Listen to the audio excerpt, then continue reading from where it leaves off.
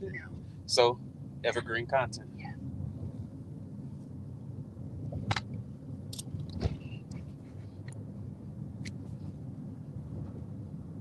Hey man, anything happening in the city this week that we should know about?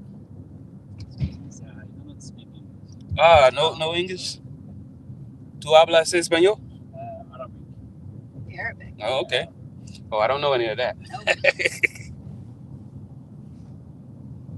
Turn right on 17th Street. But they say Arabic is one of the most like powerful languages. You ever heard that before? As far as manifesting, probably because of the age of it, maybe. Probably because it comes from like that line, like where Egyptian. Just ahead, turn left. Aryans. It's that building right there.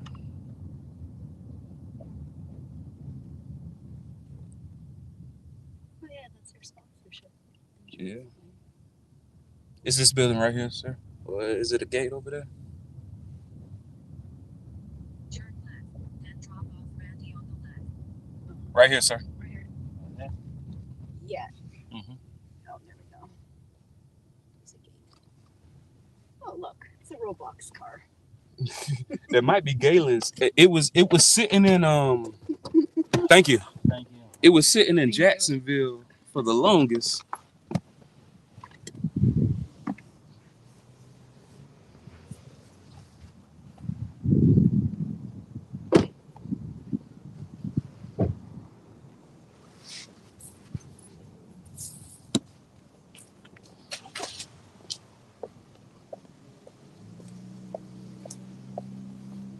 Somebody, am I too much? Well, let me change the camera. Make sure you get in some of them. You say make sure? Yeah. Oh yeah, you got to show out. Let's see. Why?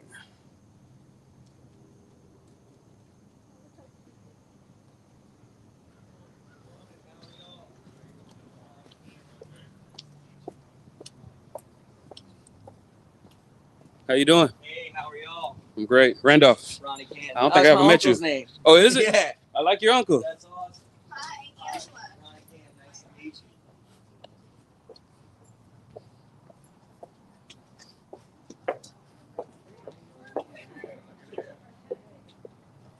Hi, morning. Hey, coming out? Yep, thank you. Okay, how you doing?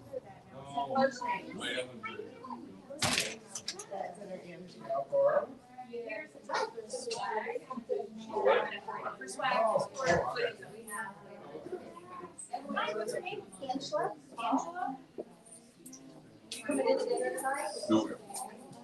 And wait, was that it or this one? Right. And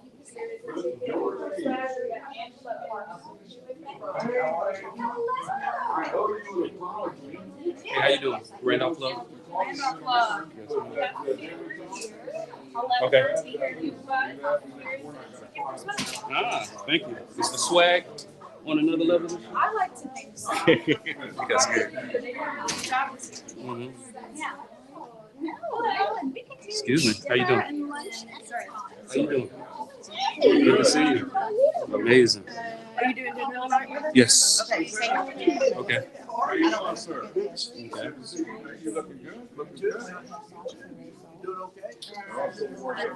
Getting old. How you doing? Hey, how you Good doing, to see you, man. Good to see you, man. Yes, How you salute. doing? Amazing. Got, Yes, yes. Dinner with us tonight? I am. You want beef Man, or crawfish? Oh, so y'all changed the selection? Beef tenderloin or crawfish? Oh yeah, I chose tenderloin. You didn't? 'Cause I She did- said you did. I didn't. You riding the bus with us? Oh man, yes I am. Oh man, I didn't hit submit, but thank you. Huh? Well, because it's a one way out there. Mhm. I guess I'll give you your name tag. Oh, thank you. You answered all her questions. Oh, so the people on this side of the people who didn't follow the I wear rules. glasses for this. No, if you're missing this thing and you didn't follow it. Got it. Thank you. How you doing? Morning. Fancy seeing you here, sir.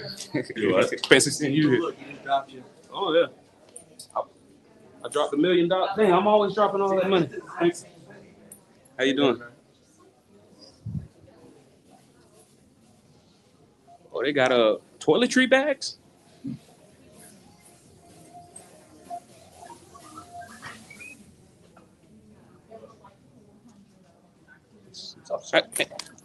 Sharp. Let's see.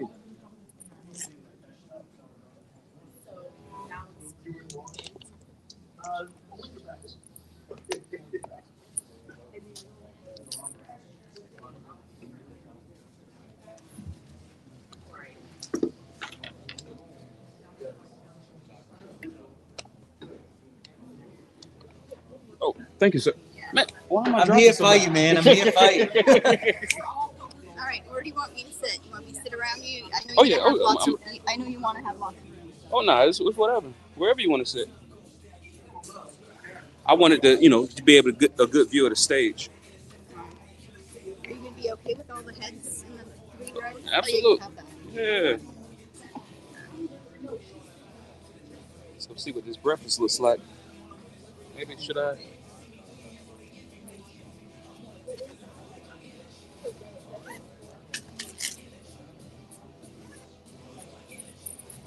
Oh, there you go.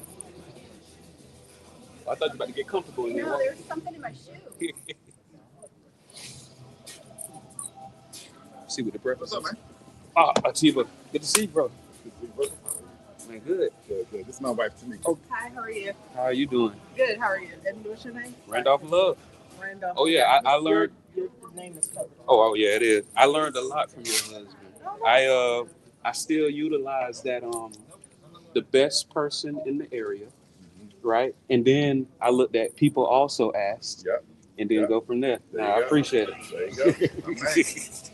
Speaking on, are you same? Are you speaking today? I'm assuming. I am not. Oh, so you just? I'm Angela. I'm here to hang out. That's what I'm talking about.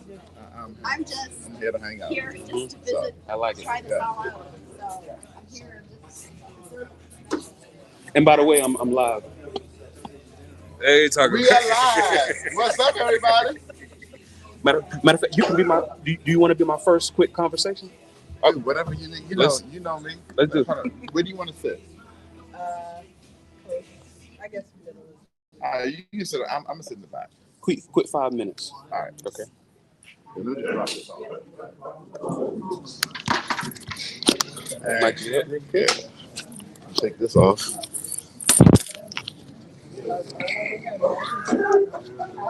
So it's I'm gonna say, who are you and what do you do? Yeah. How long you been doing it? What's Yeah. something you know now that you wish you knew when you first started?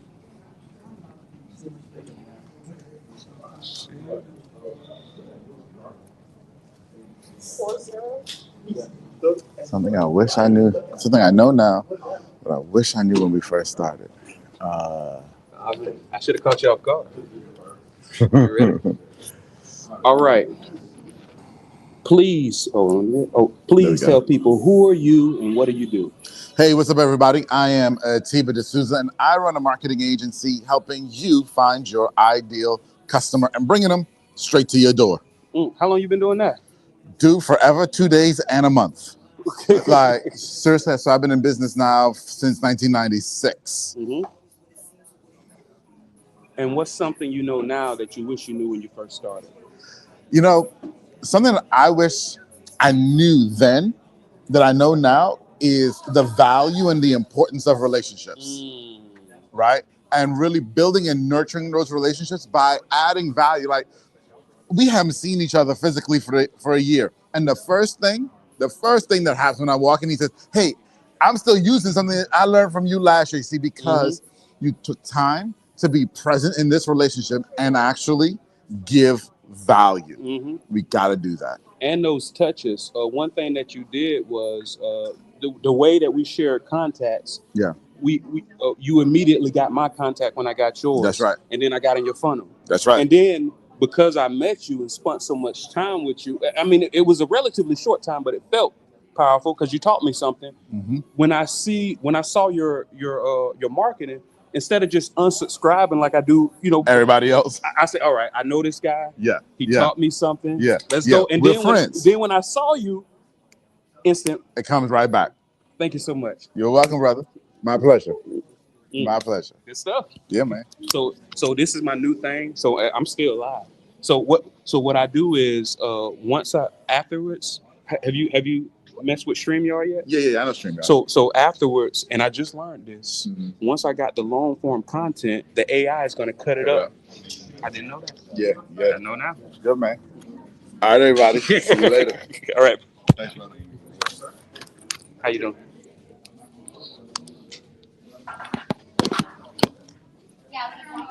So Oh, hello. good. Oh, I see. We got the same shades. How are you? Good to see you. Hey. Or you can wait to do it later. I'll put it all on black. How are you? Put it all on black. Yeah.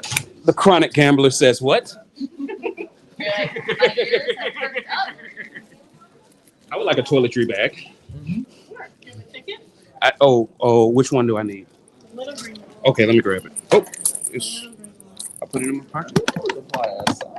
Oh yeah, man. Thank you, man. Man, There's some socks in your bag.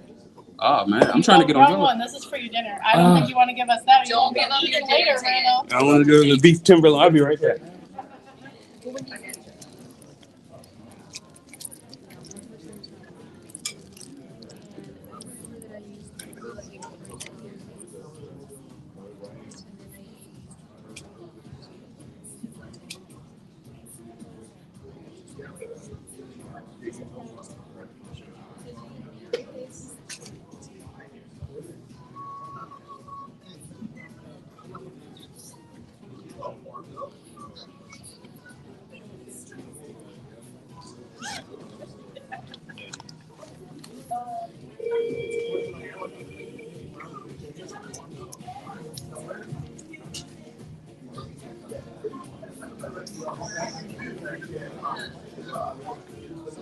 Okay.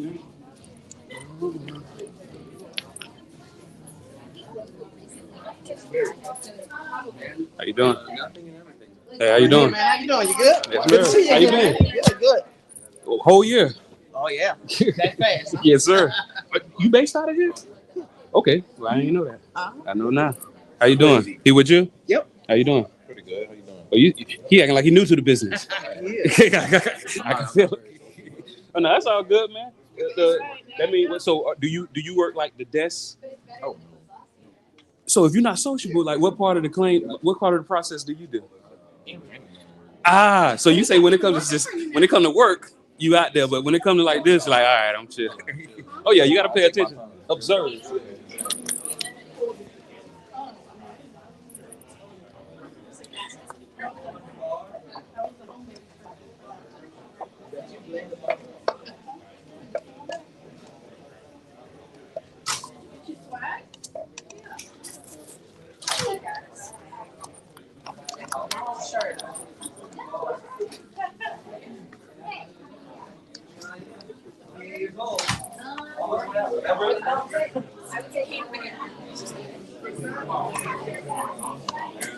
She just got a promotion this year. Like, that was past year, you know, she's like the head of the department of social media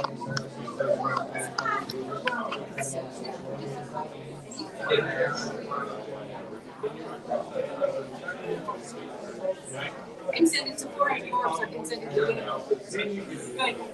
So any day.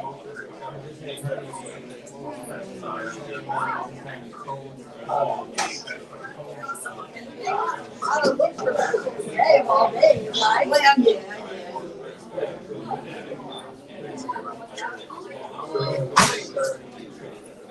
You grandparents still live right there on the corner. If you want to work. Because every time I go, I pass my mom with my grandma. 17. Well, I you know, I think I can't see that. I can call it. Text it, right? But yeah, his wife's a chiropractor as well, so I mean, it depends.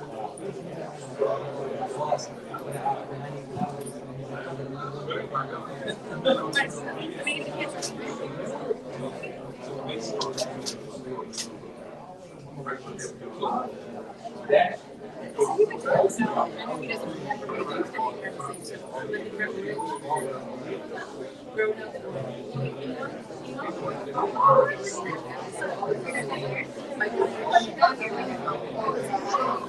got waters back here? Yep, and food.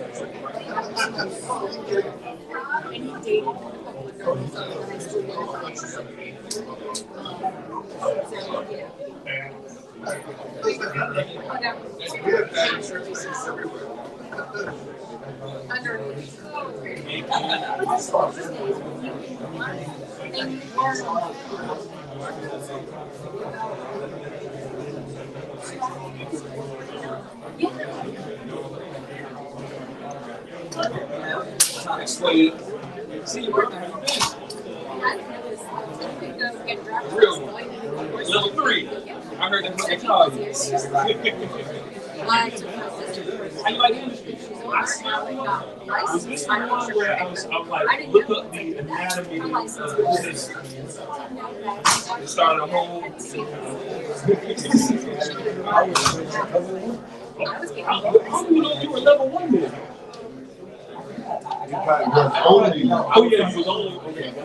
So what would you say is the primary difference between the three that you discovered?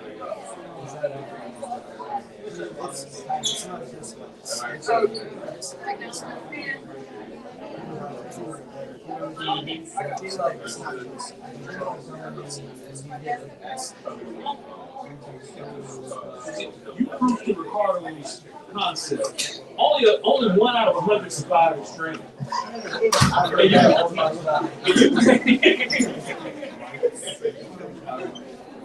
It's weird because growing up, we didn't have Had a short skin of like blue line or like remember like that was like they had TV shows, they were over. We had a computer that was long meeting about this and so nice. Do you have trouble disconnecting your child from technology? kind of, but we don't give them enough. Like there are sometimes we definitely is.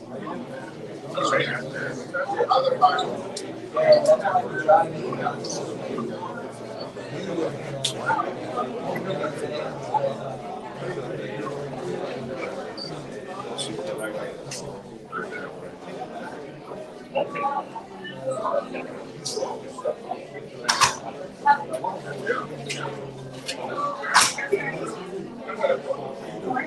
Not so bad.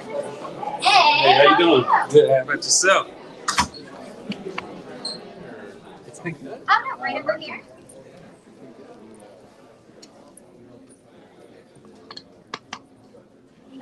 Coolers.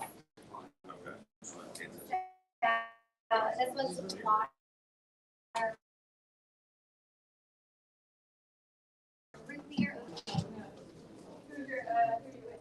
Oh, there you go. Cooperation and collaboration.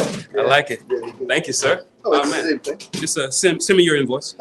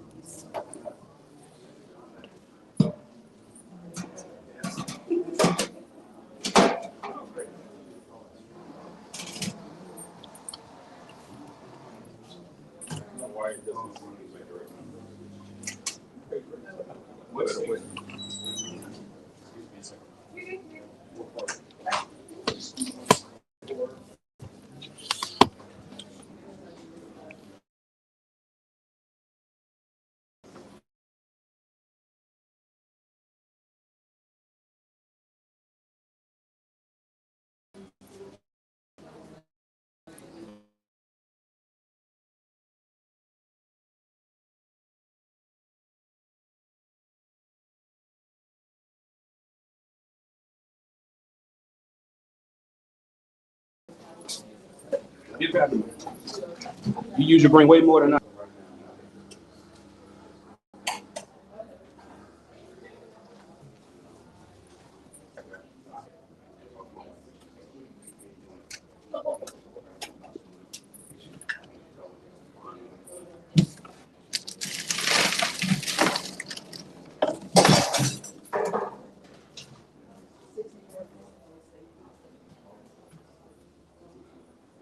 I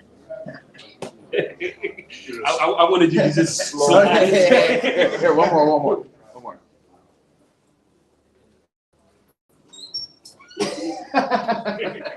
Thank you.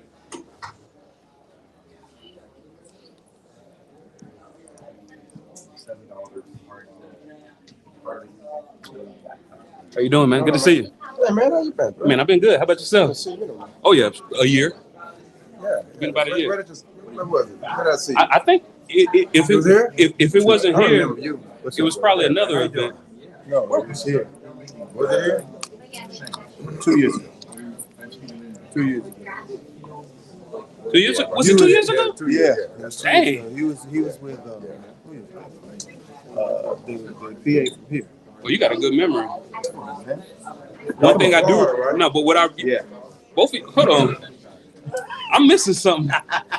You was here. No, I'm here, but I remember. Of course, I remember his face. But you called something important about the meeting. He called something important about the meeting. I need to catch up with whatever y'all on. Hey, man. So how do you remember? What's worth remembering? Do you know what I'm saying?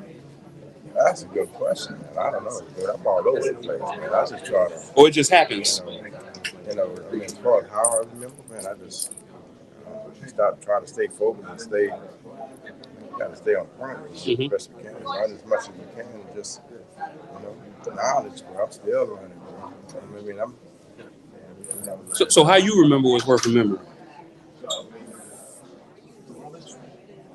Nope, you don't. I only See, y'all don't want to. I only remember. Y'all what's supposed to worth give me the game, man. I only remember what we got. You just ain't got that much. Oh, that sounds good. So just keep doing what you're doing. No, but what I remember about you is your sports jacket. I wore the same one. No. I just I don't remember. No, I just remember because I'm this guy. But I remember like, okay, I like the sports jackets because I seen you multiple times. It wasn't just one time; it was multiple. And you always have a sports jacket. Yeah, that's what I think. I like that's you want to look professional.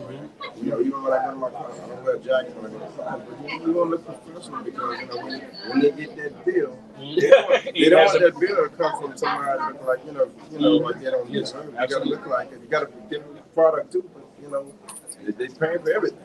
Yes, sir. I like the. He was one of the first names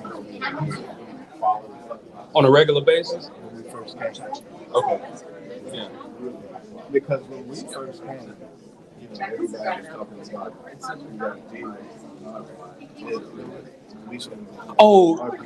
only attorney. Your name was coming up. I spent probably a year here. I probably spent a year here when I did. I probably spent a year here. Sorry. Have you finished all the articles? Oh yeah, okay, pass it.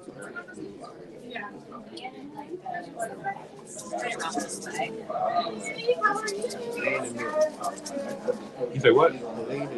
Are you using Braille? How is it? You familiar with it?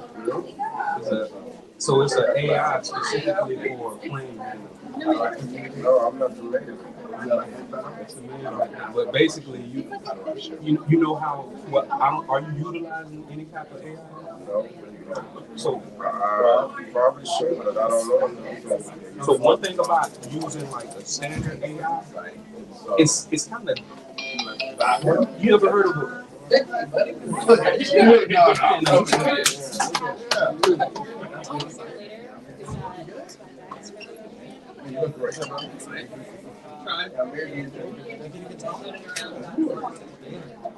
Yes, we've got coffee here, and there's also. So Ozempic is a sponsor. Oh yeah, thanks. I'm telling you, I'm gonna disappear, brother.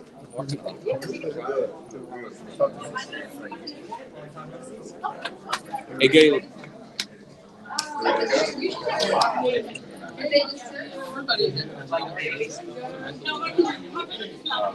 Hey, Galen. Quick check-in. Yeah. the thing, he'll get over there. He'll get over there. And I'm probably in Louisiana right now, but yeah, I'll tell you, take care. Please tell people He'll what they can expect from the level of claims. Oh man, so this year is going to be a little bit different. We're also doing all the same claim stuff we do, the leadership talks, but there's also going to be a huge focus on like tech, AI. So you can expect to actually see some live demos of some pretty cool technology that's out there now that you might not even know exists. Mm-hmm. And if they're not here, is it too late? It's probably too late. We're pretty sold out. But if you're special and you got to hook up, maybe come and ask for Randolph. All right, and then I'm going to do this in reverse. Who are you and what do you do? My name's Galen Hare. I'm the owner of Insurance Claim HQ. What's something you know now that you wish you knew when you first started? Everything, man. You got to learn every day. Every single day you learn something new. Appreciate it, Galen. Love you, dude. Good to see you, man. Man, you look good. Thanks, man. Hey, let me get back away from your cup. Oh, thank you. I appreciate it. 10 paperweights.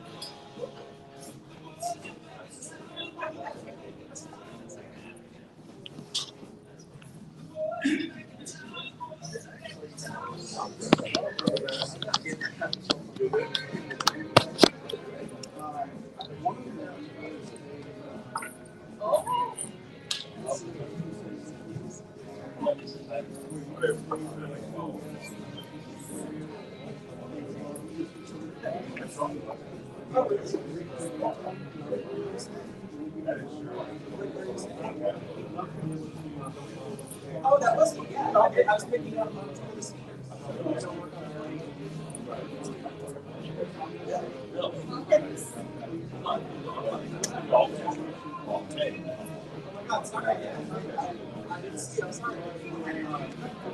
Last night, okay.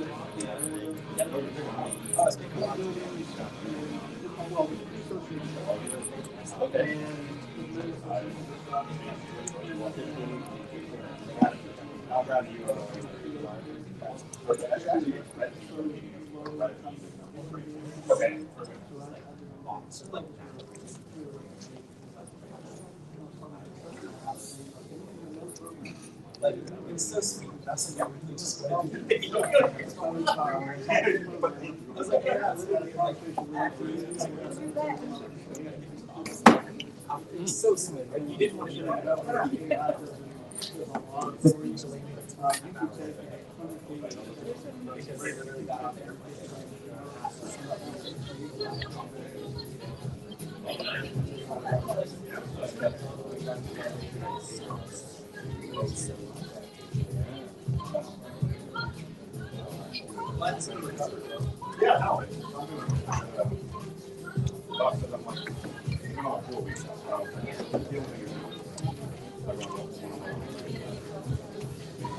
I'm gonna make. I'm over.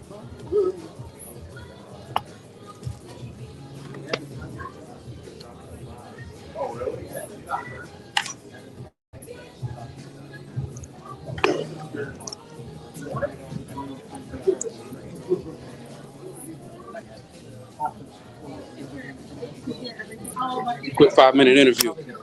1 minute.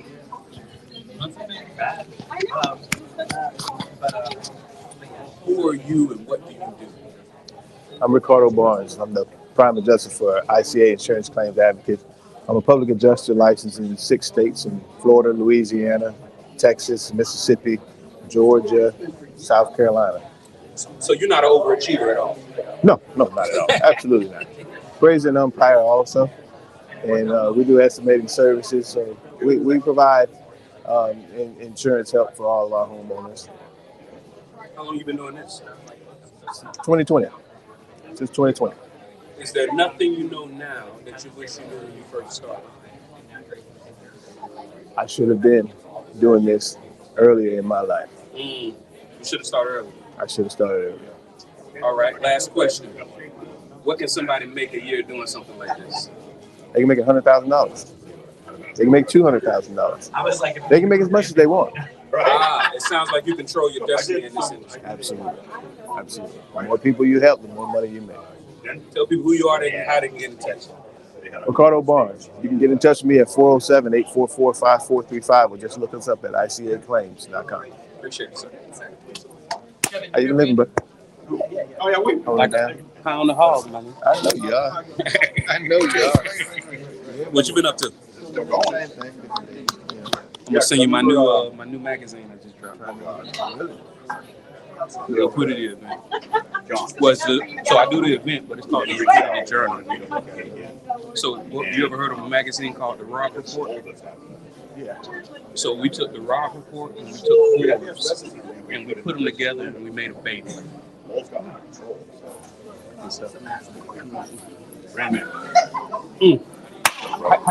How you put, man? Good. No, it's good. It's the knee. The knee. It's in the tibia. Oh, okay. So it's good. Just don't kick them. No support. No. What did you do? What did you drink? Huh? You did something. No. You were on drugs. I was in a brace for 3 weeks. I got rid of the crutches in like a couple days.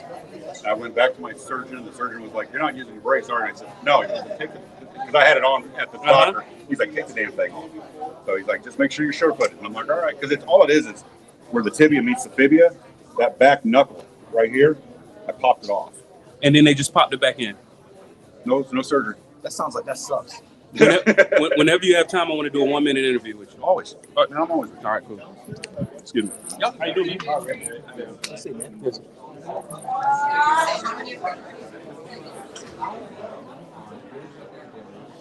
Here's where we can do.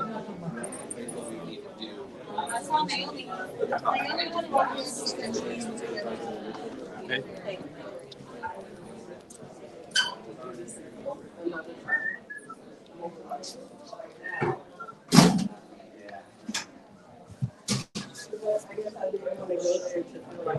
If people are doubting how far you can go, so go so far that you can't hear them anymore. Oh, that's powerful. That's powerful. Yeah, I gotta bring my car. I was like, I don't like this. So then Hey, good to see you.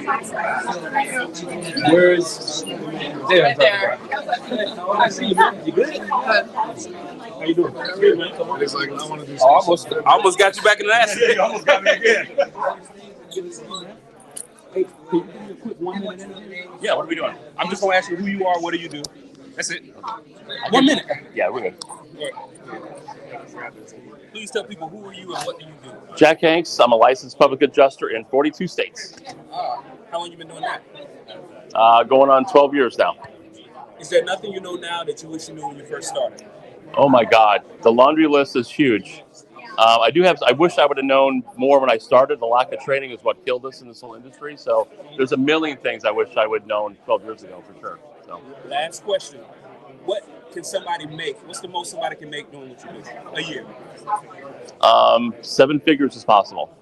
Appreciate it. Yeah. Tell people who you are, how they can get in touch. Jack Hanks, jack@vpa.claims. My cell number, the whole industry has, it's 480-766-6565. Appreciate it. Good seeing you, man. You doing good? Absolutely, man. I'm trying to get on your level. Yes. So, you got a minute? Of course. How you doing, man? Recovering from a car accident. Besides that, I'm doing great. It's I'm Walking Dead. I'm going to ask you about that off camera. Okay. Please tell people who are you and what do you do? My name's Saul Simbler. I'm an appraiser, umpire, and spend a lot of time doing loss consulting for attorneys and people involved in claims. How long you been doing that? Oh, 22, 23 years. Is there nothing you know now that you wish you knew when you first started?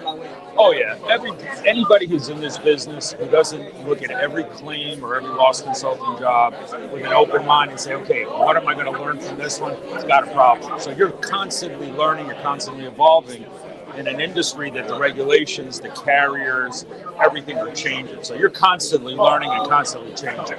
Never stop learning. Never. And never stop adapting. Never. Last question. What can somebody make a year doing this, what you do? It depends on them. The's no limit to it. As long as you're doing the right thing for the side you're on, because a lot of us who are here, we work both sides. As long as you're doing the right thing, you're going to maximize your income. When you start doing things and taking shortcuts, you're going to kill yourself. There's no limit to what you can do. And if you know anything about insurance appraisal, you see how this great umpire just answered the question without answering the question. One more time, tell people who you are, how they can get in touch. My name's Saul Simbler, 786-286-1100, or easiest way, because you're going to forget me, Saul at bettercallsaul.info, not .com. That guy's a little upset with me. .info. Thank you, Saul. Thank you. See you, brother. That was good. So you got beef with the .com? Huh? You got beef with the It's good for the company. Man, they catch me.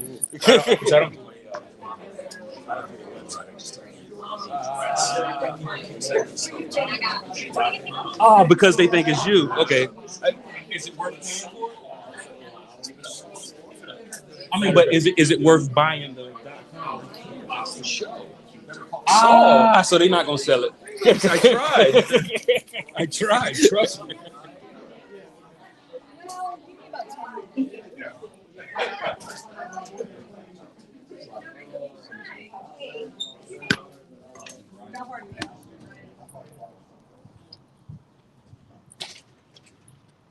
Do you have that minute? All right, let's do it. I like the jacket. I guess, Oh, yeah. Oh, we kind of We're kind of looking good. All right. You ready? Yeah. Please tell people who are you and what do you do? My name is Kevin Dandridge. I own One Life Safety. I do safety consultations and protocols for job sites. Uh-huh. Do a lot of on the disasters. We do a lot of disaster work. Uh-huh. How long you been doing that? Oh, let's see. I've had the company for 9 years now, but I've been doing safety for almost 30 years. Is there nothing you know now that you wish you knew when you first started? I have to say every day is a learning process. I look at it this way: you wake up every morning, that's your first blessing. Second blessing is if you learn something. So you got to learn something every day. So being in this industry and talking to a lot of the great folks that I work with, I learn a lot of different things, a lot of different aspects of what's going on. So Continuous learning seems to be the common theme that I'm picking up from everybody. you have to continue to learn, and you have to figure out, what's working and what's not working, because what you did 5 minutes ago may not be working right now, let alone 10 years ago or 20 years ago.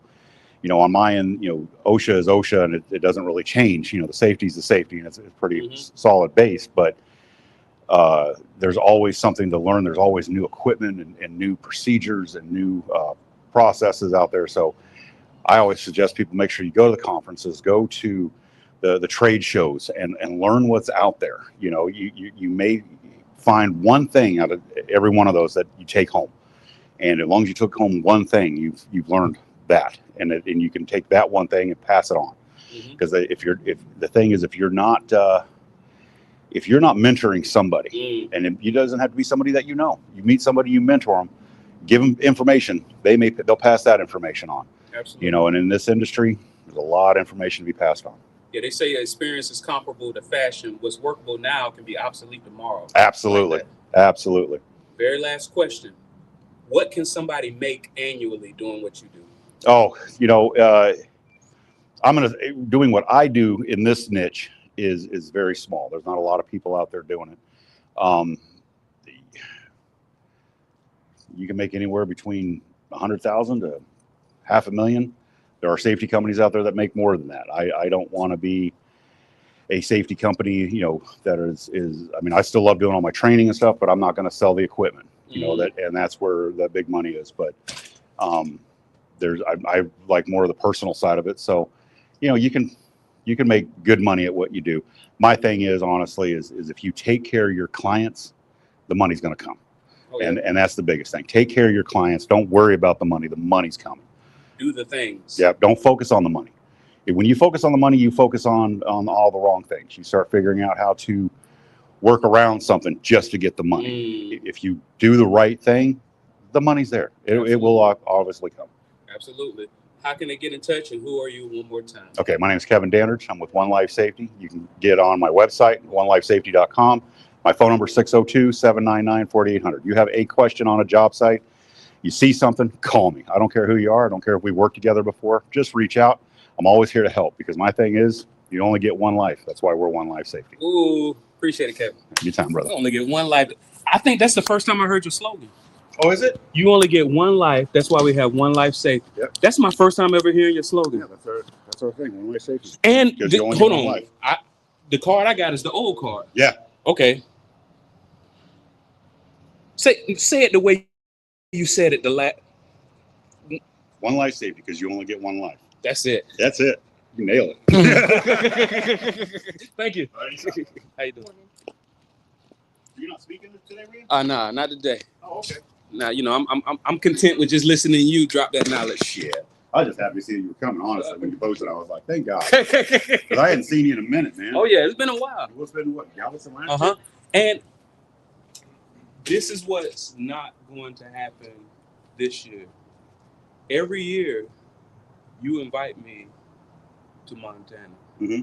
Whenever the best time is after the summer, please let me know. Or is there a best time after the summer? Well, yeah. I mean, you got fall's gorgeous up there, but I'm out of there by end of September. All right, got it. I go back to Phoenix, but we are, you know, of course, my wife and I go up every year New Year's. We leave like the day after Christmas, and we don't come back till after New Year's. So we just go up there and you say you go crazy with the fireworks? Oh, on the 4th of July? Yeah, 2 weeks. It's gonna be a nightmare. We're gonna have a blast, literally. New Year? Yeah, New Year. Yeah. You'll have to stay. Well, my mother-in-law won't be there. You can stay in the cabin. Mm-hmm. No, and you know, and if I have to stay in a hotel, that's cool too. No, man. If you come out, especially at New Year's, you can either stay in the front of our fifth wheel. We've got 2 queen-size beds up there, couches that make out, or you can stay in the cabin. I'm in it. So yeah, more. It's happening this time. All right, brother.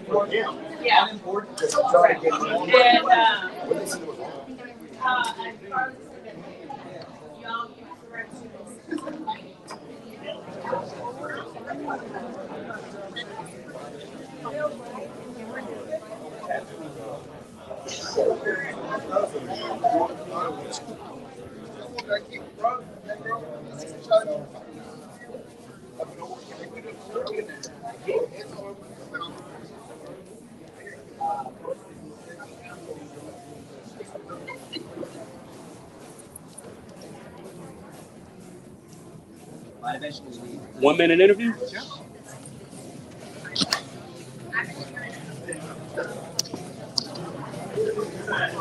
Ready? Yes, sir. Please tell people who are you and what do you do? I'm Earl Preston with Construction Specialist Group. I'm a general contractor, and we actually had the privilege of doing the work on this facility. Wow. How long you been doing the contract? 30 years. Oh man. What's something you know now that you wish you knew when you first started? Keep yourself coming to conferences like this to stay on the cutting edge of all technology and all the developments in the industry. Last question. Uh-huh. How much can somebody make a year doing what you do? Oh, it just depends on your skill level, your drive, and your ability to connect with people. So it's about the relationship. Sky's the limit. Yes. One more time. Who are you and how can they get in touch? My name is Earl Preston. You can email me at constructionspecialistgroup@gmail.com. Thank you, Earl. All right. That did it. Thank you, man. Real quick, huh? Yep. Oh, yeah, get that. I always leave mine, too. Oh, yeah, don't do it. That's why he on the team. Already taking notes.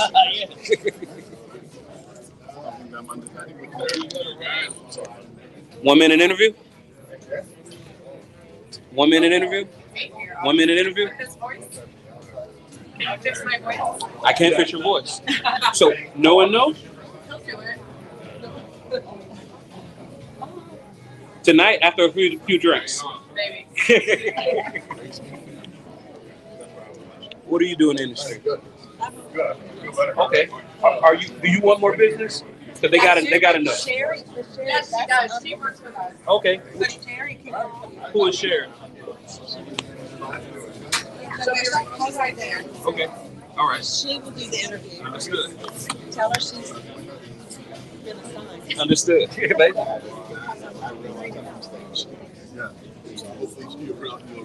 I'm gonna just call him, like, listen, I don't know anything about what you do. I'm just gonna put out this. How you doing? How you doing? What's up? Jared showed up. What's up? 1 minute interview? Not right now. You busy? A little bit. We're starting in a little minute. Man, it's not. You're not doing nothing today. Come find me during break one. Yeah. When is break one? About 11 o'clock. I'll find you a break.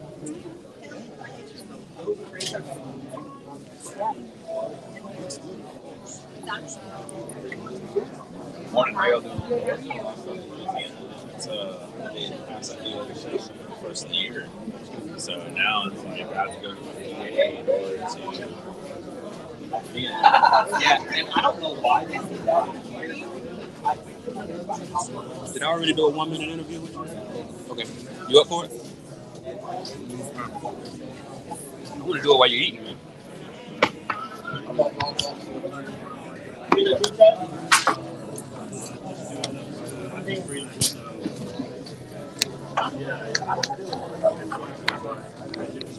Ready? They're good? Yeah, ready. Please tell people who are you and what do you do? I'm Tobias Patch. I am the founder and CEO of Brelly, and we build artificial intelligence that helps people work together on insurance claims, and those claims get paid and settled fully, fairly, and fast. How long you been doing that? Since 2022, so about 3.5 years. Is there nothing you know now that you wish you knew when you first started? There's plenty that I know now that I wish I would have known when I started. I think the most important thing that I've learned is how important it is to maintain a vision. So when you start, there's so many different things that you have choices and options around how you grow or build a business. And I think it's easy to get distracted by all of that noise. And I think the thing that changes great businesses from good businesses is vision. And I noticed you said something at the top of that. You help people solve claims. You didn't say attorney. You didn't say public justice. Yeah. You didn't say contractors. You didn't say public, the policy holder. Yeah. What does that mean? And is that controversial? I think in some communities and thought processes, maybe. But it's not really distracting for us. I think what we recognize is, like, truthfully, every claim has people working together on that claim. And we want that to be as easy as possible. One time, tell people who you are, how they can get in touch. Tobias Patch. I'm the founder and CEO of Brelly, and my email is tobias@brelly.com. Thank you, Tobias. Thanks, In man. our industry, growth is changing because the game is changing fast. From AI to automation, virtual inspections to advanced CRMs, the tools are evolving, and the ones who embrace it, they're leading the way. The Level Up Claims Summit is where storm restoration leaders plug in to new strategies, to real-world tech, and to people using both to scale faster. You don't need more voice. You need actionable insights now. So, the question is, are you ready to level up? Let's get into it.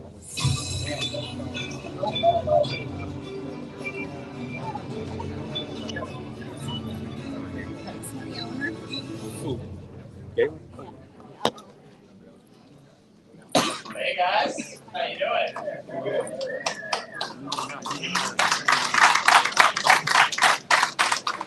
I think we can start on time anyway because we've got a lot to do. But I know there were some folks at the bar late last night, so let's not just head back. All right, so this year, Restoration Rewired. The future is now. We're going to still talk about leadership. We're going to still talk about claims. Those are important to what we do. But there's going to be an additional focus this year on technology and how that's changing. Any of you that are paying attention know that technology is changing much faster than it has in our lifetime. But let's look at where we were. There's no way that is going to work for me today because that is not the scope. We don't have a word. Oh, there we go. All right, so 2024 Summit. We had some amazing speakers. Some of them are back, by the way. So definitely stop and talk to them. We did a few things different. We did a 2-day summit. We'll never make that mistake again. It turns out everyone flies out on the morning of the second day. It's a 2-day event. Who would have thought? But again, we had some great speakers. We had some great panels. And that was the first year we did it in our own office. Before that, if you guys remember, we've done it at the Orpheum. We've done it at another venue downtown. There was one problem with that, though. It turns out our AC decided not to work. So thank you for those of you that stayed. Honestly, I'm not sure I would have. If you remember, we finally got AC working at the end of the first day. So I'm pleased to announce that I had them check the AC in here last night. I am told it will absolutely work through the end of the day. So yeah, right? I'm serious. I would. So said, we did 2. And that's kind of weird, right? So what do you do at the point that you do a 2-day event and you decide to back it up, right? You've got to kind of figure out what you want your event to look like. And this year was kind of a year of growth for everyone. We did a lot with the firm. We changed a lot with the summit. You guys have already seen some of it. You'll see more of it throughout the day and the evening. But I also made a lot of changes personally. I just wasn't necessarily happy with where I was at personally, how I felt. I was exhausted at the end of the summit, so I decided to make some personal changes as well. Y'all need to stop starting rumors. I did not take Ozempic. I took my phone, okay? I heard one the other day that I was dying, which is right. We're all kind of dying. I just stopped eating shit, okay? It wasn't that hard. Apparently, if you don't eat crap and you actually work out, you lose a little bit of weight. So that's me from the summit last year, which is crazy. So aside from growing personally, we also decided we wanted to grow in the community. So we started doing hurricane volunteer deployments. Some of you actually came and volunteered, like Saul Simbler was out there with us. We had a number of you guys that joined us and helped feed people right after the hurricanes, which was amazing. New Orleans decided to change on its own too. For the first time ever, we had snow. Any of you live here? Were you here for the blizzard? Raise your hand. It was freaking insane. I actually was in Argentina, which is wild and super lucky. But our office was closed for like 3 days with snow. That has never happened in New Orleans. We did all right in the courtroom. We got a record-setting Hurricane Laura verdict that was affirmed by the 5th Circuit Court of Appeals. So that is done. Screws are cool.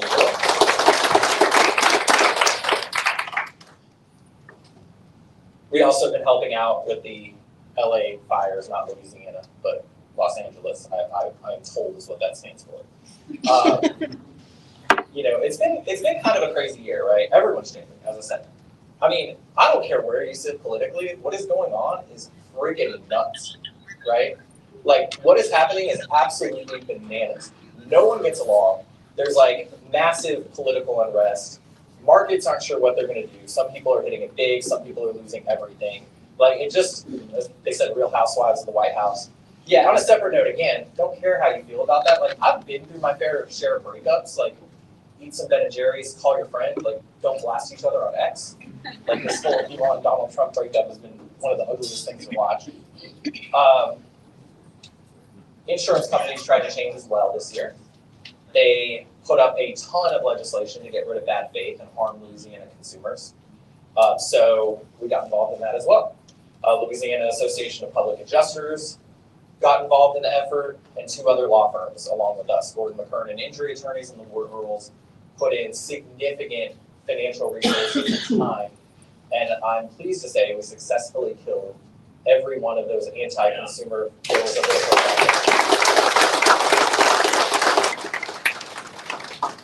And Lapo will be up here later today, but you know, it's why it's so important, because like, this group of people is fantastic, and I'm glad that I get to be up here with you. But I can't just like rally all of you at a moment's notice and be like, let's all go down to Baton Rouge. So, you know, Lapo, I mean, frankly, didn't even have the manpower or the resources to put together and went out there and fought for all of you to make sure that we could live another day, because at the end of the day, this is how we feed our families and it's how we take care of our citizens. The MMA saga continued. Any of you that followed that, they went to bankruptcy, and then they decided to sue every single person alive for hurting their feelings. We were not exempt from that list. We actually apparently hurt their feelings because a church fired them and hired us, so we got sued as well. Every single person did. And MMA, the curious part about this is they live to fight another day.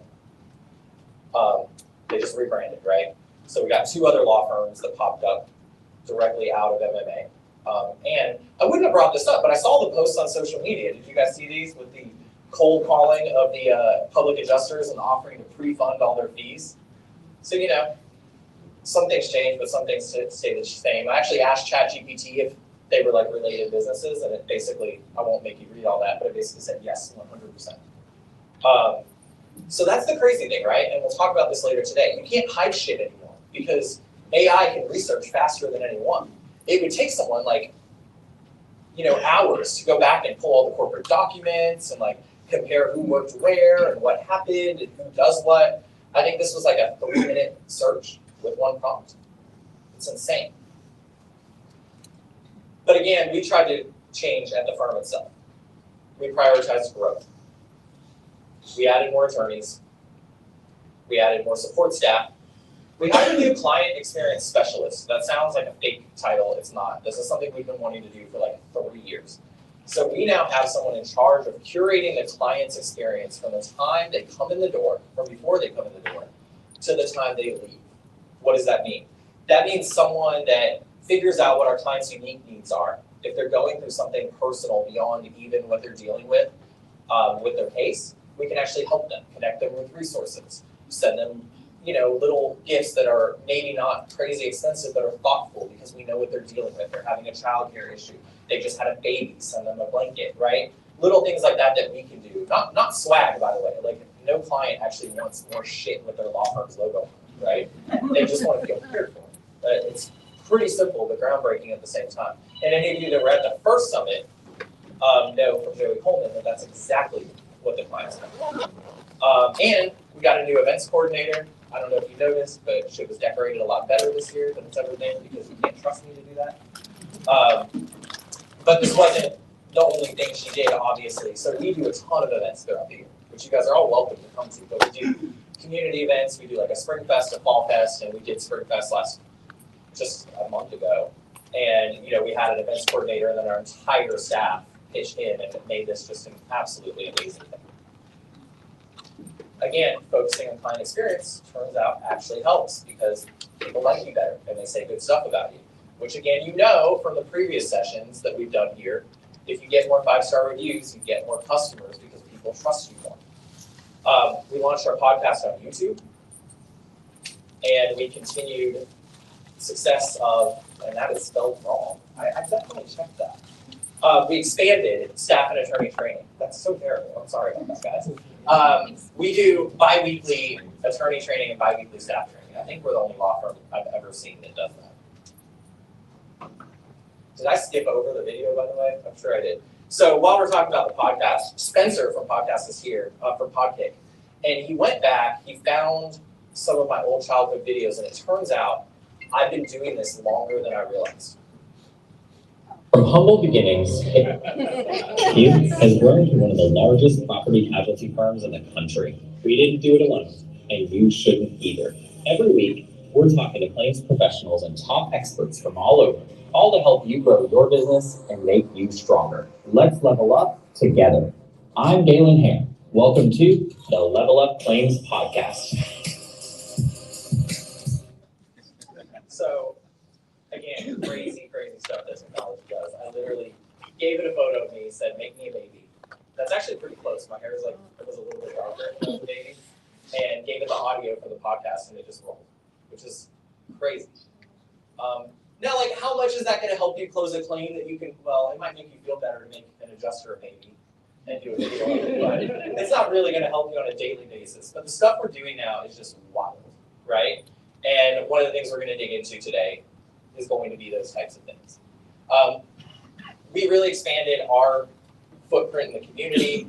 Right after the hurricane, we fed hundreds of first responders and citizens. We did Boo Fest, which is like a huge Halloween event for children with adaptive needs. They can't really go trick-or-treating because they're using walkers, they're using wheelchairs, things like that. So it's a safe place for them to go trick-or-treating where they would get mobbed by hundreds of children. Tons of community events, raised money for Boys and Girls Club, raised food for the food bank. Just all things that I'm really proud that our team puts their heart and soul into beyond just helping clients. Everything's computer. Yeah, so we leverage new technology. Yeah, I heard he's selling it now. I don't even know. But he was super excited that the car had a computer in it. So one of the things we started doing is leveraging new technology. So before we get into all that, and before we get your speakers up, I thought it would make sense to have a little bit of a discussion of AI.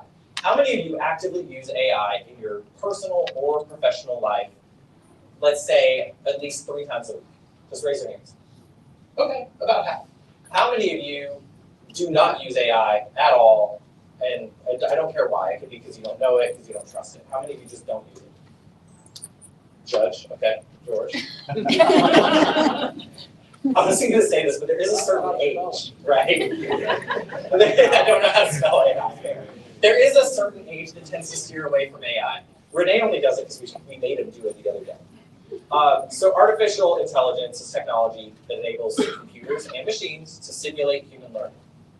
They do learn, they just simulate human learning, right?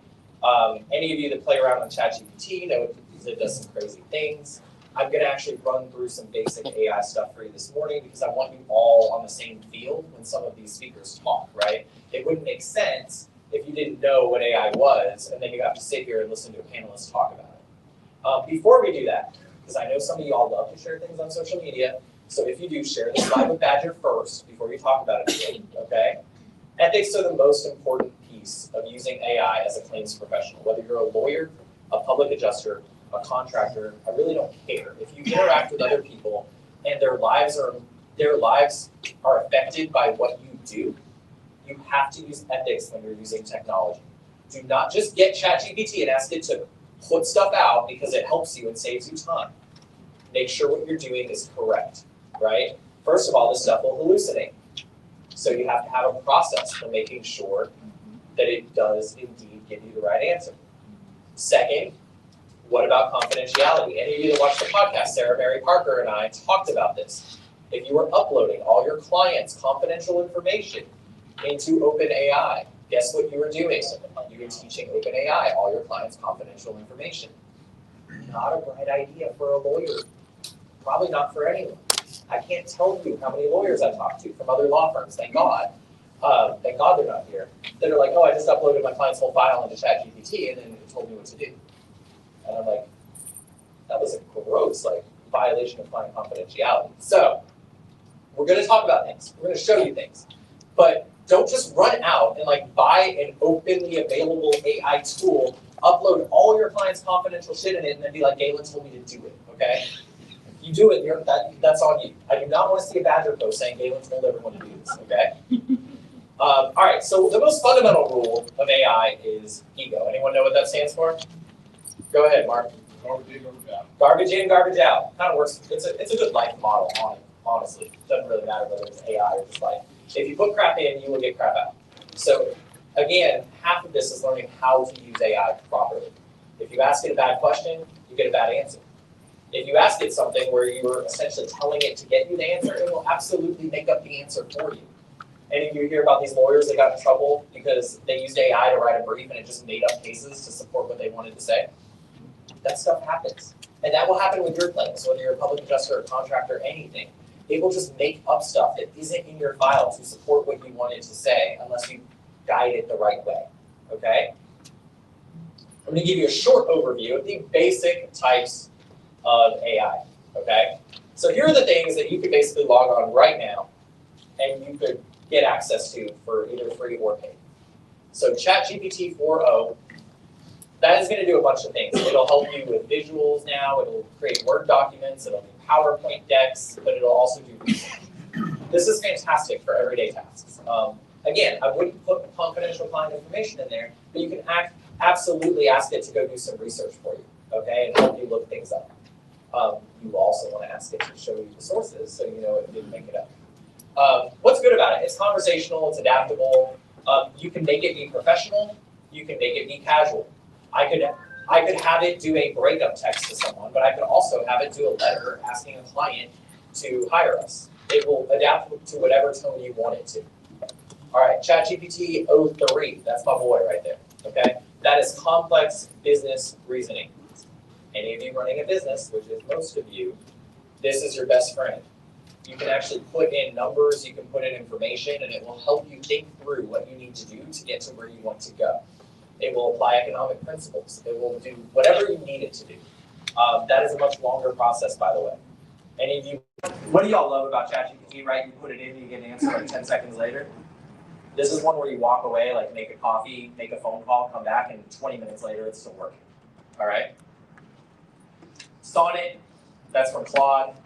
Marketing content, persuasive writing, code assistance. Y'all are gonna get a little bit of a talk of lead generation for AI today, but when you need to make marketing stuff, this is a fantastic tool. Any of y'all use Google for all your stuff, your Gmail, your Google Drive, Google for Business? Yeah. Gemini is gonna be great. By the way, you gotta watch all these, right? So like Gemini had an outage yesterday.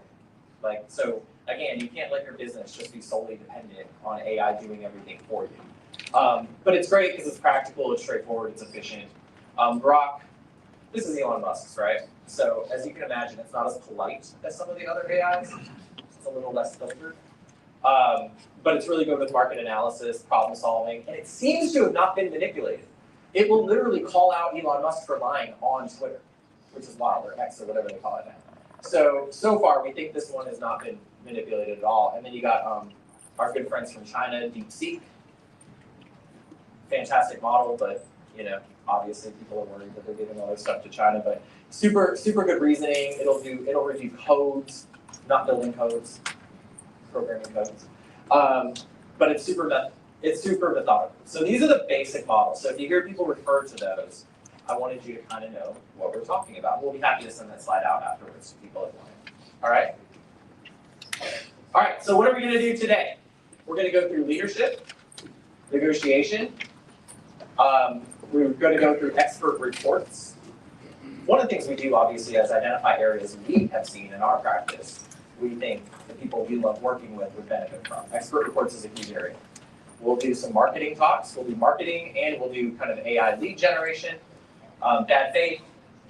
The pandemic continues where every public adjuster I've ever met calls and says they've seen the best bad faith case ever.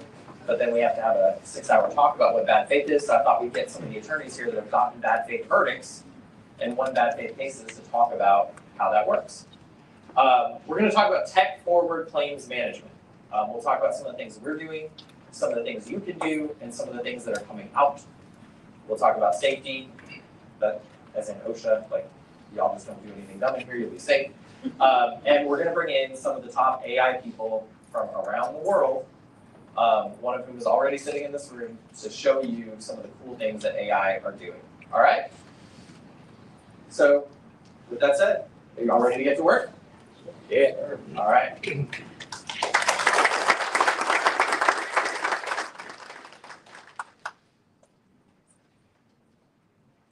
What's the hardest part of leading a team or running a business?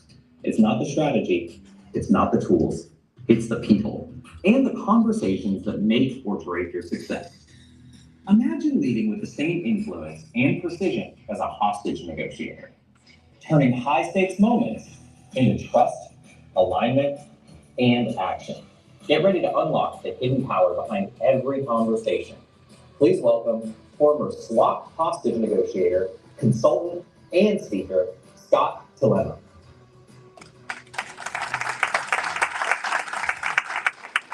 Good morning, everyone. Awesome to be with you. Before we get started, I just want to put something on the table. If you are here for this session to learn something about storm restoration, claims, property casualty stuff, you're in the wrong session. As you heard in the introduction, I come from a very different world. I come from the world of SWAT, hostage, and crisis negotiation. We work with people in their most intense moments of crisis to get to really good outcomes. And before we get into this, I have a question that I want to ask all of you. This is my first time at Level Up. I'm not even from Louisiana, so I'm curious about your events. And my question for you is this. What goes on at your events and your conferences that requires you to invite a hostage negotiator to be one of your speakers here today? I just want to get adequately prepared for what's about to happen today, tonight. For those of you who are going out for cocktails and dinner tonight, I want to make sure I'm ready. So I don't know if it's going to be trouble or if we're just going to have a wild good time, but it's my hope that we have a great time here today. So I want to share with you in this talk everything that I've learned in my work as a SWAT hostage negotiator. In short, we are using the principles of negotiation, influence to get really good outcomes even in difficult moments. And I thought about the invitation to speak here at this event. And I thought, what can I bring to this world that I know nothing about? And if I could summarize my work, I would say this. In times of crisis, because of my work, I know that in the end, everything is going to be okay. And I think of all of you and the work that you do. And I think it can be summed up exactly the same. In times of crisis, because of your work, in the end, everything is going to be okay. And I think that coming to this talk with the mindset of service and how can we support the people that we serve, I think we can put this together and have a pretty cool talk. So with that, when people hear that I am a SWAT hostage negotiator, everybody wants to hear stories. They say, Scott, tell us a story. So I want to start off by sharing with you the story of my first negotiation. It's 5 a.m. on Sunday morning. Sound asleep at home just like all of you. Pager goes off, phone starts ringing, SWAT team is being called. Jump up out of bed, uniform on, gun belt, gun, badge, handcuffs, radio, bulletproof vest, and off I go. Start racing to the scene, and as I'm driving, this is the information that we're getting. There's a domestic disturbance at an apartment complex. Neighbors called 911 because they could hear banging and crashing inside. And when police got to that apartment, they got to the door and they could hear a woman saying, help me, let me go, help me. So they tried to get their way inside, and when they did, they were met with the sound of a bullet being racked into a gun and duct tape being unrolled. So they called for the SWAT team. And when I got there, my team lead told me I was going to be the lead negotiator, and I remember being scared, my hands were shaking, I was hoping that my team wouldn't realize that I was having anxiety and worry about this negotiation. So I started dialing the phone, and I was so happy that this guy picked up, but that feeling of relief was gone immediately when he said, go away, this doesn't concern you. And this is the moment that I realized this isn't training. I am now the hostage negotiator on the phone with a man who could bring violence against this woman inside, the police outside, or me. So I followed the script. I said, hi, my name is Scott. I'm with the police. I'd like to help. And I knew that this was going to be a difficult conversation because he wasn't happy to talk to me. He was saying, go away. I knew that we couldn't leave. I knew that someone's life was going to depend on my ability to negotiate.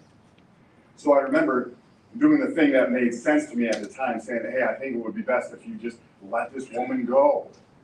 I was met with the word I feared in negotiation. That word was no. And I could tell from the intensity and the tone that this guy said it, that this was going to be a tough conversation. So instead of telling him what to do, I started listening and asking better questions. Instead of trying to control him, I worked on controlling myself. And it worked. Because this is a man that's in crisis. He didn't know what to do. He wanted to share. He's being driven by emotion. When we started talking, he explained that they were in Chicago all night, drinking, dancing, having a good time. And when they were coming home, things got emotional. They were tired. He didn't mean to hurt her, but now he just didn't know what to do. And through my ability to communicate and connect with this person in crisis, we were able to get a good outcome because pretty soon he let this woman go and he himself surrendered. And that's the moment that I realized we have tremendous power and ability to use verbal influence to get really good outcomes, even with difficult people, even in difficult circumstances. And I know that's what you do. You're dealing with difficult people in emotional times. And if I can share with you the process that I've used to find success, I think you can use it too, both for the people you serve and for business success. These principles of influence help us lead our business, help us lead better lives, and really just be good people. So I want to share one more story of a negotiation with you before we get into my 4 principles. This is a story of the most intense negotiation that I've ever been part of. This is my puppy. Her name is Princess Arfie Rapunzel Tillema of Tuscany. So by a round of applause, where are my pet lovers at in the room? Let me hear from you. Where are you at? Okay. So check it out. I'm not one of you. If you were just sitting on your hands, you're my kind of people. I never had a pet. I don't know how this works. My parents are nice people, but they're very plain, kind of boring. Didn't have pets growing up. But my wife, my beautiful wife, one day she says to me, hey, Scott, the local animal hospital is having a day where the public can come in and meet these animals that are sick or injured, sad, or lonely. And as a professional negotiator, I know there's power in asking good questions. So I said, how much is this going to cost? She goes, nothing. It's free. Everyone's welcome. So we pack up the 3 kids in the car, beep, beep. We go for a ride. And we get there and we're greeted by one of these volunteer helpers. Hey, family, how's it going? We're good, thanks. Come on in. He shows us around inside, and then he says, I want to introduce you to some friends. Takes us inside, opens up the door, and I got this little face looking up at me. And once you believe it, she's freshly shampooed, she smells nice, her fur is fluffy, and her tail is going like this. My 3 little kids dive bomb this creature, and we got a real cuddle fest going on now at the animal hospital. And right on cue, as you know, 2 minutes later, through the door comes another one of these volunteer helpers. Comes in and says exactly what you know what he's going to say. Hey kids, you think your dad's going to let you take this puppy home with you? And this is the moment that I knew I was part of a negotiation that I was about to lose, right? Because my wife is very good at this too. And I share this story with you not to highlight that I'm a lousy negotiator, but rather to highlight how do people make decisions. And you get this. So many people say I make decisions based on logic and reason. I'm very smart, very educated, have a high title in my organization. That might be the case. But the professors at Harvard University went to work, they did the research and concluded 95% of our decisions are driven by emotion. Chicago Booth, one of the top business schools in the country, released their findings. 90% of our decisions are in the subconscious driven by emotion. We are emotional people. Emotion is what's driving our behavior. And on the front line of people in crisis, you get that. Because I know that no one has ever called the SWAT team because they're having a barbecue in the backyard and everything is really good. And you have the same. People don't call you and ask for your work and your services because things are really good. You have to understand we are emotional people and that's okay. Let's use that and embrace that. And the problem is, this has been trained out of us. As professionals, we have been told, leave your emotions at the door and keep it professional. Somehow this is a negative thing. Let me ask you, have any of you ever been given a compliment? Hey, you're really emotional. And have that been like a good thing? No, it's somehow an insult, but this is what drives behavior. So with that foundation, I want to jump into 4 principles that I've learned in my work as a SWOT negotiator that I think you can use in your work. So if you are ready, let me hear you say, I'm ready. Are you ready? I'm ready. I love it. Principle number 1 is this: to get the best outcomes, we must manage ourselves first. And this is tough, especially when you're dealing with somebody who's hot, somebody who's been through it. We have to manage ourselves first because we have to lead this conversation. We have to lead this negotiation. So I want to do an exercise with all of you. So if you got a pen and paper handy, have that ready to go. If you got an electronic device, you can use that. If you got neither and you want to do it from memory, all good, but we're on the honor system here. Here's how this is going to work. On the next slide, I'm going to share with you a photo. I took this photo myself. Sometimes I just take pictures of things and put it in my presentation. But here is your assignment. I want you to write down whatever words come to mind that best describe whatever you see on the next slide. And you've got up to 3 words to do it. So 1 word, that's just fine. 2 words, great. 3 words, that's all you get. Occasionally people will write me a sentence, and the last time I did this, a gentleman wrote me a poem. And I said, I don't think you're paying attention to the instructions of how this is supposed to work here. Now for regular people, they get 60 seconds. I'll give them a full minute to study the picture. I have been told by your leadership team that this is a very advanced group. Not only very sharp, very smart, but also a very good looking collection of people. So you're only gonna have 2 seconds. It's gonna be up there for 2 seconds, I'm gonna take it down, and after that you'll have all the time in the world to jot down your answers. Whatever words best describe whatever you see on the next slide. So we are gonna get ready. Have your pen and paper handy. You got 2 seconds, here we go.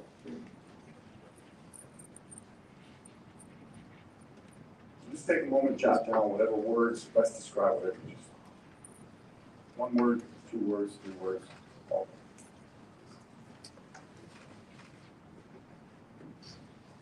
So let's start over here. Who's got a word you'd like to share? You can shout out. What do you got? Nature, you got it. What do we got?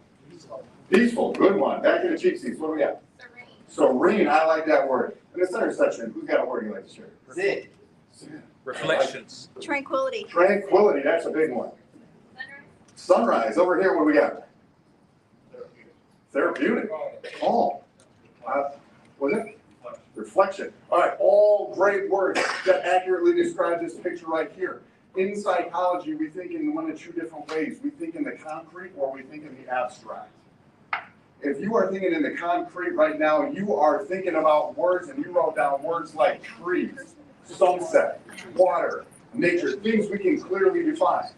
But if you're thinking in the abstract right now, you are telling me how you feel. You're telling me about serenity, tranquility, peaceful, calm. You're telling me how you feel when you look at such an image.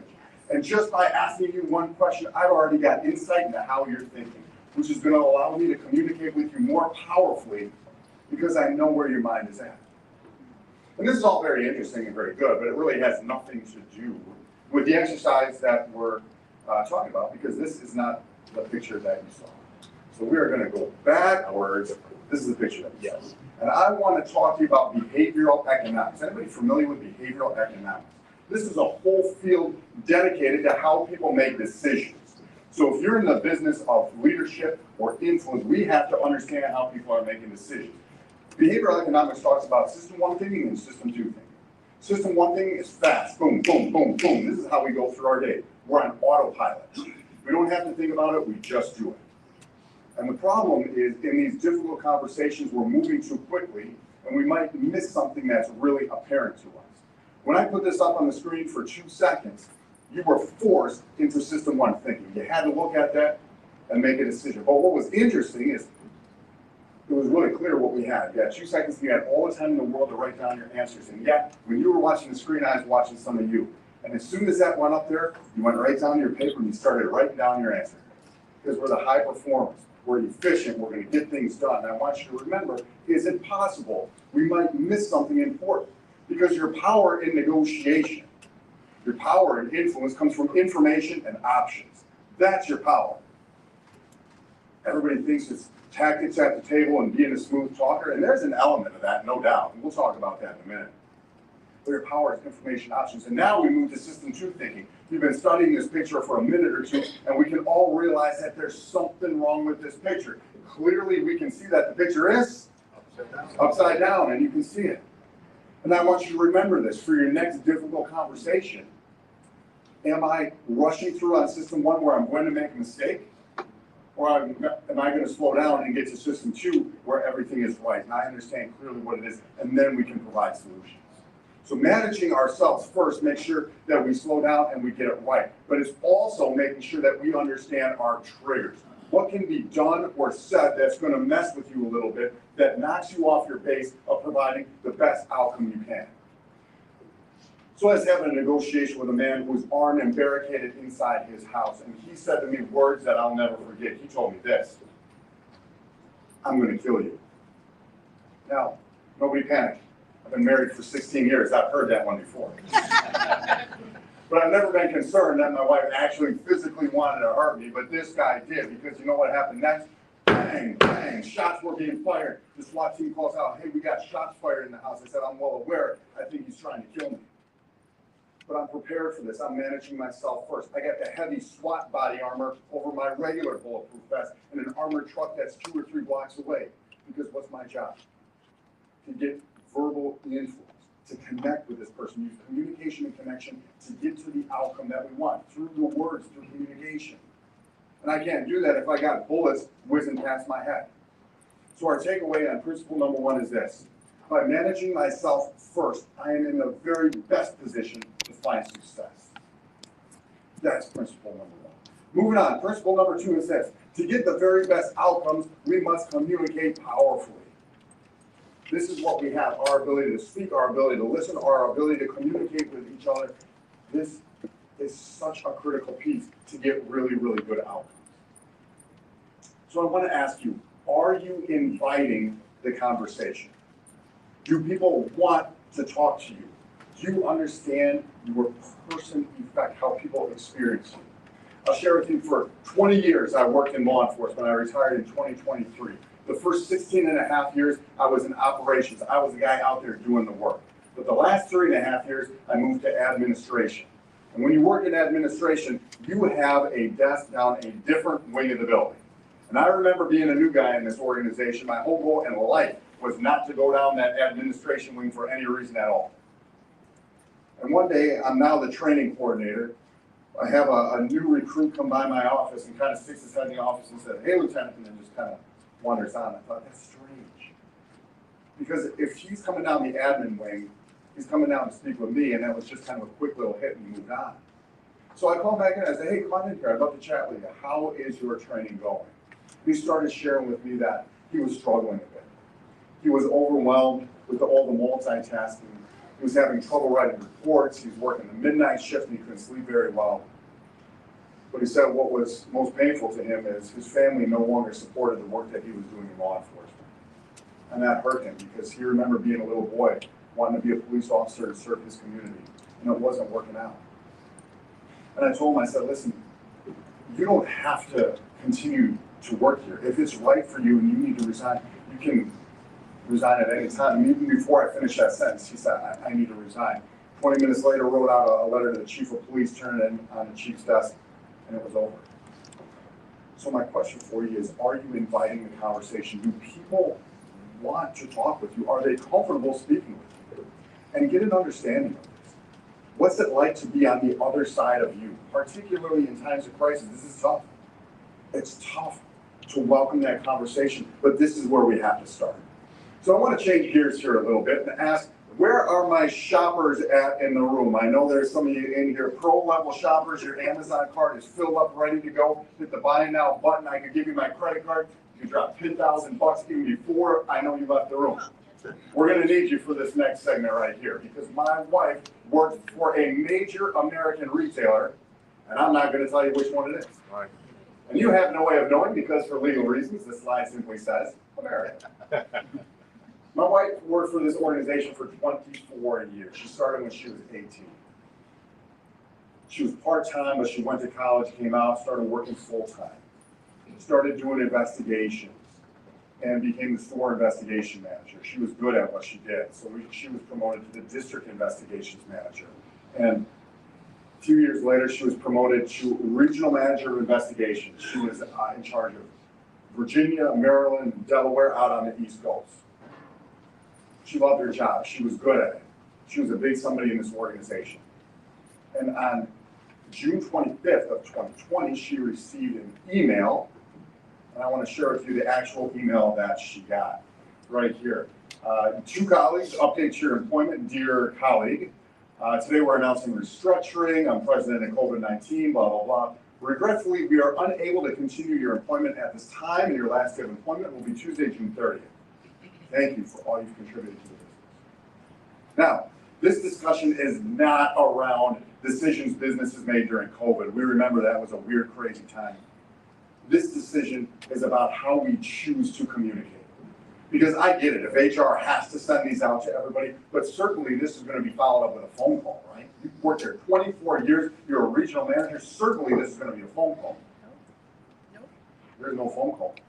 24 years of employment, and this is what you get. Some of you who've been in the industry for 24 years, you know how much energy you put into your work, into your business, into your development.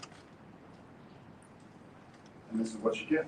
Now, you don't know my wife, but I just want to do kind of a little conference poll here. If you think she read this email, it's like, whoo, what a glorious day. Scott, come on in here. We just got some good news. I want you to give me a big thumbs up. If you think she had a more negative reaction based on what she just read, I want you to give me a thumbs down. My friends, where are we at? Seeing 2 thumbs down from some of you? You got it. Right? Of course. Because how we choose to communicate creates a feeling within us. Is this a difficult conversation for somebody to pick up the phone call and have this chat? It sure is. And someone chose not to have a difficult conversation, and it had an impact. She had really negative feelings around this email and how she was treated. Now, I don't want to ruin how COVID ends, but you'll never believe it. After a short while, we were able to come out of our basements and rejoin society and see what's happening out there. And the stores were opening again. Shopping malls were opening. I'm not an expert in how to run a business, but maybe some of you are. If you are going to open up a big store in a big shopping mall, what do you need to make that store happen? You need people. So in September of 2020, the phone rang. I don't know who was calling, but I'm glad it wasn't me. I'm gonna go wait outside. You take that phone call. It's someone from this organization saying, hey, we want you to come back and work for us. Valued employee, we really appreciate it if you could come back in and help start and lead these stores again. And what was the answer to that? Heck no. I think I heard an F word back there. All right. That's the right answer. She didn't go back because how we choose to communicate creates feeling. And I want to propose to you that you are going to be tempted to communicate in a way that's easiest for you rather than the way that's most strategic for you. So instead of doing the easy way, let's have a little bit of courage and pick up that phone or have a face-to-face phone call, because how you choose to communicate creates powerful feelings in the people that we serve. So one more point on communication. It's not what you say, it's how you say it. And as somebody who's having life or death conversations where every word matters, how you say every word matters, you study this stuff and you realize that we don't often prepare our delivery. If you're preparing for your difficult conversation, you're preparing your talking points. Here's what we're going to say, bullet point, boom, boom, boom, boom, boom. But how many of you have ever practiced your delivery? Now, if you watch the movies, hostage negotiation looks pretty awesome because you got some really good looking actor like a Denzel Washington in his suit, strutting up and down Fifth Avenue on his cell phone, negotiating hostages. He looks pretty good, doesn't he? That's not what happens in the real world. In the real world, we have a team. We have 8 of us on the team. We got a team leader. We got somebody working equipment. We got somebody working intelligence. We got somebody out there doing interviews. And everybody thinks, excuse me here, everybody thinks the most important person in the room is the primary negotiator, the person on the phone. Well, let me share with you. When we're having these conversations, sitting right across from me is the most important person in the room. And this is the secondary negotiator, or my coach, who's also listening to my conversation. And my coach in real time is passing notes to me, telling me, we got to slow down. We got to speak a little bit more softly. Take that pressure off. There's nobody in the world that gets to talk to the primary negotiator except for the coach. And the coach is assessing my rate, rhythm, pressure, volume, tone. All of these things can be adjusted to create a feeling in the person we're speaking with. And we got to practice this, and you have to get feedback on your delivery, because I don't know how we apply this in your world to have a real-time coach. It'd be a little bit weird. We're sitting in the conference room and you're talking to someone on the other side of the table. I'm sitting behind doing one of these. At some point, they're going to be like, what's with that too? Oh, that's Scott. He's my communication coach. Everything's fine. Kind of weird. So let me ask you, if I say Mary Had a Little Lamb, do you all know what I'm talking about? I'm a drummer. I won't be doing any singing for you, but you can kind of hear that song in your mind, all right? So I want to do a talk back exercise with all of you. I want to share with you a series of different stories, and I want to hear from you what it is I'm telling you. So the first story goes like this. Mary had a little lamb. I told you very clearly that the lamb was little. Perfect. New story. Mary had a little lamb. I told you very clearly that she had A. Perfect. Mary had a little lamb. You know it's not Bobby's little lamb. It's not Galen's little lamb. It's Mary's little lamb. Mary had a little lamb. You know it's not a hippopotamus, a giraffe, a gorilla, a chinchilla. You know that she had a little lamb. But finally, I do have some bad news for all of you. And I want to have to be the one to tell you this. And it sounds like a few of you might know this already. Mary had a little lamb. Guess what's for lunch today, everyone? Right out these doors. we got a buffet for you. It's going to be amazing. Now check it out. Each time I told you these stories, my words did not change. In fact, the content was exactly the same. So if somebody is reading the transcript of this opening talk right now, you know what they're going to read? They're going to read this. Mary had a little lamb. Mary had a little lamb. Mary had a little. They're going to be concerned. I'm having a medical emergency. They have no idea what's happening on stage anymore. Why is this guy just saying the same thing over and over and over again? But all of you have the advantage. You didn't hear just what I said, but you heard how I said it. And this is so critical. And I cheat a little bit with those nonverbals, which is also so powerful in conversation. So our takeaway from this principle is, I will communicate with compassion, attention, and mindfulness. I'll communicate with compassion, attention, and mindfulness. And I'll share with you a story. I was working with an organization. They brought me in. They had a concern that one of their customer service clerks was responsible for all the negative reviews they were getting on social media. And I met with her, and two things became clear. Number one, she's a good person. She's trying hard. She's got a good heart. And number two, I think they were right. She was terrible at her job. And if I were on the other end of that phone, I would probably blast that organization on social media. So I go back, I meet with the leadership team, and they tell me this. Here is our mission statement, and our vision statement, and our core values, and our KPIs. Do you have this in your organization? I said, just hang on. She's not stupid. We're just going to focus on the delivery. Rate, rhythm, pressure, volume, tone, how she's delivering the message. And we did a couple coaching sessions. And on Friday, I checked in with her, and I said, hey, how are things going? And she was completely sincere with me when she said this. I don't think this is the proper week to do an evaluation because people have been nicer to me on the phone. What a coincidence. No problem. So we did a couple more coaching sessions, and we got deeper into the 8 skills of active listening and some of the more foundational pieces of negotiation and influence. And at the end of the month, I checked in with her, and I said, hey, how are things going? And what she said sticks with me today. She said this: my life is better now. She didn't say my job is better now. She said my life is better now. Because these skills that you're learning in your professional development, they don't end at 5 o'clock, do they? They carry over into all aspects of our life. And the sad reality, at least for me, and maybe it is for you as well, the people who deserve the very best of us sometimes get the very worst. They deserve our best communication, our best listening. But we're tired. You've worked all day.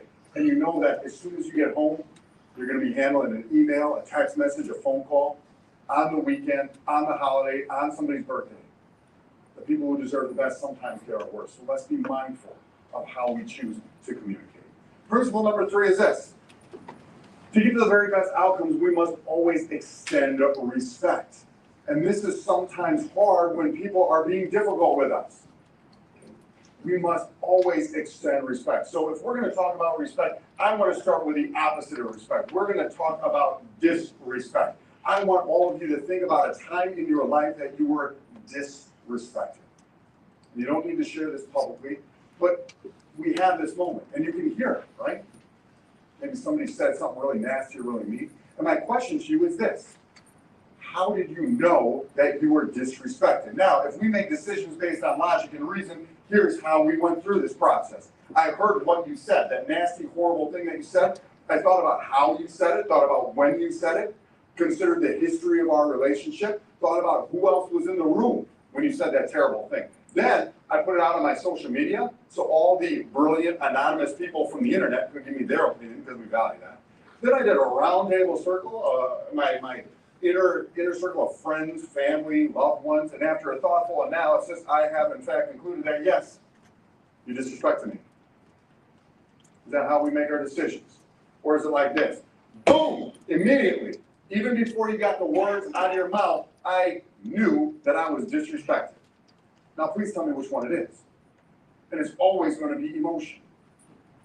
Because we don't think and conclude that we were disrespected. We feel disrespected. This is where we're making decisions. So I want to share with you another negotiation story. It's Thursday night at 9:45, and 911 calls start coming in. There's a man who's got a large collection of guns who's shooting off his guns inside his single-family home. Now, regardless of what you might hear about Chicago and the Chicago area, this is not super normal to have a large collection, but this is his actual collection of guns and ammunition. And on top of that, he had night vision goggles and a gas mask and an army helmet and a bulletproof vest. Did this guy want some conflict? He wanted some conflict. So our team gets there and we start the negotiation. And the first thing we learn is this guy is a big narcissist. Big ego, world revolves around me kind of person. You all know somebody like this? Don't raise your hand if they're sitting right next to you. Just kind of give me a wink. You know this is a challenging personality to deal with. And long story short, we had a 5-hour negotiation with him. And by 3 o'clock in the morning, he agreed to surrender. Now, in a negotiation, we would never use the word surrender because it kind of sounds like you're a loser if you're surrendering. So we use more neutral language. He agreed to come out. Now, best practices say this. As he's going to come out, the negotiator who's on the phone with him should be on the other side of the door. Because what are we doing during that negotiation? We're developing rapport. We're developing trust. We're developing respect. There's a bit of a relationship there because if you want influence, influence begins with connection. If you want connection, connection begins with dialogue, and that's how we get through this, and we've built this. But it's 3 a.m., we're tired. We know that the SWAT team's on the other side of the door. All they have to do is put handcuffs on this guy. What could go wrong? And that's an important question that we didn't ask ourselves before we came up with this good plan. Because as he comes to the door, as he's getting ready to surrender, the police officer on the other side of that door addressed this guy, this big narcissist. They addressed him using the wrong name. Now, how many of you feel at this point in the story, he goes, well, pardon me, officer. Actually, my name is so-and-so. You think that's what he did? You're correct. He did not do that. Slams the door, goes back inside, screaming at our negotiation team, and I remember thinking, what could have gone wrong? In the last 20 seconds, that has undone 5 hours of rapport building. And I didn't have the language at the time, but now I do. It's very simple that he was disrespected.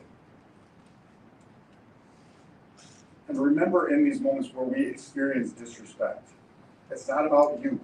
It's not about your ego. It's not about convincing someone that you're right. It's about getting to an acceptable outcome. And sometimes we get in the way of that.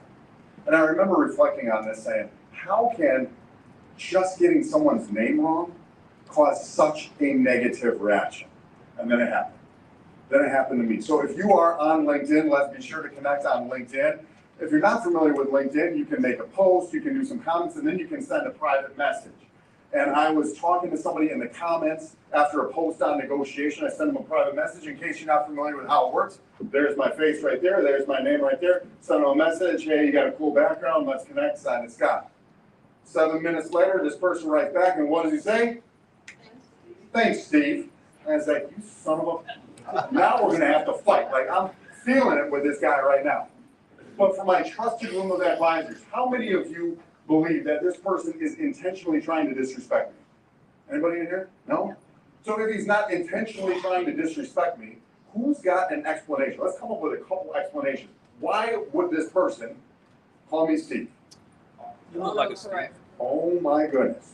You have one of these devices. Apple has created a device that will not allow you to put in a word it doesn't immediately recognize, and it's going to autocorrect you. Not just once, but how many times? Over and over until you have to throw the thing on the floor. So we got autocorrect. What else? Not busy. It's busy. Multitasking. I know none of you would ever do this, but maybe they're on a Teams call or on a Zoom call, and also checking their social media and ordering up some lunch and looking out the window thinking what they're going to do afterward. What else? Why do you call me Steve? Bill. You read it wrong. He doesn't. My name is Scott. It's 5 letters. Starts with S. You like Steve? You're just on the phone. You got Steve on the brain. My initial Scott Tillema, S-T. We're getting there. And then from time to time, people tell me, you kind of look like a Steve. Oh, really? You see him? I mean, we have all these explanations of why this person will call me Steve, and do any of them have to do with he's trying to disrespect me? No. So in these moments, remember that most disrespect is not intended. Let's respond in a way that helps our partner save face. And we're not going to be naive. We know that sometimes disrespect is intended. It's designed to hurt you, but let's stay focused. Why are we here? To get you good outcomes. It's not about you, your ego, or about being right. It's about getting to really good outcomes. So our takeaway on principle number 3 is this. I will extend respect even in challenging situations. And maybe with a little PS on that, even with challenging people. We have to lead our tough negotiations. If we want to lead with influence, we got to manage ourselves, extend respect, be powerful communicators. But there's one more. There's one more principle that puts this all together to make sure that we're going to find success, and it's principle number 4. To get to the very best outcome, we must always create connection. And I challenge, as I teach hostage negotiators across America, and last week I was teaching at the Florida Association of Hostage Negotiators. You will be pleased to know that I've spoken at the Louisiana Crisis Negotiators Association. So if any of you ever find yourself in a sticky situation, chances are they were in my sessions. Hey, you know my buddy Scott? Now you're building a rapport. We must always create connection. And in these moments where I'm teaching these law enforcement negotiators, I tell them, I said, your job is not to free the hostages. Your job is not to get the guy to put down the gun or drop the knife. Your goal is to create a connection. And once we get that clear with them, you can hear the conversation change. Because we go from drop the gun, I order you to drop the gun, that doesn't work. Put the gun, all this stuff here. Your job is to create connection. Because if you want influence, influence begins with connection. So I want to introduce you to Emma Jane Thomas. Emma Jane is a singer-songwriter from the UK. And in 2006, I was over in London, walking the streets. It was a warm evening. The doors of the pubs were open. The windows were up. I don't remember where I was going, but as I was walking down the sidewalk, I heard a song that was familiar. But I couldn't quite place it, and I stopped and I listened for a little bit, and I was like, I know this song. This is Sweet Child of Mine by Guns N' Roses. Any GNR fans in the house? You know how that song begins. You can hear it. But this time, it's being played on a piano. It's beautiful, being sung by a young lady. So wherever I was going, I stopped, I went back inside, and I sat down. And for the next 90 minutes, I was blown away by the beauty of this music. When I was 6 years old, I started taking piano lessons. And then I had trouble reading the music, so in junior high, they moved me over to drums, and I was like, this is way easier. Where has this been in my life? And throughout high school and college, I became a drummer. I was in the marching band at the University of Wisconsin. So if you're wondering, hey, why is this guy so cool? I was in the marching band. Now it's all making sense and it's coming together. But when I got my job and moved into my little apartment, I had to leave my love of music behind. I couldn't bring my drums with me. And after 4 years of being separated from my love for music, listening to this, she reconnected me with my love for music. And when I got back to the US, the first thing I did on the first day back is I bought myself a keyboard, a full 88 key keyboard, and I started playing piano all over again. The first song that I learned how to play, Sweet Child of Mine by Guns N' Roses. Give me piano and some cocktails tonight, we could have a wild time. And fast forward to the year 2025, 19 years later, that same keyboard is in my family room. And my daughter, my sweet child, who's now 12 years old, has learned to play piano on that keyboard, watching YouTube. The point of the story is this. People are watching you. People are paying attention to you. What you do, what you say it, how you choose to show up. If you are leading a team, leading a business, representing your business, any outward-facing role, people are paying attention to you. Emma Jane went to work that night. Her goal was to do a little set, make some money, and go home. But she reconnected me with my love of music. She didn't know it, but she created incredible impact to my life and to my children's lives. People are watching you. So I want you to take a moment and think of a leader. Someone who's been an impactful leader in your life, but someone that you don't have interaction with anymore. Maybe they've passed away, maybe they've moved away, maybe you've changed jobs, maybe it was a professor from university. All of you can see this person who's been a great mentor, a great leader in your life. You've all got them in your mind. You can see their face, you can hear their voice. And I want to ask you, what makes this person stand out above all others? There's so many people in your life who have been a leader to you, but what makes this one person stand above all the others? I want to propose to you that it's connection. That you felt a real connection with that person and you still feel a powerful connection to that person. Connection is what gives us that influence. And I want to ask you, if you could spend 5 minutes with this person now, that you haven't seen, you haven't talked to in a good long time. If you could spend 5 minutes with them, what would they say to you? What would they say? And I hope it's something along the lines of, I'm so proud of you. I knew you could do it. I believe in you. Don't stop now. Don't quit. You're doing amazing things. And you can hear it. You can feel it because that connection, even though that interaction isn't there, that connection is still very, very powerful.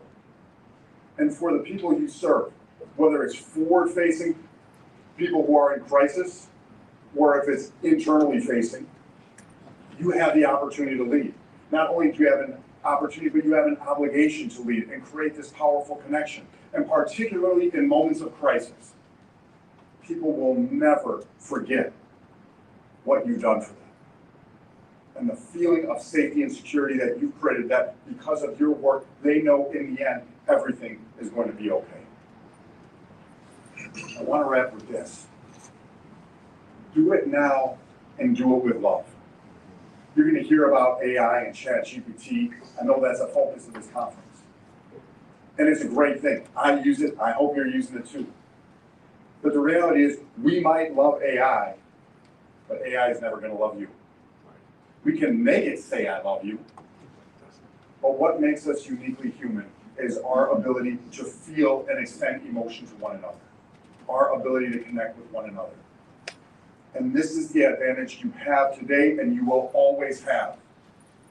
You are a real person that can feel real emotion and connect with people deeply in their times of trouble, in their time of crisis. So if there's something you need to do, we do it now. Don't hesitate, don't procrastinate. If there's a conversation you need to have, if there's a message you need to send someone, we do it now. And we do it with love. We start putting this together and people are going to notice. They're going to notice there's something different about you. You are here because you're already good at what you do. This isn't some beginner entry-level seminar. You're here because you're good at what you do and you want to take it up to the next level. You want to level up at the level of Summit. We start putting this together and people are going to notice, they're going to feel it, and they are going to love it. Because I've never had somebody come back to me and say, Scott, I've been working on the listening that you're talking about. I've been working on the delivery that you're talking about, working on the respect to accept, working on the connection. And you know what? People don't like it very much. They don't like that I listen to them. They don't like that I connect with them. People are going to feel you differently. And if you want to lead with influence, that's the recipe to get to where you want to go. So our takeaway on principle number 4 is this: if I'm not creating connection, I am creating disconnection. If I'm not creating connection, I'm creating disconnection. Leaders will tell me, I'm just going about my business. I'm just handling my day-to-day stuff. If in your day-to-day stuff, if in your interactions, you're not creating that connection with people, they're going to feel disconnected with you. Your goal, if you want to be powerful and influential as a person, as a business, as an industry, you must always create connection. So let me leave you with this. I can't share with you everything I've learned in 20 years of working in the negotiation space in one brief keynote talk, but I love this stuff. If I can be of service to all of you, I want to continue to do that. So if you are on LinkedIn, let's connect. If you're on Instagram, let's connect. If you're on YouTube, anywhere on the internet, let's continue to connect. If this message makes sense to you and you want to share it, I've got a TED Talk on YouTube titled The Secrets of Hostage Negotiators. I want you to get it. And there you'll hear even a couple more stories that I didn't get into here today. But most importantly, I want to connect, really connect with all of you. So on break at 11, let's hang out. Come grab a business card. Let's connect. If you're going to cocktails and dinner tonight, let's hang out. Let's connect. Let's share some stories. I want to continue to be of service to all of you because I know and I believe that leading with influence is the most important skill you can have. And I share this with you not because I read it in a book, but because I've lived it. I've seen it change lives. I've seen it save lives. And these are skills that I've learned, and you can learn them too. My name is Scott Silema. Thank you so much for allowing me to share this time with you. It's been an absolute pleasure.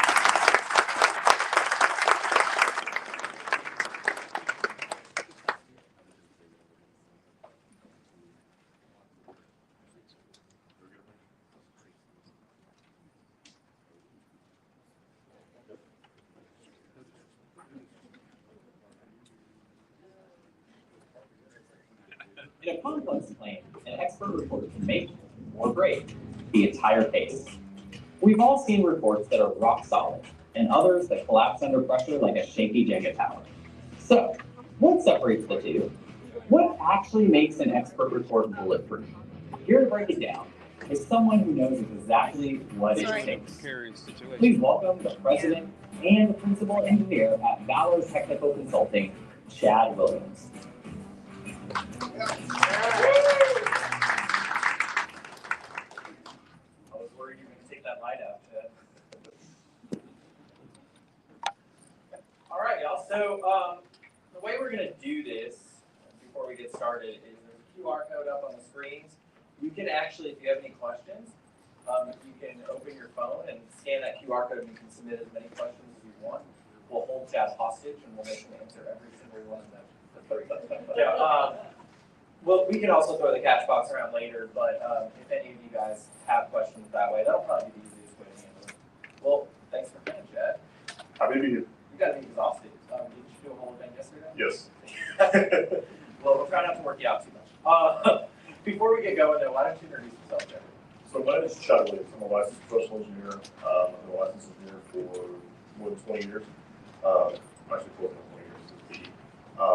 I'm licensed in 23 states. I'm also board certified in forensic engineering. I've served as state president of the Open Society of Professional Engineers. And I'm involved in God knows how many different projects right now. So I'm busy. I've done forensics full time since 2011. I worked for the largest forensic engineering companies in the country. I left working on that in 2019 and started Valor, and we'll have our 6th anniversary this October. Well, we're glad to have you. So before we kind of jump into this, I think generally speaking, knowing a lot of the folks here, a lot of folks know how to draft a report like generally, but I want this session to be kind of about the critical difference between a good report and a report that actually will survive a case, survive a cross-examination, survive a Daubert hearing, and the tricks that a carrier counsel will throw at that report and at that expert. So kind of with that said, I guess let's talk about it. In your experience, because you've got a lot of it, like what are the top kind of 2 or 3 reasons that reports fail when they finally get scrutinized? The biggest one right now is and this is really important from the carrier side, are not really understanding what it is as well. A lot of them are using these one-sheet wonders. I'm not going to name names, that they go against one little bit of data and tell me that's therefore that's how it's going to occur. They don't really understand the dynamics of what happened in the storm. They don't understand like a hailstorm, wind speed, direction, duration, anything like that would actually help them understand the storm. And they take that as fact when what that storm report is identifying is potential for a storm event. So what we've been seeing in a lot of cases is the engineers now get told you can't testify on meteorological data. And when they can't testify on meteorological data, the case falls apart. Yeah, and I think that's a really interesting point. So, because that is one thing I hear a lot, right, from engineers, and if it's true, hey, I'm not a meteorologist. So, I mean, does that stand for the proposition that on every engineer report you need to also get a meteorologist, or is there kind of a way around that that makes sense? So what I did 5 years ago is I hired a meteorologist internally in my own company. Smart man. So we actually have a division that does meteorology reports, some of the best in the industry. And we work with our meteorologists. We go, hey, here's what I'm seeing on site. Here's what we're seeing. And we're going back and forth. We're collaborating on what we're seeing. And not only are we just getting the weather data from the radar, we're actually looking at what's going on site. That makes it a whole lot stronger, a whole lot harder for anyone to challenge it. And then if they want to have someone testify, we have 2 experts working for us, both an engineer and a meteorologist, not just one. That makes a ton of sense. All right, so you've got kind of your whole view of the storm, what's actually happening. You're not using just that little micro data, which, by the way, like both sides are guilty of. It's not one side or the other, right? What are another like 1 or 2 reasons you see that like a report just fails? Biggest things I'm seeing right now are not understanding what the definitions are using. When I got in the industry years ago, I was told functional damage was understood by everybody to mean a certain thing. What I've come to understand is it means whatever is convenient in the moment. And that is one of the big things that falls apart. That is a huge problem. The other one I'm seeing right now is a lot of people using templating without really understanding where they're getting it from. So companies will give people, this is standard verbiage language, this is boilerplate language. They won't actually read the reference, and if they actually read the reference, they'll find out the conclusions that they're offering actually contradict the information that's in that reference. Yeah, and we're starting to see more and more of that on both sides. And I think AI is partially linked to that, is they're getting AI to draft these long explanations of how calling works or something, but no one's checking it to see if it's accurate and how they're increasing it. So obviously, aside from just writing reports from scratch, like it sounds like you advise like a young expert to just make sure they're reading all the source material. Yeah, if you have someone quoting a Recality report, read the Recality report. If you're talking about a particular type of route, make sure that that's actually referenced in that report. And then go in the back and actually read what it said as far as the field observations. You might find out that the sample size is so small that it's not even no longer usable. And so if that's the case, you don't want to use that reference. Or then you might find also how do they define damage? It might actually be something different than what's really there. Yeah. And that's a good point. And I think part of that, right, it sounds like it's the tone you take, the attitude you take. Like, we all want to fight and we want to win. But, you know, I don't want that when I'm hiring an engineer. Like, yes, I obviously want you to find damage if I think there's damage there. I'm in this business for a reason. But I'd rather you tell me it's not there up front than me spend a bunch of money on whatever your career and hurt my case down the road. Right? Absolutely. I'm a very big believer when we have someone bring a case to us, the first thing we do is look at the meteorology. And if there's no credible storm there, I'm going to tell you, hey, there's no credible storm there. And most of the time I'll take the case. Good. Well, you fall into the minority.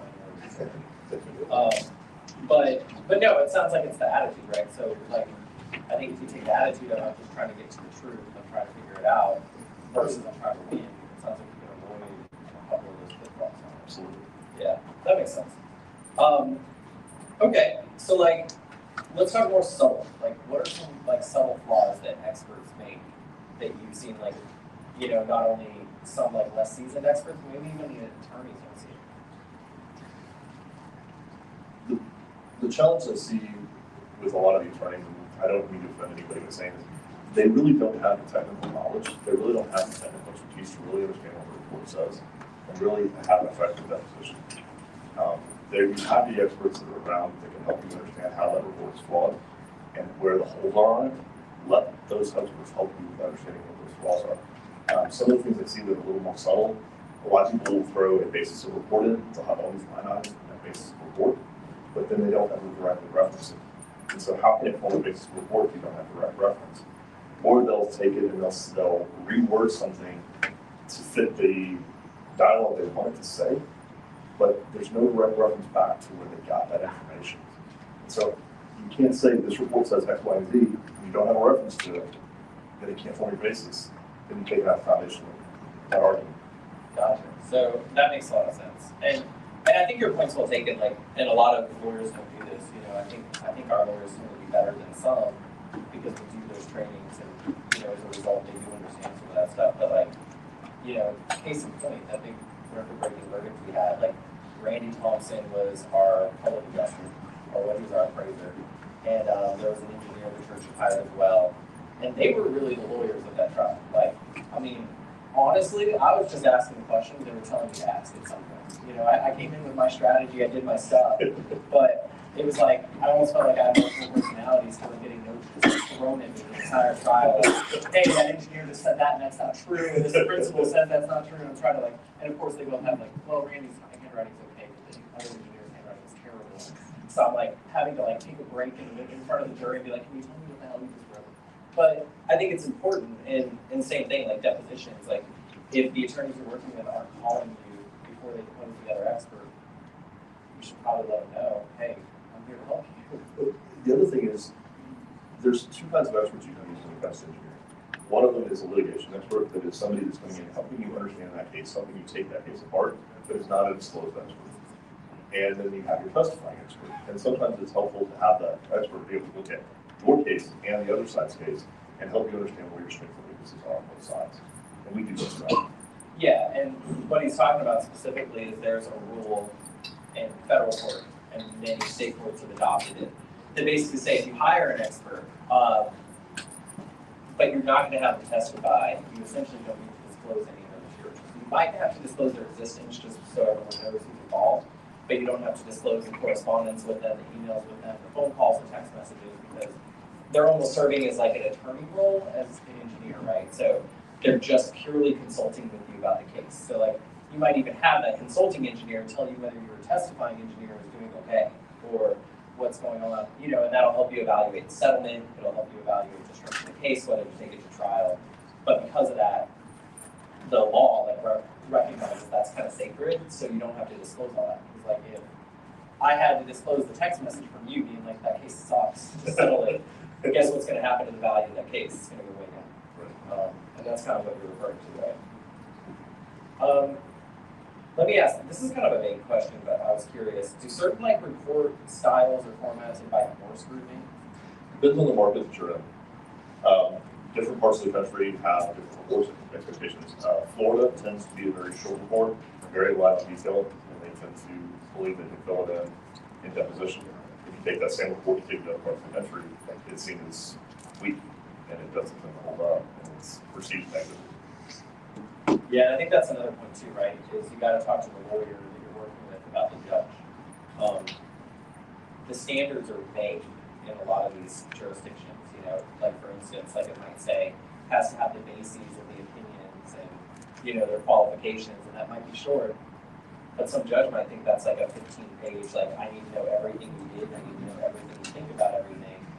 And last thing you guys want, if your career lives and dies on this, is like getting doubted and excluded for writing a bad report. Right. But it wasn't a bad report. It just was a report that was bad in everyone's eyes. Right. So yeah, definitely work with your attorney and say, hey, have you dealt with this judge before? What do they want in a report? Because we're terrible, like as lawyers, right? We just like send you an email or text, hey, we need a report, we need it by this day at this time, thanks. But there's more follow-up there probably, right? My attorneys are laughing right now. But you know, there's more follow-up there. Hey, who's the judge? Does this judge require a long report? Do they want a short report? You know, is there anything, have you had an experience in this court before that you need me to avoid? And honestly, we're probably not going to want to put that in writing necessarily either, so there's probably a phone call or a conversation, but you're not wrong to ask the question. Okay, well, let's move to the next one. All right, so what should experts be proactively addressing in their report to cut off like the typical fines of the neck? ask questions, ask for information, and be very blunt that you've asked for that information. We have a lot of things in our report where if we've asked for something and we haven't gotten it, we've asked for it, and then be willing to consider it. For us, we've issued a report, but we still have the ability, if we get new information, to consider that new information and be willing to say that. I've in deposition more than once said, hey, if you've got additional evidence you want me to look at or consider, can we just bring it all on the record, go and suspend the deposition, give you time to go take a look at it, consider it, and we can come back and take a look at it, a little bit later. But be willing to admit that, we ask for information and look for it. In my case, dealing with buildings, I want to go back and see what I think I can write with the prior history reports that we have, because that can give me something in time. Does the owner have any photos from the situation? And one of the ones that's going to be a big deal right now is the Ring doorbell or any kind of an automatic surveillance system which you may have on your house. If you can get that video and it shows hail coming down and you can look at it and it's substantial, maybe you can't pinpoint the size, but it can help confirm that I did have a significant hail event. And a lot of those things expire with time, so the sooner you can collect that, the better. That makes sense, yeah, because if you come in a year later, that Ring doorbell is probably gone. But it would have shown hail if the client says it's hot. Yeah, so that's one of the things we tell PAs if you go out there and train PAs and talk to folks is collect that information up front. If you got a roofing contractor that's going out there, ask, and if they have it, make sure that it's getting pulled off a ring or whatever the other system is, and then retain some. I love that. Yeah, for the law firms in the room, like one of the things I do at least is if someone like Chad says, hey, here are the things I want or need, first of all, I try to hire him early, because if I wait until 2 weeks before the report, his request won't matter anyway, because I don't have enough time. But if he gets that to me a few months ahead of time, hey, here are the things I want to see, I'll send a discovery request. Because then if they don't comply, they don't provide it, and then they try to hit him with it in the middle of the deposition, they're going to have a problem, right? It's going to look dishonest, it's going to look deceptive, it's going to look like they were hiding things, because at that point they probably were. But if I wait until the week before his deposition to ask for those things, they don't have to give them to me that fast anyway. So there's nothing that can be done, but it insulates you from that, well, you didn't review everything argument because you told me you needed it. I sent the other side a discovery request for it. They gave me what they gave me, I gave it back to you. And if they didn't give me those things you needed, and then they show up at the deposition with all of those things and say, well, you didn't consider this, well, that's disingenuous at best, and arguably close to fraudulent, so that is one thing we can do. What about, okay, so how do you deal with, I guess on that same note, ambiguity or limitations in data, without giving opposing counsel that answer when you're writing your report? I usually use the line based on the totality of more information. And I've looked at everything I can. Here's what I've got. I've sought out additional information. This is the best information I have. This is the conclusion I have based on the totality of information. Based on the totality of available information. I love that. Do you, when you're writing a report, are you thinking about specific legal challenges like Calvert? We do. When I develop our templates and start looking at Rule 26, we look at the Calvert, we look at the fraud, things like that. We try to make sure that we have everything in there and we have it in our templates so that we can address those concerns. And then one of the things I always look at the end of the day is if I need to defend this in deposition or if I need to explain this to a jury in trial, do I have the information that I need to have there to do it? Yeah.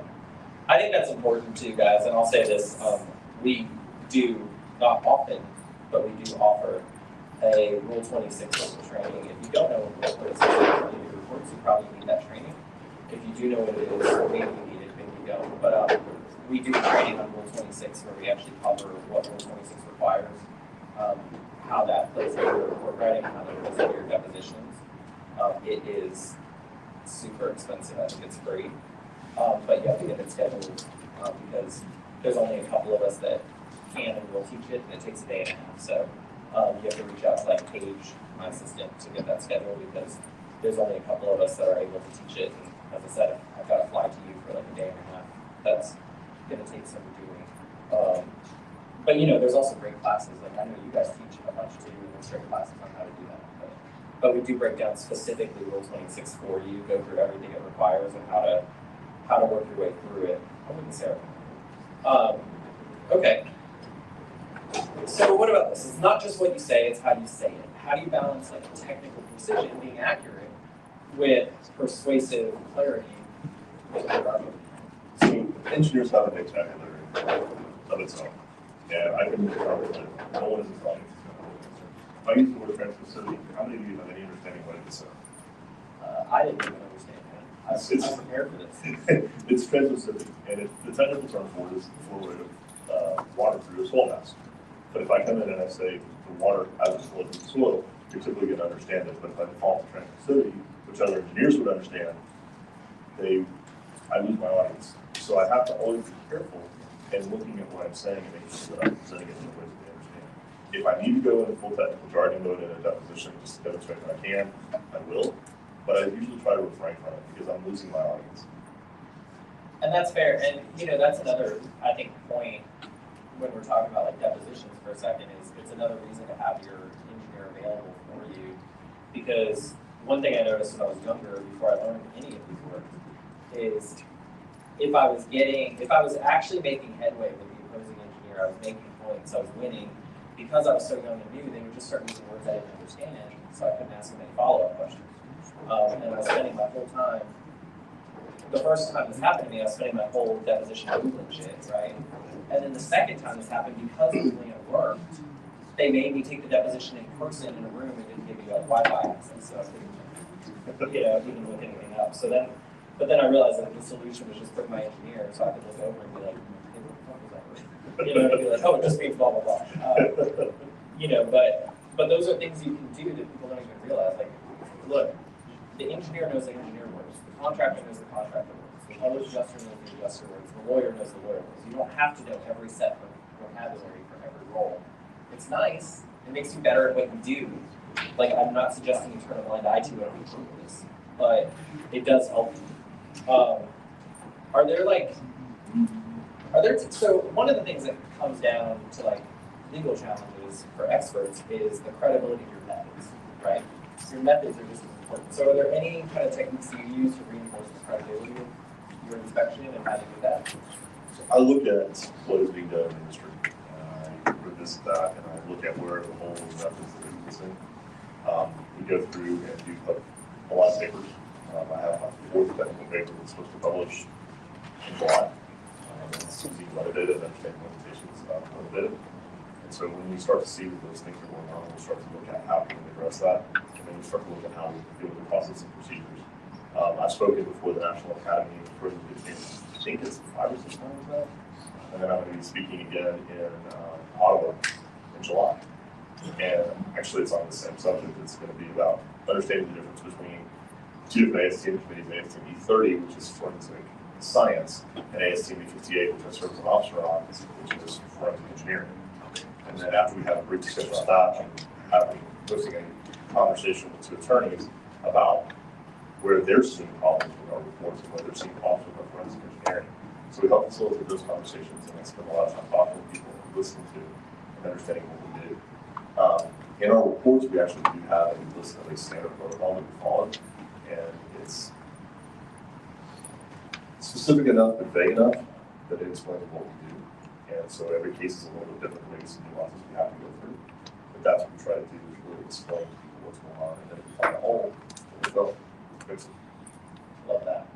One of the things we encounter a lot, which is wild, right, is in the mass casualty business where you're talking about a hurricane or whatever, they don't always hit the same city. They might hit the same state over and over, but you get into, like, for instance, in Louisiana, you get into a new parish that hasn't had a lot of hurricane cases in the last couple of years. And some of the judges don't really know what you guys do. They don't know how you do it. We had one where, we had a doubter hearing, and I thought we weren't going to make it through because this judge just could not believe that doing a physical inspection was industry standard. He just couldn't.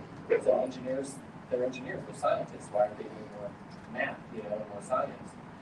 Looking at it isn't enough. Like, they didn't have any training. And so I guess I'm asking, do you work that stuff in to kind of address the methods you're using are industry standard, or do you just deal with that later? There's very few quote-unquote industry standards on a lot of this, a lot of actual practice in it. Some of the things that we do are technical papers, we understand limitations of those technical papers. It's not like a laboratory environment, and so that's one of the things that's very important for us to understand is we're not under the same kind of scrutiny or the same kind of requirements like a drug lab technician would be, where everything is prescribed. Ours is pretty different. That kind of comes back to the difference between ASTM 30 and ASTM 58. And so that's one of the things we try to explain. We're not scientists in that term like a laboratory, but we're actually more of applied science. And that's why I use the term forensic engineering for what I do. Because I'm not a design engineer. I'm not sitting in an office designing a building. I'm actually in the field understanding how something failed, why it failed. Let's talk about kind of rebutting an opposing expert's report. So often if you're helping counsel, you're going first, but that's not always the case. You might get the opportunity to rebut, or you might get the opportunity to go second. How do you approach addressing an opposing engineer's report in a case where obviously as a prerequisite to that you have to disagree with it? It's an interesting dilemma. Engineers tend to try to be very cordial and tend to try to not attack each other. I try to keep it away from being a personal thing, and I'll try to go, here's what they said, here's the technical shortcomings of it, and try to focus on that. A lot of it, unfortunately, is ignorance on the side of, usually on the opposition side for me. They just don't have the experience, they don't have the knowledge, they haven't dealt with what's going on. And so you take someone like me, I've got 20 years of experience having these facilities, and you put me against someone who has 5 minutes of experience, they don't have enough knowledge. And so we try to diplomatically explain to them where the shortcomings are. It's not easy. When engineers go through engineering school, we're basically tortured. It's the nicest way I can say it. We have a huge burden put on our shoulders because we're basically told that we can kill people in one state and the doctor can kill them. And it's the simple fact of the matter. Because if you have an airplane that crashes and it kills a whole lot of people, that's going to come down a lot of times to the engineers that design it. You have a building come down, that's going to come down. So there's a whole lot of weight and a whole lot of that that's built on us. And what we're taught is we can't be wrong. It's not that we're perfect. It's that the consequences of us being wrong are so severe that we can't let ourselves do that.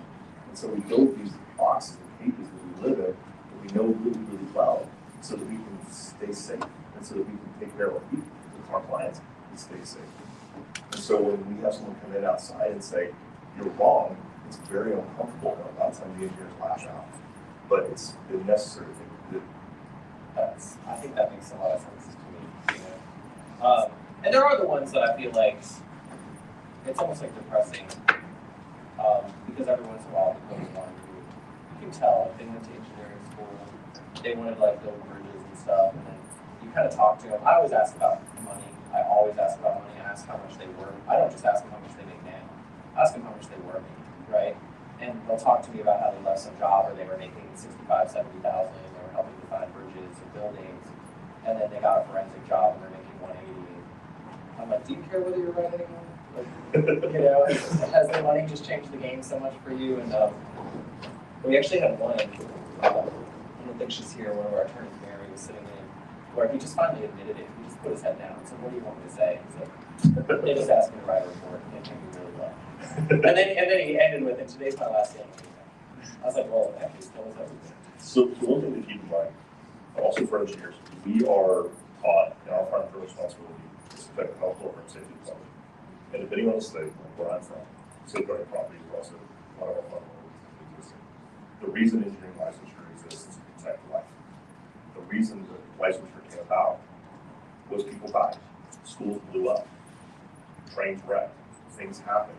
And our profession is written, I hate to say it, because it sounds really verbose, we're written in blood. The lessons that we have as engineers are written that way.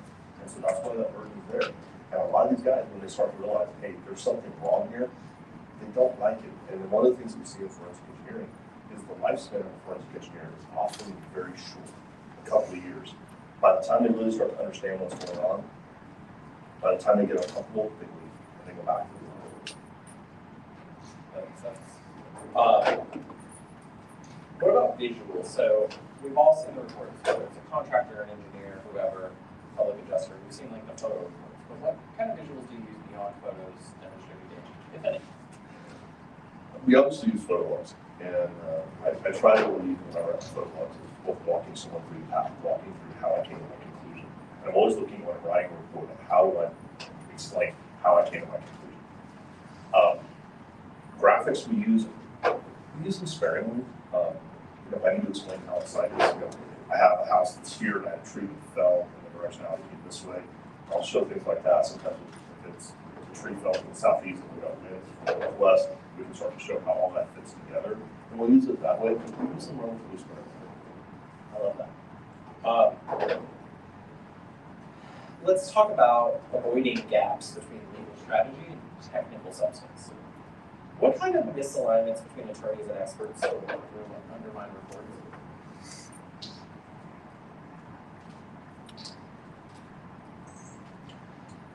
It's important for attorneys to know that the rules of ethics that we operate under are different. Two professions have different standards, different ethics. We're bound, first and foremost, to be helpful for two people. That has to be our primary obligation. Attorneys have other obligations, and I'm not going to say I know what exactly they are because I haven't reviewed all of our rules. You won't hurt my feelings but we have to understand that, and we have to understand that sometimes we need to understand legal strategy, we need to understand what's going on, but we still have to stay true to who we are. And when I look at reports, sometimes there's an inadvertent language or inadvertent phrasing that might be problematic, and I talk to my attorneys about that. As long as it doesn't change the intent, if there's a phrasing that we need to address, we can address it. And we've usually gotten pretty good at where we know that there's phrasing like the word collapse. That's pretty significant policy, but to avoid certain words, but we can still say the building failed and the ceiling came down to the floor, or the framing came down to the floor. It says the same thing, but it doesn't use the word collapse. That might actually have some triggering.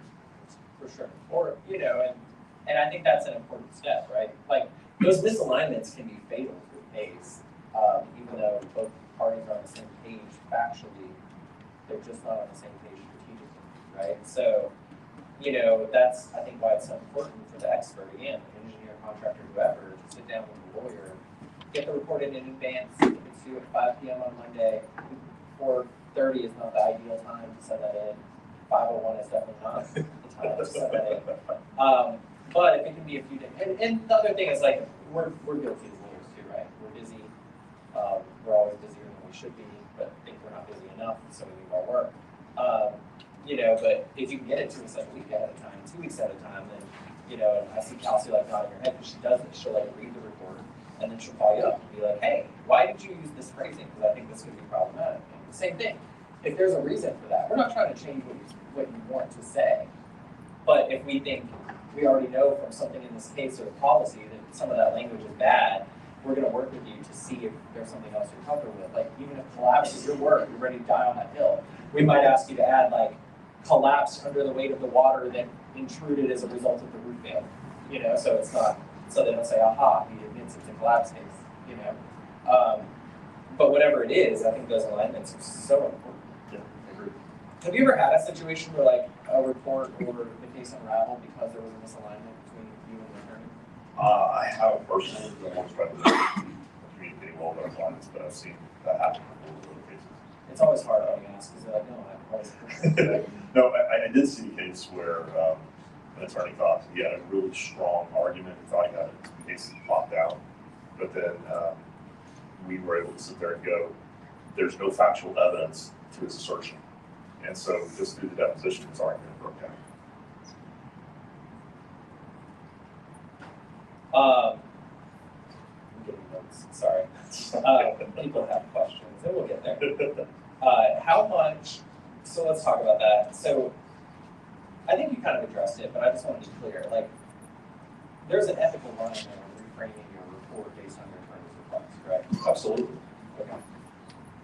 And it's never get reported out of this one, and sometimes the subtext doesn't come in. Well, yeah, what he's saying, if an attorney's asking you to say something that's not accurate, not true, then you don't do it.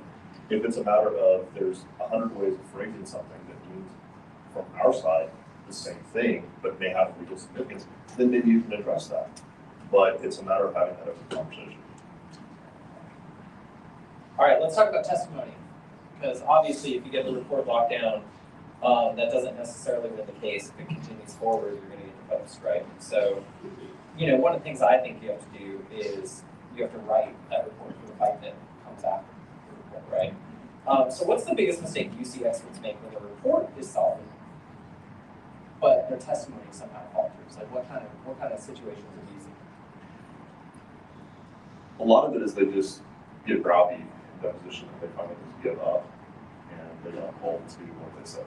And it's a lot of times depositions are full of psychological games, brinkmanship, and that's not something engineers are really well suited to. And so they get beat down and then they just finally give up and they just say something. I've seen many depositions where it's gone on for hours and hours and hours. The attorney makes the comment, okay, I've only got one or two more questions and then we'll go. And then the question they really had is that last question, and the engineer doesn't think it through and just answers it without really understanding the context. Yeah, I'm sorry. Yeah. I've been accused a couple of times of asking the same question 160 different ways. But it's a thing, and it's a good point to make. We talk about this in deposition trainings too. We actually teach our lawyers. We actually teach our lawyers about the witching hour, which I'm sure you've experienced. It's about 3 o'clock for a 9 a.m. deposition, where everything goes to shit because the witness is tired, opposing counsel is tired. And so we actually teach our lawyers, like, let them take as many breaks as they want, get to 3 o'clock, and then start your deposition. Start to dig in on the serious stuff, because by then their opposing engineer is exhausted, can't think straight. They'll start admitting things they would never admit on a normal day. I mean, that's when we had that one literally say, it's my last day, just tell me what you want me to say. I mean, how crazy is that, right? But we do teach them that, and we teach them that for that reason, right? Which is you have to, so I think what you're saying is like you have to, I don't know what you do, like smoke fund or listen to death metal first, like what's your way of making sure you can last that deposition? I have my ways, so I'll say it that way. No, there's always a line to what I can get out of jail. No, there's some things that at the end of the day, an engineer has to know who they are and they own something. I grew up in a family that was half lawyers, half engineers, and those that didn't serve in the military. And so political debates were a routine part of my life as a kid. I was used to it. Political debates that started at Easter would continue with Thanksgiving, would continue with Christmas, and it was just part of it. And so I'm used to it. But I'm different than most engineers because of that. And so at the end of the day, it's you have to figure out who you are as a human being and what you can and can't do. For some people, it's not going to know other people, it's just, part of life. And so if they can do that, then that's who they are. And so it's really just a matter of figuring that out for yourself. Fair. So let's do some of the questions, actually, because I want to make sure we actually get to that. All right, I provide engineers key docs. Anonymous. I love that everyone wants to do these anonymous. It's okay. That's why we set it up. I provide engineers key docs, weather data, prior reports, etc. to counter bias. Do you support this? What also ensures fair, fact-based evaluations? So I guess it's just to counter bias. So obviously, of course, you definitely support providing key documents, right? Yeah. So one of the things I'll tell you right now is if somebody provides me with weather data, I'm going to have it fact checked. I'm going to have my own people look at it. And I'm going to vet everything that I get. And then if I see something and I go, something doesn't add up, then I'm going to go back. I have had cases in the past where someone tried to say, I want to rely on this data. And then I go look at the data and I'm like, I know now why you want to rely on it. This is the one that was favorable. Well, all this other is not favorable. And so we go back and say, you can't do that. And then I'll have my own people look at it and they'll go, does it hold up? Yeah, the old way of doing this, right, was like to subscribe to like 6 different instantaneous weather report services and keep searching a different one until you found one that said there was hail. I tend to start with, did you see hail? Like, that's where I started the policyholder. Do you remember that day? Were you there? And if they say yes, and there was hail, great. If they say, nope, never saw hail in my life and I was home, I probably would stop spending money on reports. But what else? One of the things I will point out about the weather data, and this is something that really frustrates me, I'm so tired of peak data. It is somebody says, well, the hill was X size, 1.25, whatever. Well, if you understand the background of that, that is a nominal reporting size, and most of the time it's 80th percentile. So some of the hills can be bigger, some of it's going to be smaller. Sometimes you're going to have hailstones hit and stick together. You're going to get an odds, it's larger. And so you don't really know that from the size. It's giving you an idea of what's going on, not an absolute, that shall not be larger than. But the other thing is, it doesn't tell you how long the hell's up. It doesn't tell you the wind velocity. It doesn't tell you anything like that.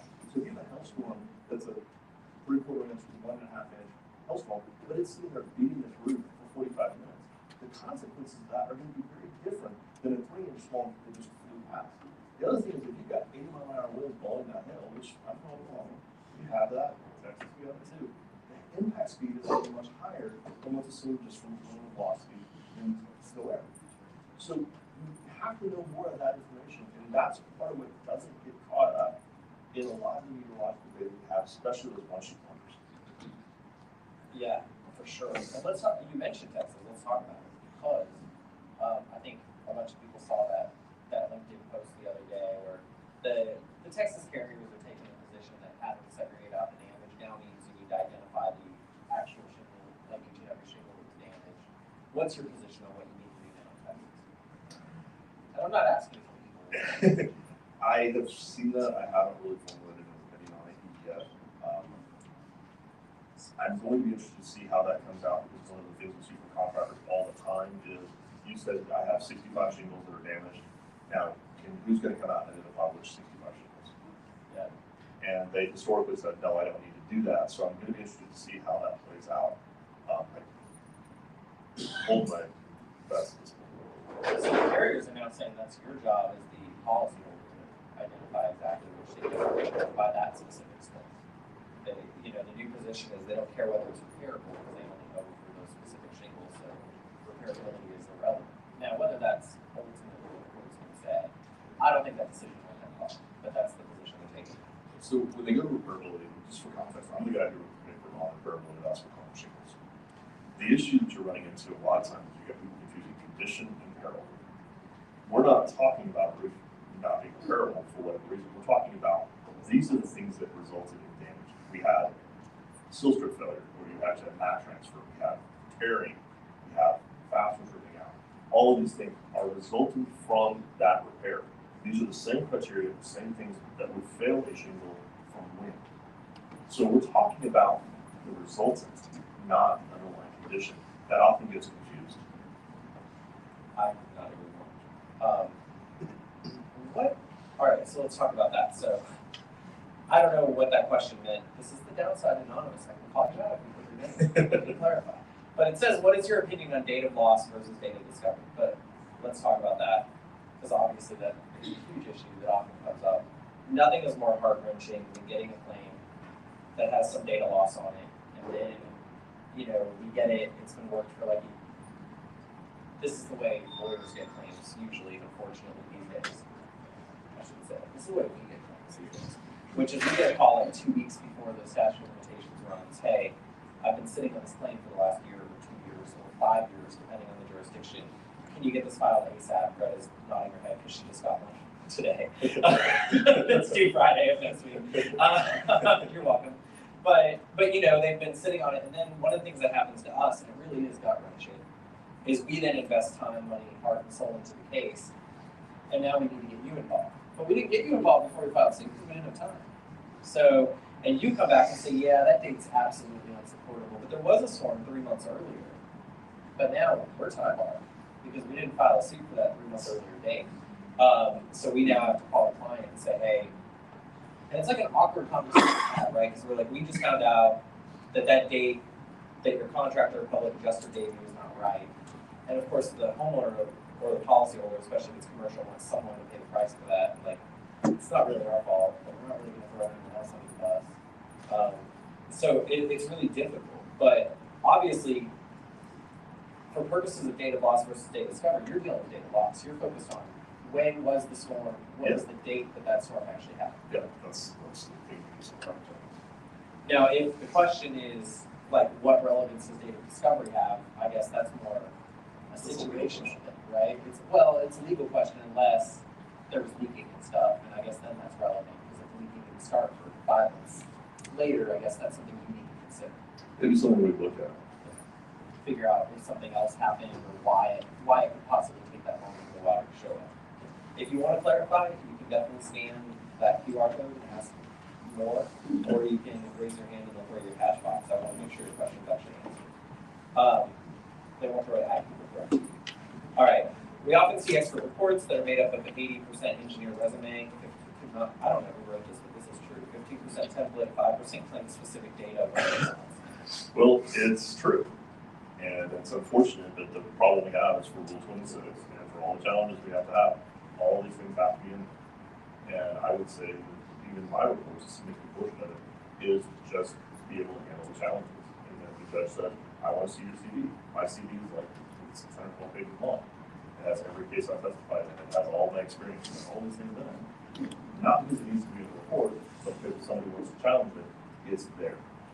And you know, they probably could be shorter if we didn't have to have all that in there, but it's the environment we work in. I've got a few more questions for you, but if anyone has any other questions, we can toss you the mic.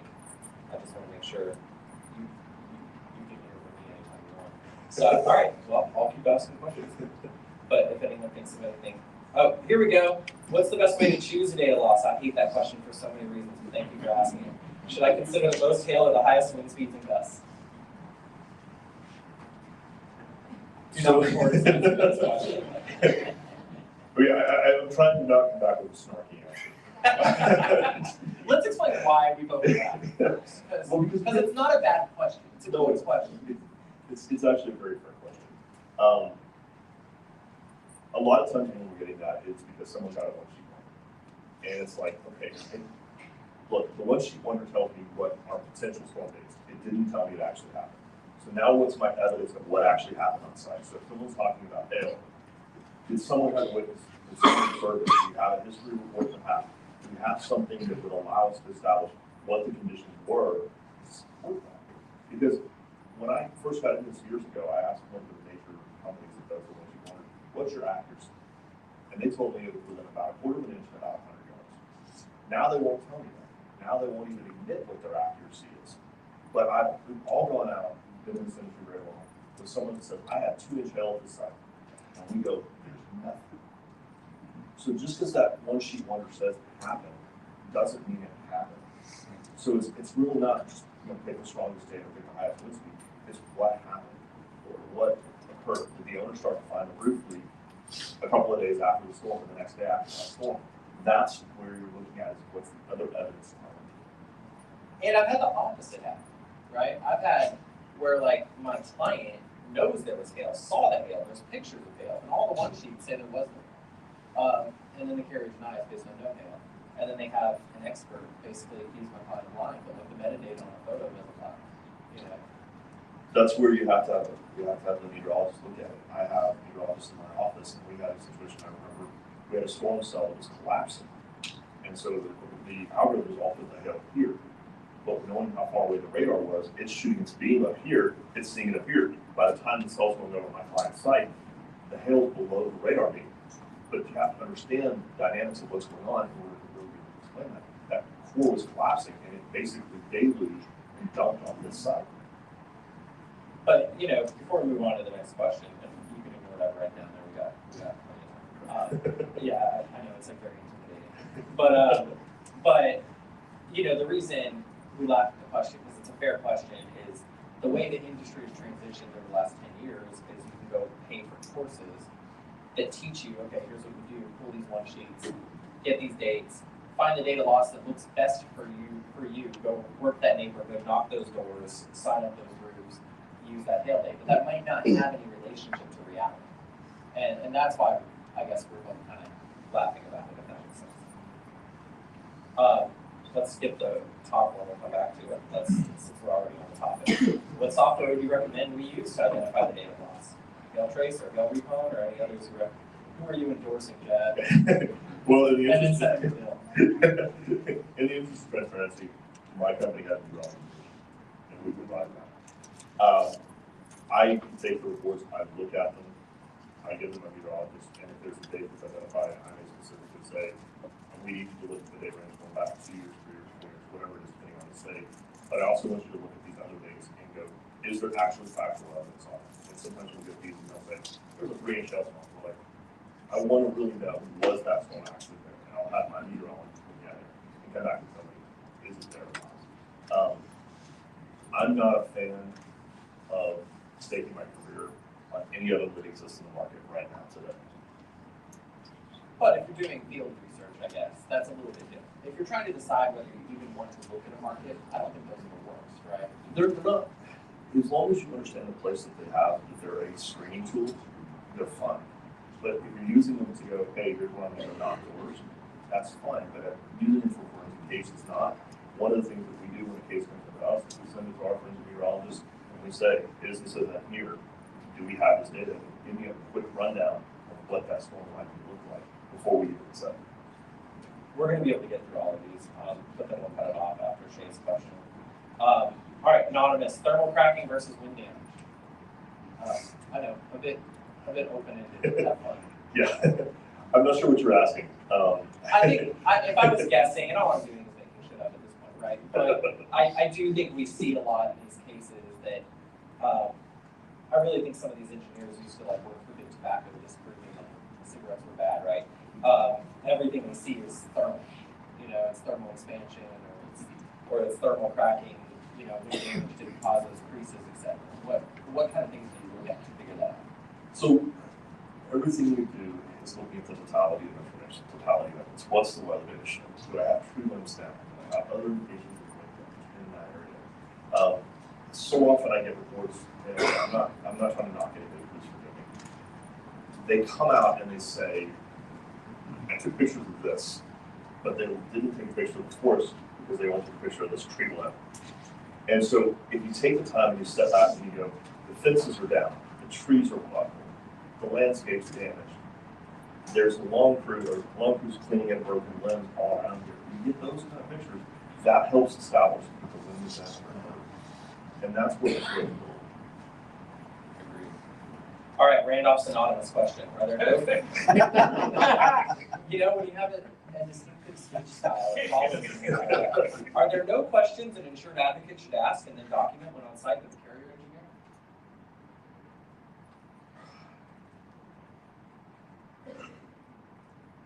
engineer? I'm trying to figure out exactly what that's asking. Well, I will tell you, having spoken to Randolph for the last several years, he is saying, what kind of questions should an insured advocate ask and document when they're out there with the carrier's engineer? So I'm assuming all the carriers. Here's the problem, and I'll be blunt. The way the engineers are being taught right now is don't answer anything. And immediately, the second someone asks a question, whine and complain about being interfered with. And so a lot of times when I go to the site, I'll just change basic pleasantries, and then I'm just kind of stepping back. And unless they're doing something that's going to hurt themselves or hurt the owner as far as like damaging property, I just let them do what they're going to do, and I'll document and I'll observe them. I have found that trying to engage and communicate with them oftentimes is ineffective. Sometimes you can find some that will open up to you. I will say that in my industry, in my areas that I primarily practice in, I'm fairly well known.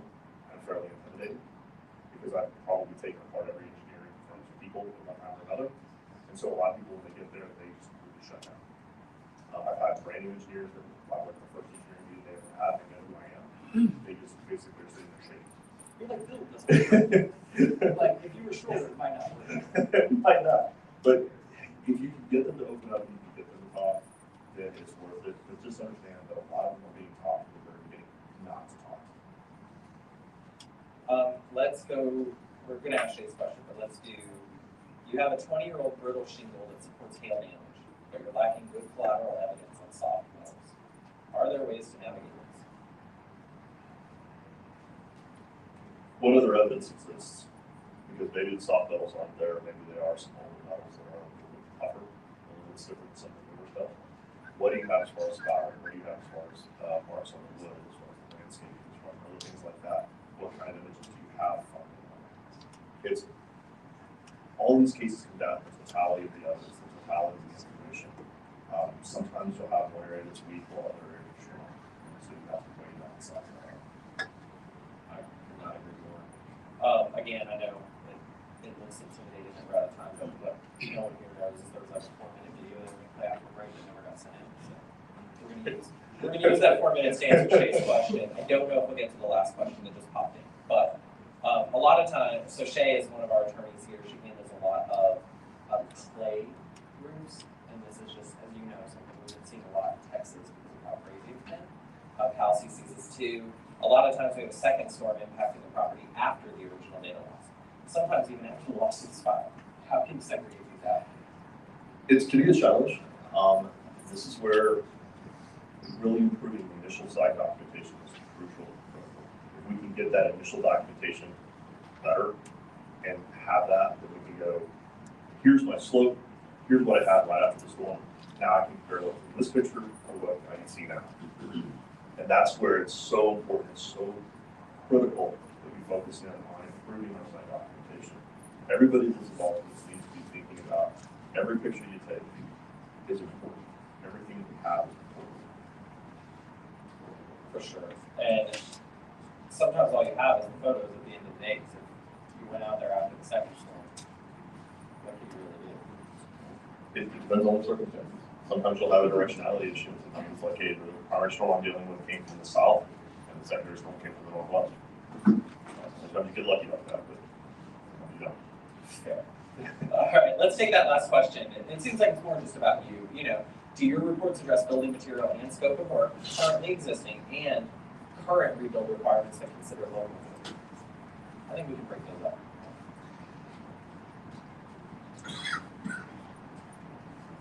So when we're looking at scopes of repair, we're focused on what is related to the cause of loss. So if we have a tornado, we're looking at a tornado, we're looking at that. If there are specific things that we think are going to be issues like insulation, we may address that. But we also spend a lot of time looking at what are the requirements for reconstruction like on roofing. If I've got a roof that's wet, I can't fix it, I can't tie my materials back into it, I can't do it. So now I'm going to be looking at what trying to answer that question, I'm not sure if that's what they're asking. Yeah, I mean, the way I interpret it, which might be different, is so when you do your reports, like not thinking about a specific claim, but generally speaking, do you address whatever the current rebuild requirements would be to consider local code? So for instance, are you just saying, hey, there's hail damage for sure, as a result, like we do think this storm on this day damaged this roof, or do you say something like, and because of this code, you can't repair these shingles, you need to replace the whole roof? There are code issues we do look at, and that's what I was talking about with the water. Yeah. You know, if you've got water in the system, you can't fix it, you can't tie materials back into it. If you got a roof that's got coating on it, and you recoat it, and you actually get it to stick. Things like that, yes, we do. We don't design it as a designer would, but as far as addressing limitations to repairability or limitations that we're aware of, yes, we do. And I'll tell you, stop falling for that. Like so many engineering firms out there now are charging more, and they're saying, well, we'll bill it as a design fee, and then the carrier will cover it. The carrier will not cover it. Well, obviously, the carrier will not. They will not cover your engineer report because they called it a design fee. Because it wasn't a design fee, it still was a terms of report. Just it said and design after about the invoice. That's not enough. It's not enough to make it covered. Design is different, right? It's fundamentally actually sitting down, like, you know, we have some LA wildfires where the design fees are being covered, and the reason for that is because it's required in LA that an engineer and an architect sign off on the rebuild plans, because houses will burn to the ground. You're probably not going to get a design fee covered on a rebuild. I don't think, unless I'm wrong. What do we have? We've got a question. Yeah, on that issue, it's usually establish the scope. You may have some success in getting the carrier to pay for it. Yeah, if the report establishes the scope, they may do that. We got one last question over there at the door, Kelly, and then we'll have to call this one. Unfortunately, that was actually my question there. The reason for the question, I've got a case in Florida I'm dealing with currently where we've got a roof system where you had 3-inch gypsum board as the base, and it's no longer code to go back with that. So when we got the carrier's engineer report, it was different from ours, obviously, and the rub right now is that they owe for what was there. The insurance carrier owes for what was there. If we write the estimate that there's 4 buildings on this particular project, each building, we wrote an estimate that is $200,000 higher to go with the original roof system, even though we can't, but for our estimate, they wrote for what was there. So we wrote $200,000 higher on 4 buildings, and the carrier came back and wrote the code compliant way, which is backwards, in my opinion. They're supposed to write what was there. So they're shorting the client $800,000 on 4 roofs. And so I was wondering how your report might address that, because it would be much more expensive to go back the original way. Do you understand that? I've actually. I think I understand it, and basically you're in a situation where you have an old chip deck, now you can't put that back in, and now you're gonna have to put it into a new system. I think a lot of what you're talking about is policy related, and interpretation of policy.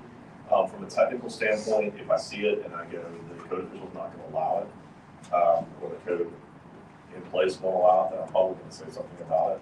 But it's really gonna depend on the circumstances. Sometimes we're asked about just the roof assembly, and we're not asked about the deck, and then we may just go, we don't have anything about the deck, and we're focused just on, hey, I've got water in the deck, or what damage has occurred to the assembly. That makes sense. Chad, thank you for doing this for us. This was amazing, and I know you must be exhausted after the marathon yesterday. All right, why don't we take a little break, and then we'll be back with more fun.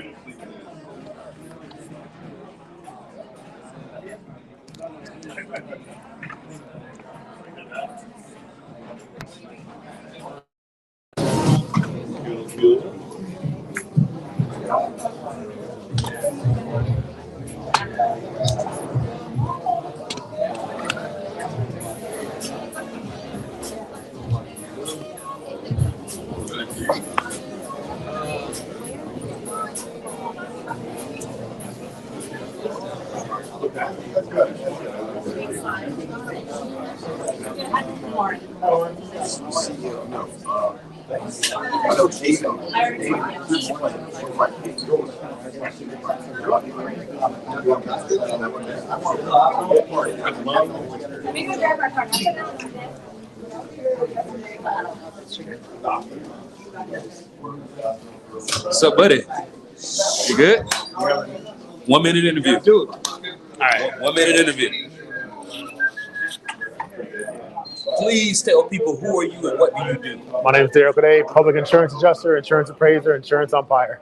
How long you been doing that? 6 years on this side of the fence, 20 years background in construction before I got over here. So you leveled up. You transitioned from one to the other. Continuously attempting to, yep. But yeah, definitely leveled up.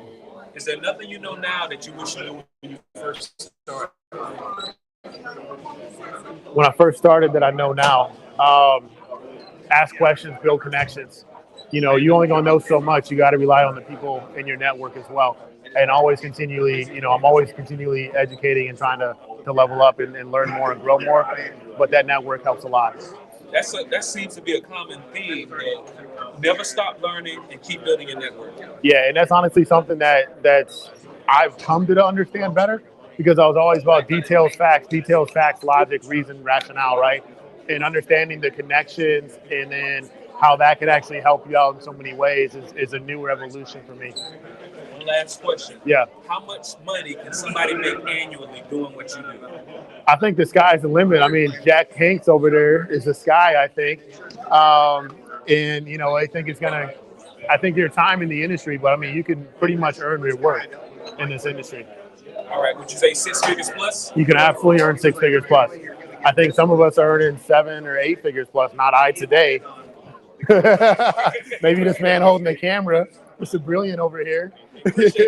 Yep. Bro, it happened to me last night, dude. I fucking had to sleep at the Houston airport. Oh, man. Because my flight got delayed. And then it got in at like 11 o'clock. So I missed my connecting flight. I was supposed to get on Norman at 11:15. So they put me on a flight in like 6 hours. So I'm like, I can go to the hotel for 4 hours. You know what I mean? And it was like $400 the Marriott right there. I could have found something cheaper. I was like, so literally, dude, I was sleeping on this room restaurant because I found a bench. The man right here. Yeah. Yes, sir. So here's the thing. Whatever Jack Hanks wears, wear it. Yeah. Whatever he's eating, eat it. Yeah. Whatever he's talking about, talk about it. And don't ask any questions. And I like how you're. But so was this intentional? You did this, but your son does this. Was that an intentional? Yeah, the branding, yeah. Like next generation shit, right? Eventually I'm not going to be around, so he has to have his own thing, right? No, that's good. Yeah. That's what Jack says, but I think we're going to be here a long time. I got 5 years left. I feel like you were saying that 2 years ago. I just realized it. He has the same 5 years. First time, was it 4 or 5 years ago? First time I met you? Probably. And yeah, he was. You were saying 5 years then. Allegedly, he's supposed to be done right now. It's not a fucking hamster wheel. It's coming and coming and coming and coming and coming. We have 200 million submitting right now. It's I signed 17 in there just now in Oklahoma. Like one owner, I said, "Oh, just sign them off." I'm like, okay. It's fucking nuts. This guy's good. It's all about the process, though, guys. Oh yeah. That's what guys don't get. That's the problem. I almost feel like I should mic you. What are people missing? You know what it is? Everybody has their own specialty, right? Like, I don't want my estimators on roofs. I want them exactly. I don't want my adjusters on airplanes. I want them adjusting claims. My documentation guys, I don't want them selling. So everybody has a lane, and they stick in the lane. That's the idea. That's how you grow and scale. And everybody's trying to make everybody do everything. Well, most guys are one-man or two-man shops. They're the sales guy, they're the marketer, they're the finance guy, they're the estimator, and you can't grow and scale like that is a problem. And then they try to, and then their files go to shit, and it's like a perpetual hamster wheel. Everything just goes bad when the wheels fly off, and once the wheels fly off, you can't get it back. So you got to have a plan going in, right? And it's hard, and it's expensive, and it's exhausting, but you got to do it, but it pays off eventually. And there's one other thing that I noticed as the years go on with you. Everybody links up, breaks apart, links up, breaks. One thing that I notice is whenever you link up with people, it's for years. We try to. We've only let 2 people go in our 4th year now, out of 22. We've had the same core. We've only made 2 changes. You know, it's not horrible. What do you have to do to get let go from Jack Hanks? It's more about a culture fit, right? It's usually little stuff. So, the biggest problem we have is people say they can handle the volume of what we do, and they come in and they don't understand the volume of what we do. Because my PAs are handling 150, 175 files. And these are, we got 300 large losses right now, so it's a 70-hour-a-week thing. But at the same time, you want to make a lot of money, you got to invest in that, right? So the problem we see when people want to come in and they say, "Yeah, I can handle it," until you experience what it is, it's eye-opening. And a lot of guys, just their heads roll back in their skull, right? It's a thing. So we're very careful. What's a higher, slow, fire fast. And we take our time, and we'd rather inch along than go hire. We can hire 5 more people today, but it's gonna blow everything up because it's not. It's hard to coordinate all that at once. And we do a lot of stuff in the middle. We have a lot of operational people that do the daily stuff, right? Because there's no money in that. So you want to get those little tasks out of the adjuster's hands. Email follow-ups, appraisal demands, all that stuff that doesn't take a PA license. We don't want our PAs doing that. That's what takes your guys' time.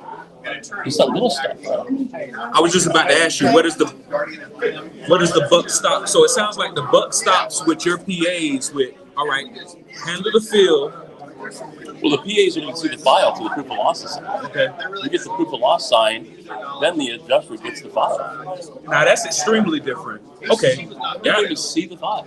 There's nothing to talk about. Like my operations teams, my intake team, my operations team handles everything until the proof of loss is signed. Then the PA gets the file. That's powerful because on most business models, the PA is going out there to build up for the proof of loss. But for you, your model is we got our proof of loss team. Boom. And when that's ready, the PA gets assigned. He'll review it.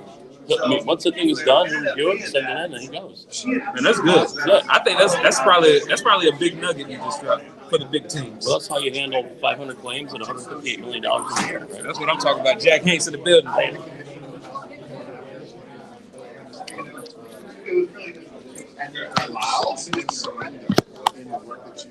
got one person back there right now. As soon as he's done, I'll grab you. Sorry. Oh, I'm sorry. You see my pour? Oh, no, I didn't. So when my colleagues say, Y'all did good.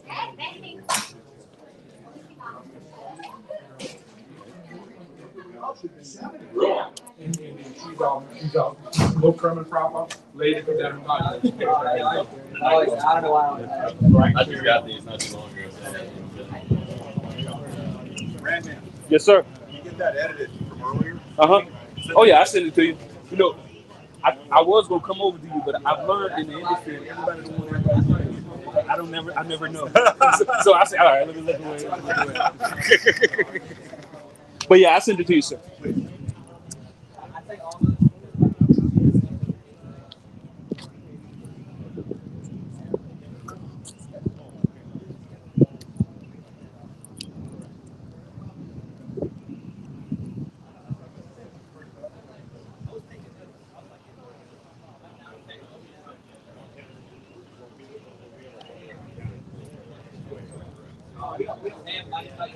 Oh, okay.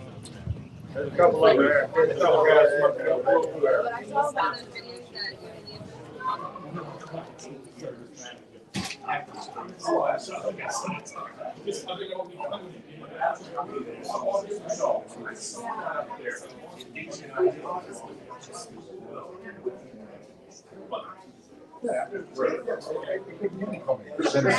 Good to see you, man. Might be targeted. Somebody says you're gonna go. Excuse me.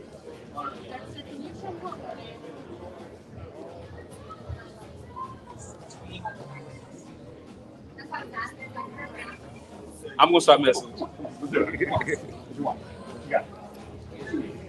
1 minute interview. 1 minute. Please tell people who are you and what do you do? I'm Bobby Childs, Marketing Director at Insurance Claim HQ and Harrison R. Trial Attorneys. Ah, how long you been doing that? Going on 4 years almost. Is there nothing you know now that you wish you knew when you first started? Oh, that's a good question.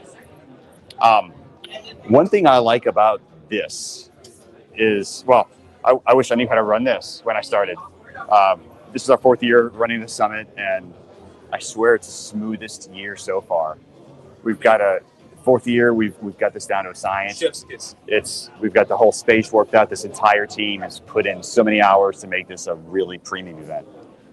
You seem like a very selfless person because I know that you are a big piece of why this is running so smooth. What made you? Have you always shared all of the compliments with the team and not just take it for yourself? Oh no, first year I did it by myself. No, I'm kidding. No, literally, it's we've got a whole team that's working on. Everyone's got their little area that they're working on. For me, mainly it was content and AD and getting that stuff done and timing and all that stuff, and getting people in. But everyone else has been working hard behind the scenes to get get this event up and going. One last question. Yes, sir. You do the marketing for a multi-state law firm. What can somebody make annually doing this? Oh, we won't talk about that. Can they make a lot? Can they make a little? Put it Can like they make this. 6 figures? Put it like this. I was making more here. I'm making more here than I was in my 20-year TV career. Take that for what you take it. Thank you so much, Bobby. One last thing. Who are you and how can they get in touch? Bobby Childs. You can reach out to me at bchilds@hstalaw.com. Thank you so much, Bobby. Let me get that mic. Where's who? Last I saw him, he was back. Tell him you're looking for him. She just jumps into the sink. She lets you walk around. Once we solve them,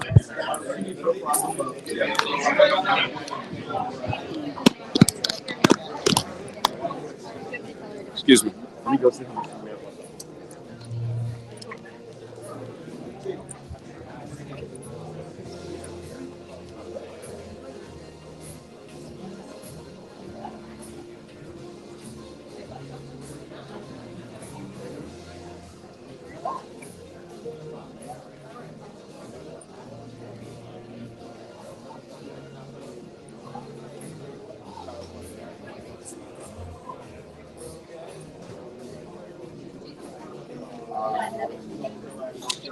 I was calling you. Sorry.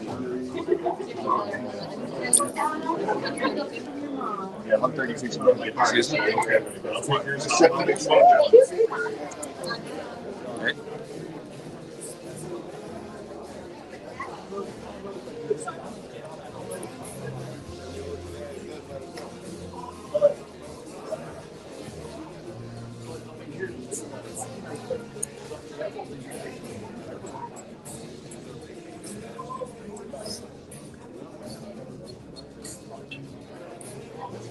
You camera shy?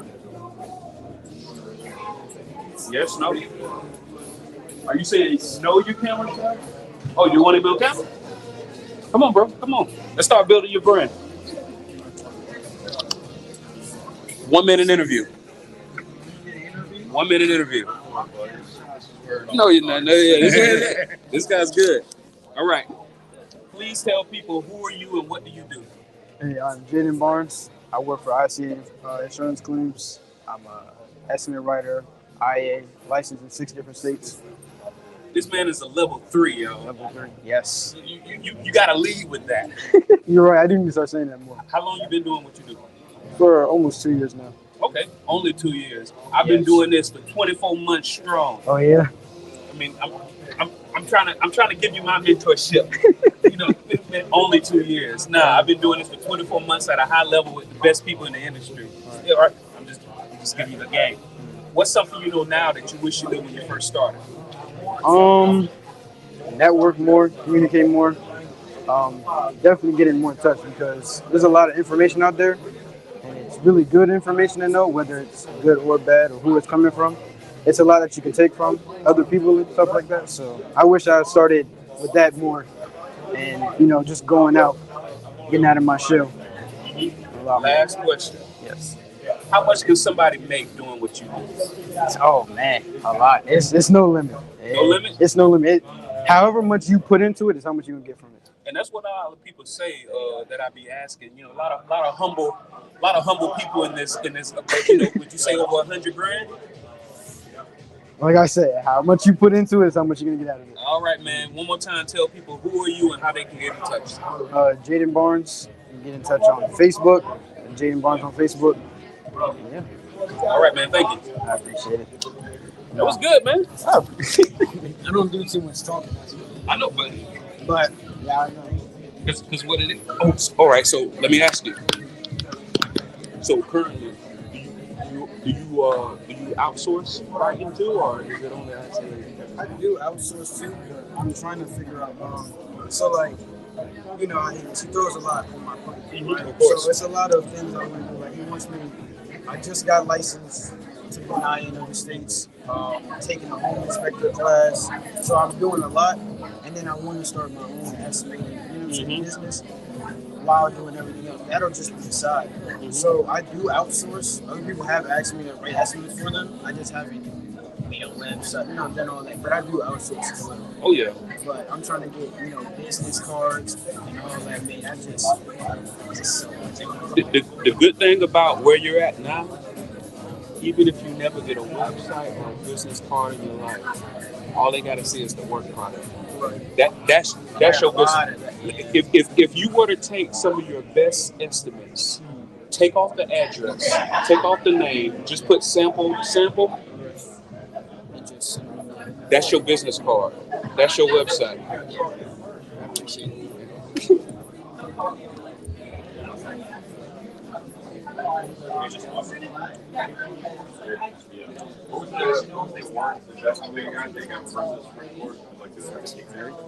I'm blocking you. Oh, you know it's cappuccino back there. Okay. I told Sherry she was down for an interview because she did that. I'm like, Is that that's Sherry? That's 1 minute interview. 1 minute interview. And she got you. You ready? I'm gonna clip you. okay, clip me. Got you. You know, in the environment today, I gotta. All right. Building the bridge to your road is important. You ready? All right. Who are you and what do you do? I am Sherry Hale. I am a public adjuster and I am with Public Service Adjusting. Ah. How long you been doing that? I have now been licensed for 3 years. Ah, so you're an expert at this point. I am never an expert. We were just talking about that. You can always learn something. Mm-hmm. And that's the common theme that I get from everybody. Never stop learning. Keep learning. Never. Network. Yes. Is there nothing you know now that you wish you knew when you first started? Everything. And here's the other thing that's important. I've been from the first Level Up Summit. This is now the fourth one. And I'll say it like I did the first one. You come here, you soak everything up like a sponge. And the fact that you keep continuing to grow, to get educated, it makes you better out in the field. That's good. And not just that, the thing is, you don't have to be the expert, but you meet people that are experts. So never stop networking, never stop, meeting people and things like that, because if you don't have the answer, somebody does. One last question. Okay. How much can somebody make being a public adjuster? That's not a good question for me right now, but the potential is but it's not for the money. It's based on integrity. The reason why we do what we do is to make it right for our clients. So if you're in it for the money, that's the wrong reasons. And this is what I learned, not just firsthand, but with everybody that I know. It's that 3 to 4 year mark to where everything explodes financially. Okay, well, I'm going to claim that. I'm going to hold on to that. No, it's true. Okay. Because what it is a lot of the people who fail in this industry as public adjusters is because they don't have 2 years to 3 years of help, support, and assistance. It's once you hit that 3-4 year mark, it's just affluent. It's like water falling on you. I'm ready. Come on, I'm ready. One more time, tell people who are you and how they can get in touch. I'm Sherry Hale with Public Service Adjusting. I'm pretty sure we have a website and everything else. Just look up Public Service Adjusting. Thank you so much. Thank you. It was good. If you say so. I know so. Oh no, that was good. She's the best. That was good. And And hopefully, she doesn't sound like a dude. So. I want to get on camera one day. One day. I did it once, but you weren't doing it. It was like baby decoration. Yeah. Oh, you mean when they sit with everybody? Yeah. Okay, yeah. Oh my gosh, can you send me the one of Carrie? Oh yeah, absolutely. Absolutely. Scary Carrie. They go together. My patterns are better than you. You think so? No, I just want you to talk to me. How you been, man? How's the bar looking? You any upgrades? What? The bar. Oh, yeah, super good. Any upgrades since? Yeah. Private upgrades? Oh, you got a swing in the back? I got you. The more quiet you are with me, the more I'm gonna mess with you. I think you like that. That was the argument.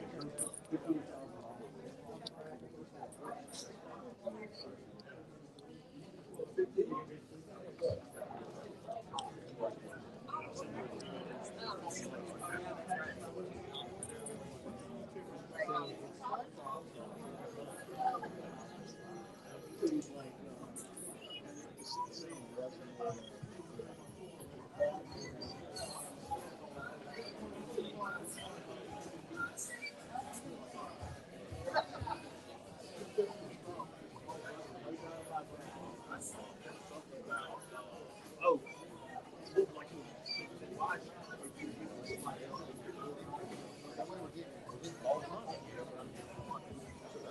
1 minute interview? God, I forgot you were chef. I'm trying to remember. We were discussing. What was it called? It was. No,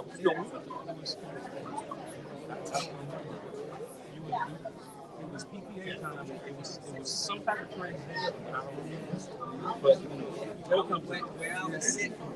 I got kicked out the second time. Hang on.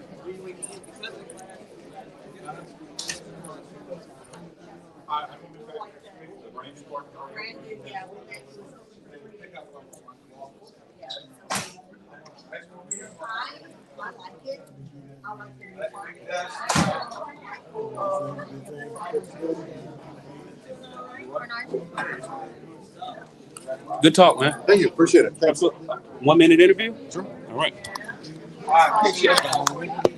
Thank you, John. I appreciate you. Please tell people who are you and what do you do? Hi, my name is Scott Tillema. I'm a global keynote speaker, speaking today at the Level Up Summit. How long you been speaking? I've been speaking for the last 8 years or so, everything from a TED Talk to the local Rotary and everywhere in between. And what do people say gives you the authority to speak to a room full of corporate executives like this? So I don't speak because I read a tactic in a book. I speak about my work as a SWAT hostage negotiator. For 20 years, I worked in law enforcement, specialized in SWAT negotiations, life or death conversations, sharing these same techniques with people who can use them to improve their business. Is there nothing you know now that you wish you knew when you first started? I wish I knew all of this when I started, because when you have the technique of negotiation, influence, you have these skills and tools, you become unstoppable. You can do things that people only dream of. So you wish you knew sooner that everything was possible. Not only did I wish I knew it, but I wish I could do it, because there's a difference between knowing it and then putting it into practice to be able to do it. Oh man, one last question. How much can somebody make doing what you do? As a global keynote speaker, your ability to earn income is unlimited. It's as much as you want to be. But know that there's time commitments to travel to Italy, to Australia, to London, and everywhere in between. You want to follow this career, you can do some pretty good things. But on top of the financial gain, what the real impact is seeing how you can help people and improve their lives, and hear the stories from people who heard you speak a year, 2 years ago to say, I use this to find some really good success. Oh man, good stuff. One more time, tell people who you are and how they can get in touch. My name is Scott Tillema. You can find me at scotttillema.com. I'm a partner at the Negotiations Collective. We teach influence and negotiation. Learn more about my team at negotiationscollective.com. Thank you so much, Scott. Thank you. Good. Yeah, thank you. You're a pro. Of course. Thanks.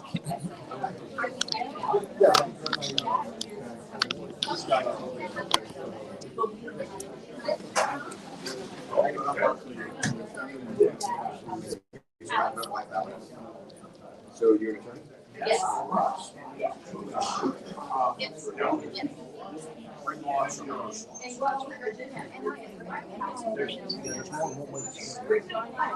Look, happy to be here. Yes. told me, you better make sure they have something and give me a testimony. Because we got a contest going and I got to get more than everybody else did last year. Oh, man. So as soon as they talk to me, tell them to talk to you. They better go to the back. Okay, got you. And where is the back? Right back here. Okay. You didn't say hi. The risk management on some bigger things. That's not going to be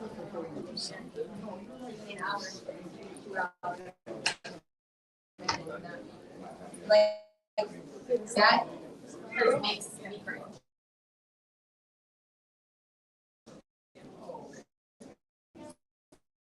around this corner. Mm-hmm.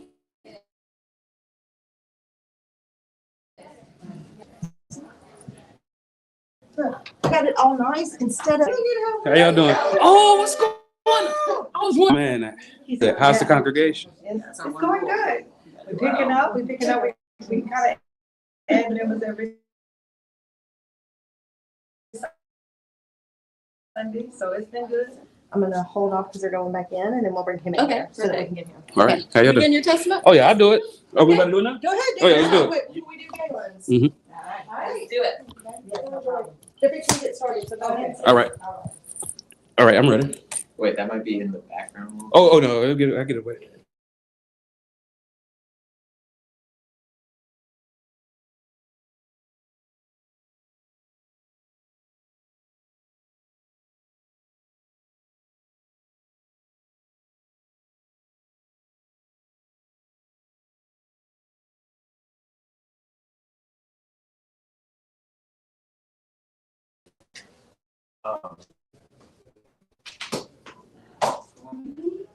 Just the bottom 4 lines.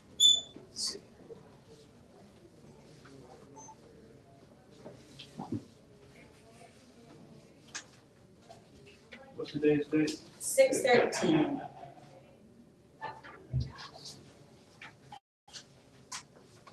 All right. All right, thank you. Okay, so for the interview, it'll be like it's just between you and I. We'll pretend like the camera's not even here. Story of my life. They won't end up using anything that I'm saying. So if you can try to weave my question into your response, like, what are you most excited about? I'm saying I'm really excited for X, Y, Z. Not a long list of questions, so we can kind of breeze through this.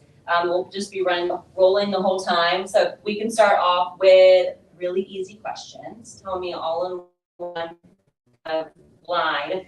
What is your name? Where are you from? And what's your profession? You ready now? Ready. Oh, my name is Randolph Love III. I'm from Jacksonville, Florida. I am a licensed public adjuster, but I help in our industry with their business exit planning and life insurance at this point in my career. Awesome. And how did you hear about Level Up Claim Summit? Well, I'm a public adjuster, so I heard about it the first time. The first time attending was, I think, year 2, and now this is year 4 that I'm here. So what keeps you coming back? The people, the information, the education, a lot of the conferences and workshops in our industry is strictly about handling claims. Level Up Claim Summit, yes, they talk about that, but they also talk about how to work on your business instead of just in your business. Okay, awesome. What's something that you're most excited about, or maybe something that you've already taken away from the day so far? What I was and still am most excited about is just reconnecting with my people, the friends, the colleagues, the associates, and just the learning. So most importantly, reconnecting, because I've been doing interviews with people, and that's the most important thing, is the networking and the education. So education and connecting. Okay. And how do you feel that the Level Up Claim Summit has an impact just overall on the industry? I think the impact that Level Up Claim Summit has overall on the industry is that it's not just the in the business, it's the on the business, which if you want to scale, and I think a lot of people that's here, they're into scale. There are some people they got a niche space and they have no intention of leaving. This is for you as well, but especially for the people who want to scale. What would you say to somebody who's debating whether or not they might want to attend this next year? If somebody was debating about whether or not they wanted to attend Level Up Claim Summit next year, I would say analysis causes paralysis. And everybody's building their plane while flying it. If it's not a money issue, you should come. If it is a money issue, the reason why you're having money issues is because you don't come to things like this. Is there anything else that you want to add? To each his own and each his grown. Okay, can I get you one final thing? Look directly at this camera and give me one good level up. Level up. Awesome. All right, thank you. We'll take the mic off of you, and then you're welcome to take some swag if you'd like. Incentives. Yeah. And where in Jacksonville do you stay? Are you familiar with Jacksonville? I'm from Jacksonville. Springfield. Springfield. So that's what everything is happening, right? Really? Everything's coming up. I've been there so long. I live in Atlanta now. All right, so Atlanta. So are you familiar with craftsman style homes? Yes. So you know how the craftsman style homes in Atlanta now are worth, like even the raggedy ones are worth over $1 million. Yeah. That's what Springfield is. Wow. And you know how they did the Beltline in Atlanta. Yeah. Now they're doing what they call the Emerald Trail. And of course, I've heard about that forever ago. They were talking about it. Are they starting? No, it's actually starting now. And the trail runs right in front of my house. So one of the things that I think, I guess we're off camera now, but when you're traveling, you can see the future. When I saw what was happening in Atlanta, and I saw the area that it was happening to, I knew that eventually it would happen in Jacksonville. Yeah. So I bought property there. Oh wow. I convinced my granddaddy had property there. I convinced him not to sell it. Now it's going through, and once again, it's because I traveled and I saw what was coming. Yeah. And now I look like a genius. Yeah. But I've already seen work. Yeah. That's Good. cool. Great. Good investment. I used to live over near like Bay Meadows. Now my family is like St. Johns County now, like Jones Creek Plantation. I used to work over there. Really? And I do a lot of events. Oh yeah, that's mine. I do a lot of events over there now. So what I started doing recently is I'm touring multi-million-dollar properties. So some of them are St. John's, Ponte Vedra, all of that. So yeah, no, it's good. Yeah. I'm cool. You ever heard the term homie? Yeah. That's what homie is. A lot of people just use it willingly, but a homie is somebody from your hometown. Yeah. Good to meet your homie. That's right. Good to meet you. Take care, guys. Yes, sir. You was that. It's a lot of water. No, just going down.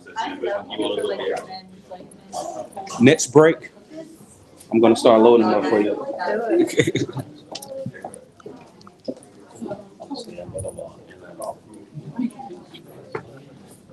So what's really important to know is that your presence on social media has to be just as robust as your website, just as robust as anything else they might find online, in case they're landing here first, which they likely are. Now, Instagram has actually been around since 2012. That's over 10 years, nearly 15. And today there are over 2 billion active users. Sometimes I have clients and founders that say to me, Instagram's really important, but my people, my buyer, my clientele is not on Instagram. And I just want to challenge you for a second to remember how big 2 billion people are. That's a lot of people. And so I can guarantee you that your audience is in fact on Instagram, which means that you must be as well. Just because they aren't posting on social media doesn't mean that they aren't consuming. And so it's really important that you are creating and you are building the presence that you want to represent yourself rather than letting them consume content that may not be representative of who you are today. I was actually just speaking with a builder last week who came to us, wanted to work with us, and his profile had not been posted to since 2019. That's 6 years ago. And he might not be thinking about his Instagram account for the past 6 years, but the truth of the matter is that everyone who's hired in the past 6 years has. And so he's left this opportunity on the table and let people kind of create their own thoughts and outdated misconceptions of who they are because they haven't posted, even though people are still consuming that content. So that's what we really want to make sure we're avoiding today. Now, once again, this example, I mentioned my previous career is actually interior design. So I do work with a lot of interior designers, like builders, architects, etc. And this is one of our clients. Just a snapshot of their website. We do not do website work. But when we're creating an online presence, and when you're thinking about your online presence, it should be directly correlated to the presence that you have elsewhere, which is likely on your website. Now, when you look at this website, it's clean and bright and aesthetic. It's beautiful. It's kind of Southern charm, right? But when we first started working with this brand, this is what their Instagram looked like. Completely disconnected. Now, this might not seem like a big deal, but it is. Because this is not attracting the same person who wants this. And so just like for yourself, if you're not posting content that's representative of what you do and how you help and how you serve, people are going to be confused, which may lead to the lack of conversion on social. Now, when we started working with them, this is what their feed ended up looking like after, which really represents what they do, the type of PR that they get, the light aesthetic of their work. And all of this is to say, it actually connects with their website. So if you're someone who has invested thousands of dollars into your website or any sort of online presence, make sure that your social media is really connected to the same messaging that you have there. I mentioned how people are moving away from search engines into social media. And this is actually just that stat for your reference. 94% of internet users visited a social network site in the last month versus 81.8% went to a search engine in this study done by We Are Social. That's a really big separation. That's a really big consumer behavior shift that's happening right now.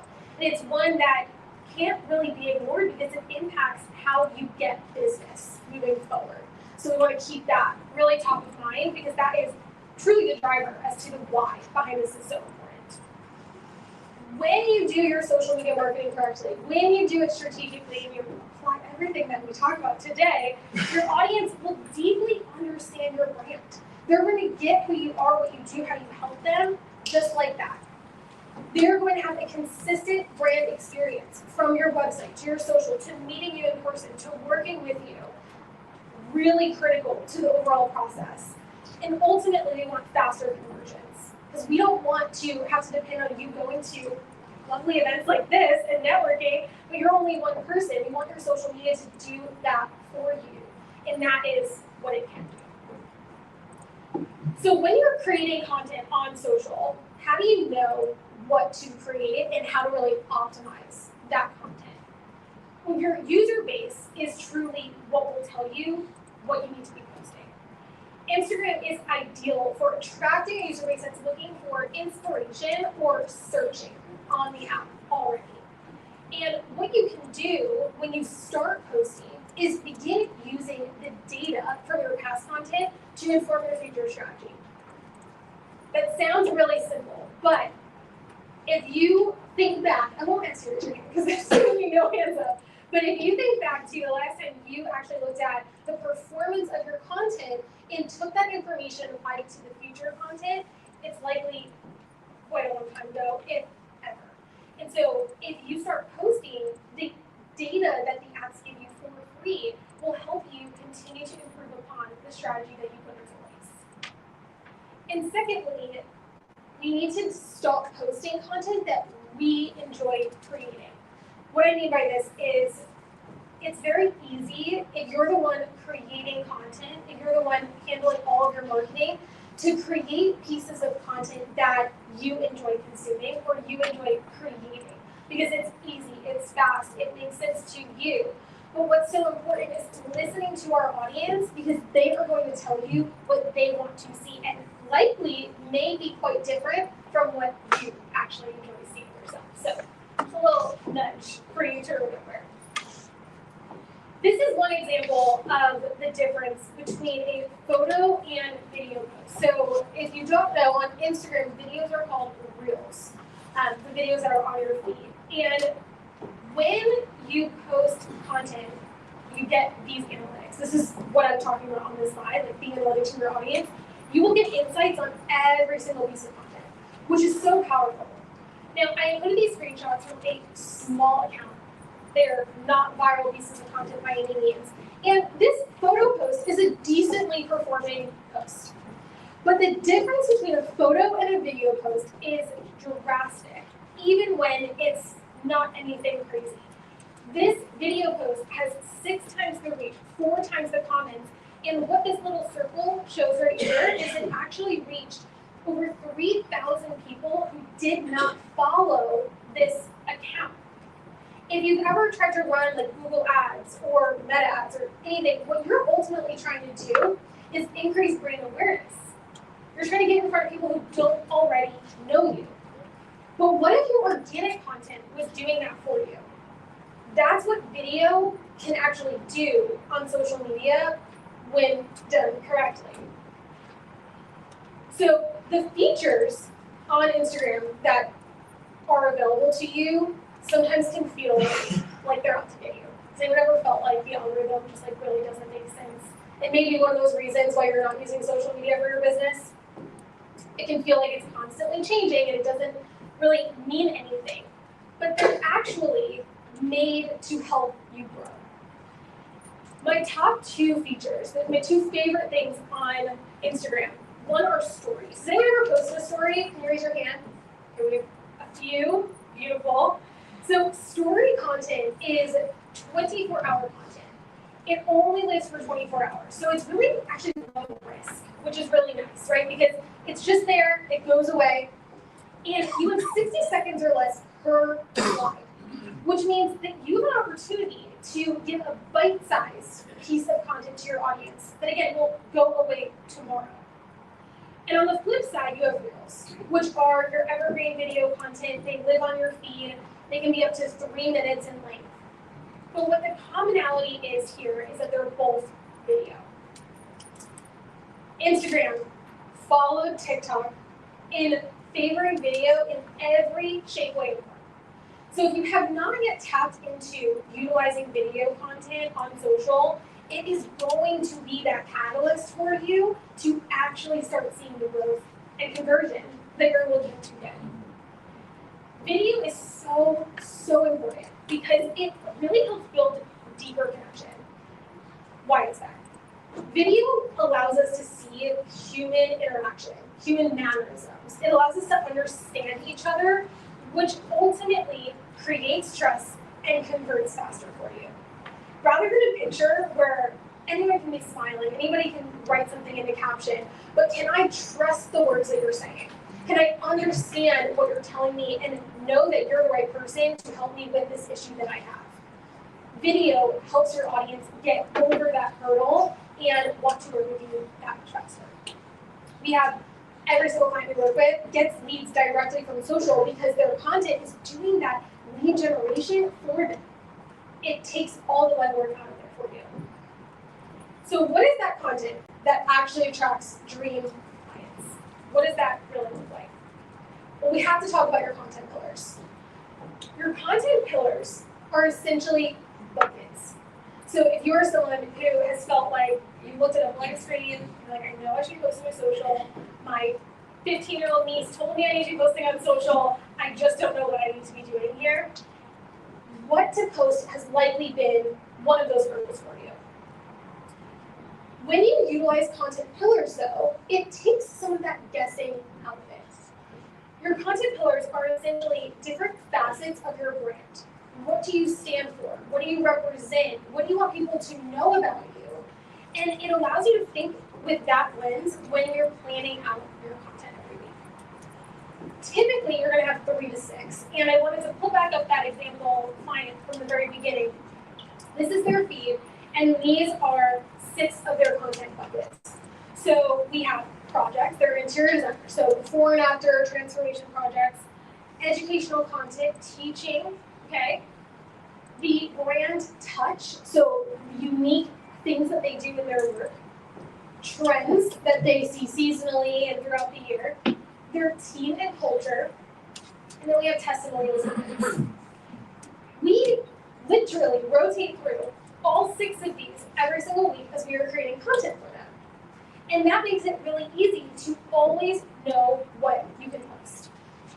And when you look at the colors right here, you can see exactly how they fall into the feed. It's seamless. You don't see the content buckets as a consumer, but as the marketer, as the brand, you do understand how your messaging is woven into one another, and it allows you to make it easier for yourself while building deeper connection with your audience. Ultimately, leading to people actually converting for you.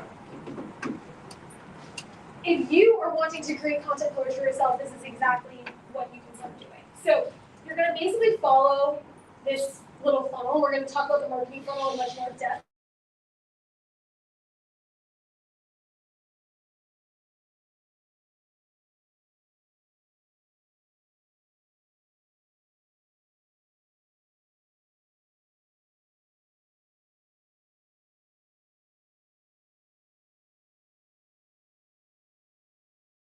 Side of you, what stands out to them?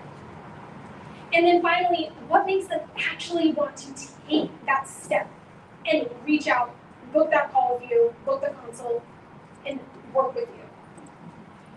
If you look at the content pillars that I just outlined for that past client, you'll see that the content pillars actually fall into each of these different questions, because what you're doing is you're bringing people through this process in the content that you're creating. So the content pillars are for you, but they're also for your audience. And it helps you really make sure that you're bringing people through the process of ultimately wanting to work with you. As you begin to create content, hopefully you're kind of now at that place where you're like, okay, we can get some content out there, we know what we want to start posting about.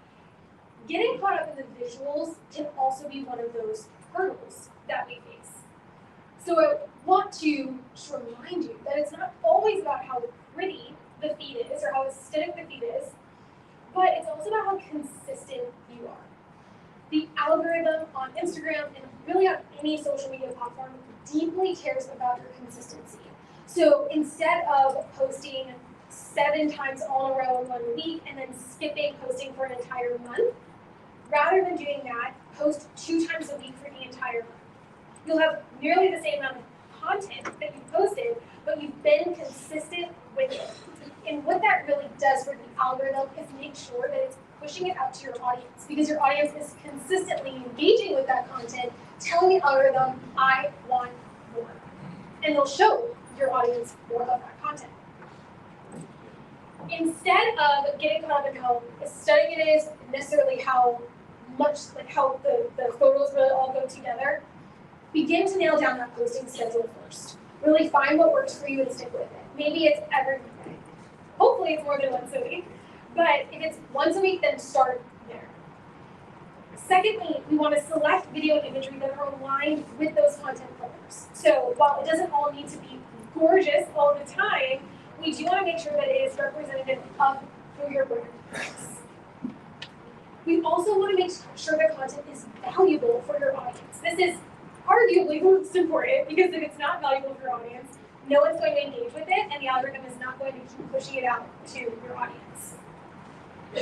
Finally, adjust based on the data that's coming in, because it will tell you everything that you need to know. More than anything, listen to your audience, though. Okay, we're going to talk video content, and this is kind of switching gears a little bit, because what we talked up to this point is the type of content, but now in order to execute that well, video is truly, truly a critical part. Has anyone here ever shot video specifically for social media? Raise your hand if you have. Amazing, more hands than I thought. Very good. So that's fantastic, because that truly has to be happening in today's social media world. But one of the biggest questions comes into play when you're considering, do I need professional video? Do I need, can I just shoot it on my iPhone? Like how do I shoot this content that's going to make sense for my audience? And the good news is that you can do a mix of both. But the bad news is that the days of just doing photo are in the past. Video is important, and it's really, really critical. So what I recommend is that you use professional photography to build your brand presence.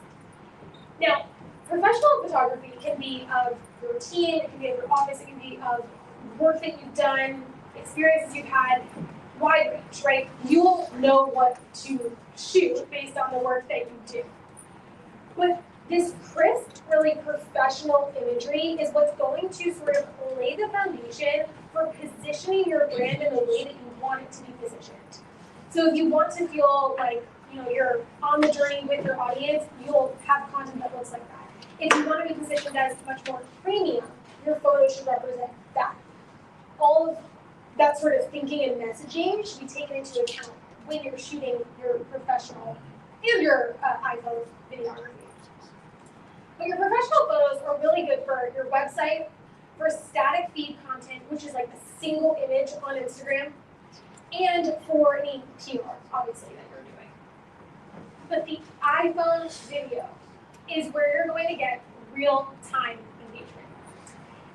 This is where you'll be able to show that raw, behind-the-scenes content, and it's going to perform really well. We have tested for several of our clients professional videography versus iPhone shot videography, and the iPhone shot videography outperforms professional every single time. And that is because it feels real. And in a world where it's really hard for a business to maintain their social media marketing in-house and do it all on your own, your audience still wants to feel like it's you.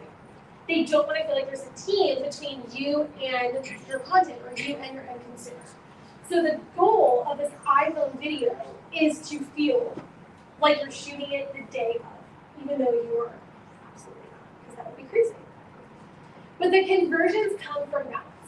If you can pair the polished professional photography with the really relatable aspect of your iPhone videography, you're going to have a winning combination.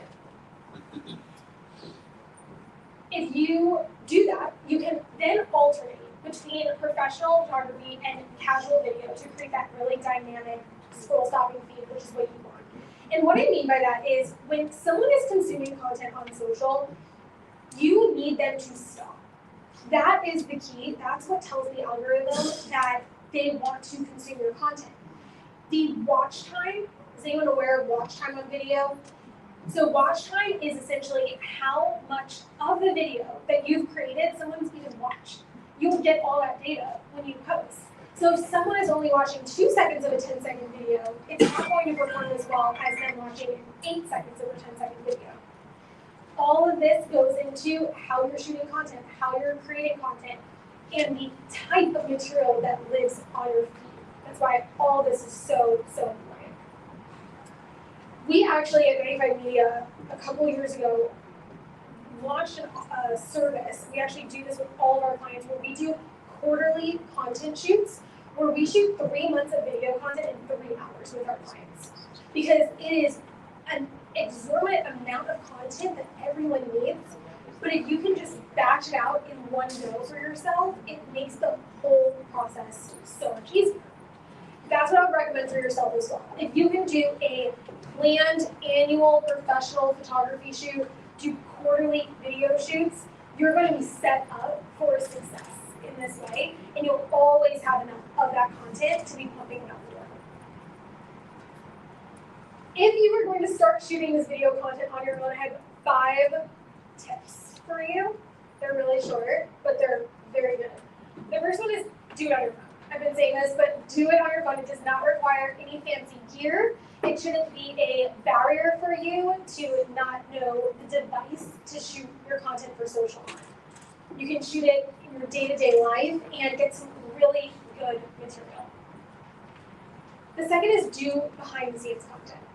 Now, obviously, a lot of what everyone in this room does can be confidential, but to the most of your ability, show what you can. If you're doing something that you can't necessarily show all of, show what you can of that process. The things that feel mundane to you are actually really interesting to other people because they don't get it and that's why they hire you. But if they can just see what you do, it builds that trust for them which ultimately gets them to reach out faster. Show your face. This can feel like the scariest part, but it is the most impactful. If you're the face of your brand, or if you are someone who is client facing and people know of you, having your face on social media is very important because it allows people to see you and connect with you. Good lighting. I know that sounds silly, but it is important. If you scan this little QR code, it actually brings you to a portable light that I highly recommend. If you can see someone's face, you build a lot more trust with them. It's human nature. We want to see each other. And you can do that by just having good lighting on your video. It's not that scary. And along the same lines is good audio. If you've ever listened to a podcast with bad audio, you know what I mean, where it sometimes is like, I can't do it, I need to just not listen to this. And it's the same thing with social media. If I can't hear you well, I'm probably gonna scroll in half a second. So if your social media content has good audio on it, you're gonna get people watching longer and consuming more. This is a microphone that I recommend that will plug into your phone and help make it that much easier for you as well. As you can see, these are not groundbreaking. These are very rudimentary, but at the same time, they're likely what you're not doing. And if you can just make these small little tweaks, it brings your content up 10 levels, which makes a huge impact. Okay, now we get to talk about trending content. Trending content sometimes can sound odd. The word trend has a few different connotations, right? You might be thinking, well, I'm not like a trendy brand. I'm not someone who follows trends, and that's all good. But what trending content is on social media is the complete opposite. It's essentially audio files that the algorithm is favoring. So the algorithm says, okay, someone created this video, they made this audio.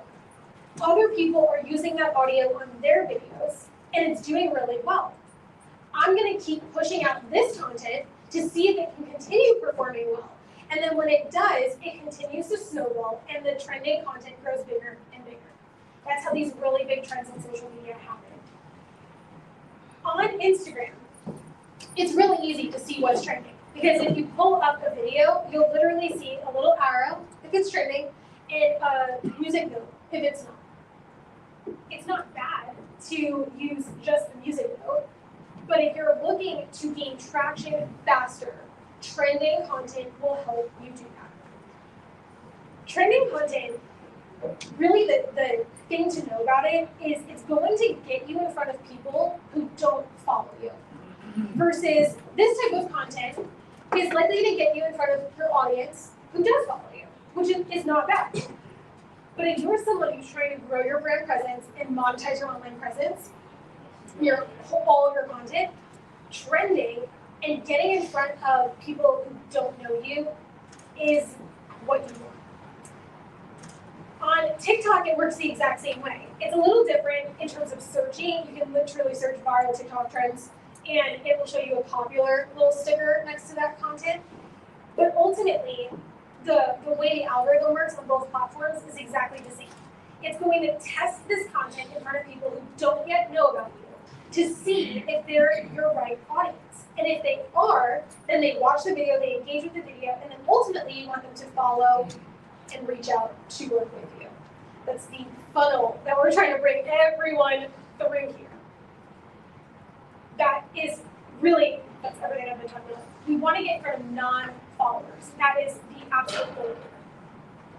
So how often do you use it? If you've ever created video content and not done trending sounds, what you've created is what I call authority building audio. It's just a unique original audio file. And why I call it authority building audio is because you're speaking. So if I took a clip of this presentation right now, me speaking, and put it on social media, that would be authority building audio. That would not be trending audio because it doesn't have anything that's trending on top of it. On Instagram, we actually want to do more trending audio than authority building audio. that is because you're going to gain traction with those trending audio files faster than with the authority building audio. You still want to do both, but lean more into the trends on Instagram. If you're on TikTok, you're going to actually flip that and do less trending audio, more authority building audio on TikTok. And that's just because of the consumer trends and behavior that people have on those different apps. So if you're looking at creating video content across multiple social media platforms, your strategy will significantly change because what people are looking to consume and how they're looking to consume it changes between each of the platforms. With these two strategic approaches, just to kind of summarize it all together, when it comes to your trending audio, it allows you to jump on that trend. And because of that, it's a little bit easier to create trending audio. You can use a B-roll videos to sort of like you type it on a laptop, or mouthing words, or pointing to something. In the really early days, you might have thought about trending audio as the dance video on TikTok mid-COVID. Those are no longer what you need to do by any means. But because it's trending, the idea of the video is sort of built for you, which is really nice. And it's favored by the algorithm. With the authority building audio, because you're creating a new audio file, it does take a little more time to prep. Oftentimes these fall into that educational content pillar. If you remember from earlier, educational is one of our clients' content pillars. Authority building audio, great piece of content to have fall into that bucket. What's so good though is it establishes you as a leader in your space.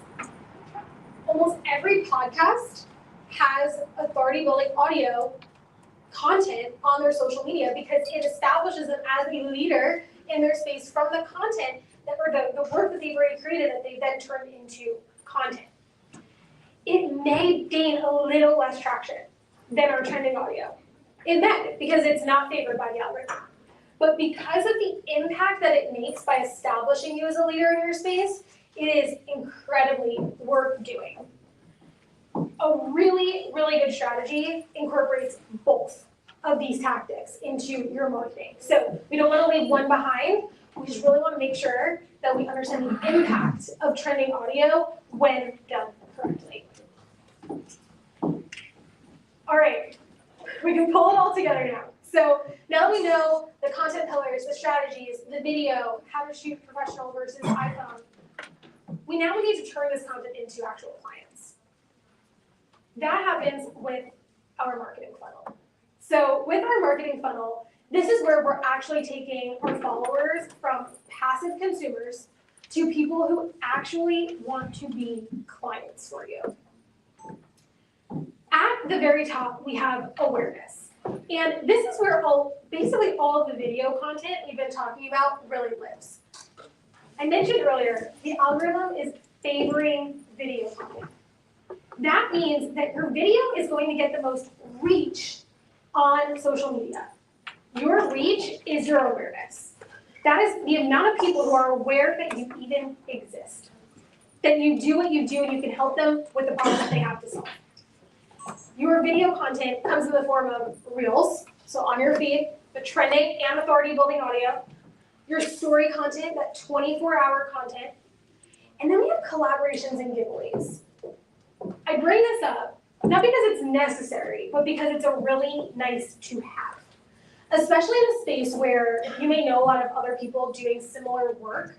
If you can collaborate with an account who does something similar as you are able to tap into an audience that you didn't have to build. Everything we've talked about today is building your presence and monetizing what you've created, but what if you could monetize what you didn't create?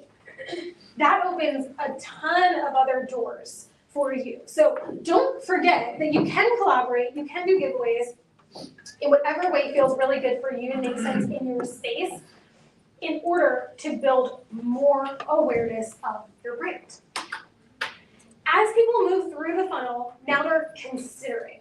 Now they're like, oh, who are they? I might want to work with them, I want to hire them. And that is when this type of content comes into play. educational.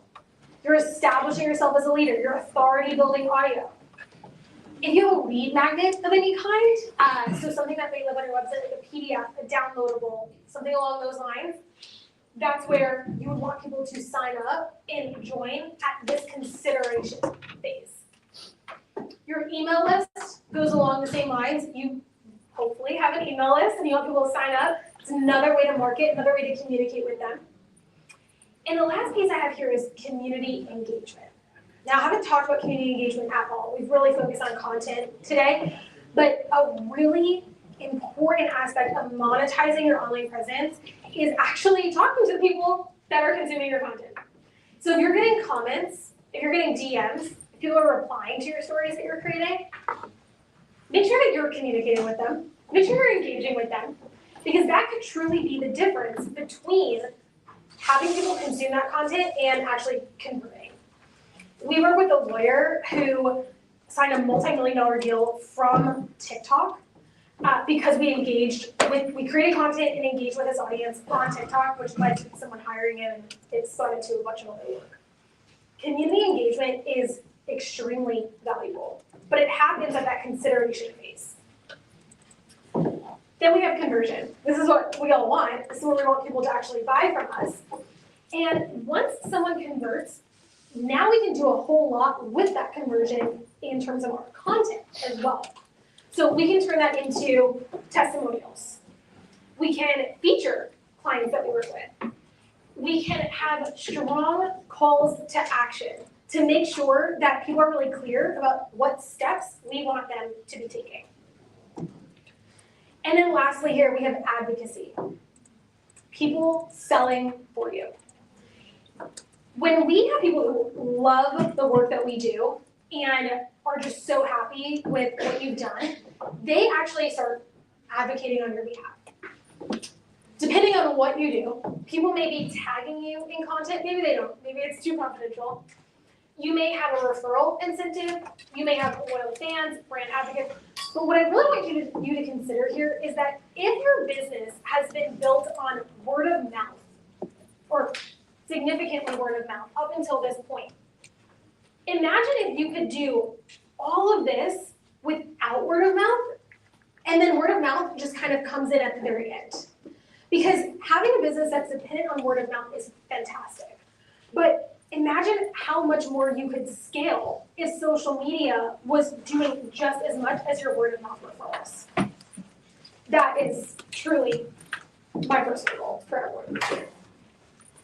So things to remember, just two big things here. Instagram was created to help you build your brand and reach your ideal clients.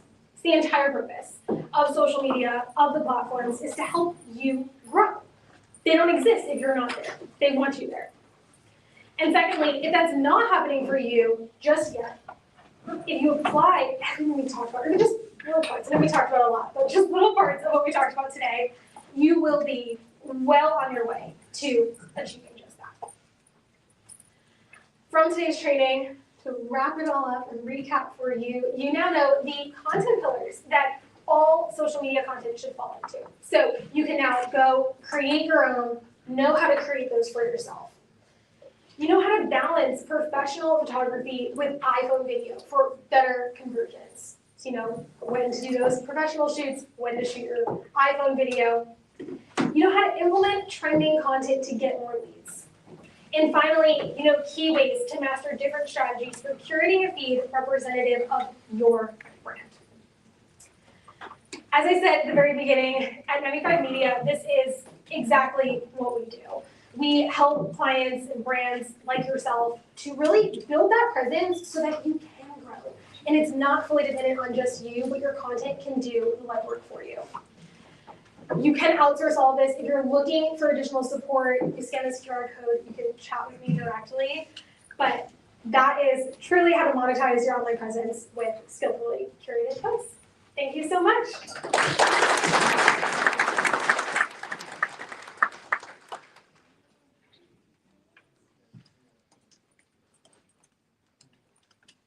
Bad faith. Two words that can instantly make any insurance professional shift in their seat. Clients are often quick to call out bad faith at the first sign of a conflict with a carrier. But everyone in this room knows it's not that simple. Or do we? If there's even a shred of uncertainty about what truly constitutes bad faith, that ends today. Our next panel brings together experienced attorneys from across multiple states to break it down, clarify the gray areas, and sharpen your understanding. Please welcome Jason Manton, Kelsey Boyd, Parker Logan, and Greta Lloyd.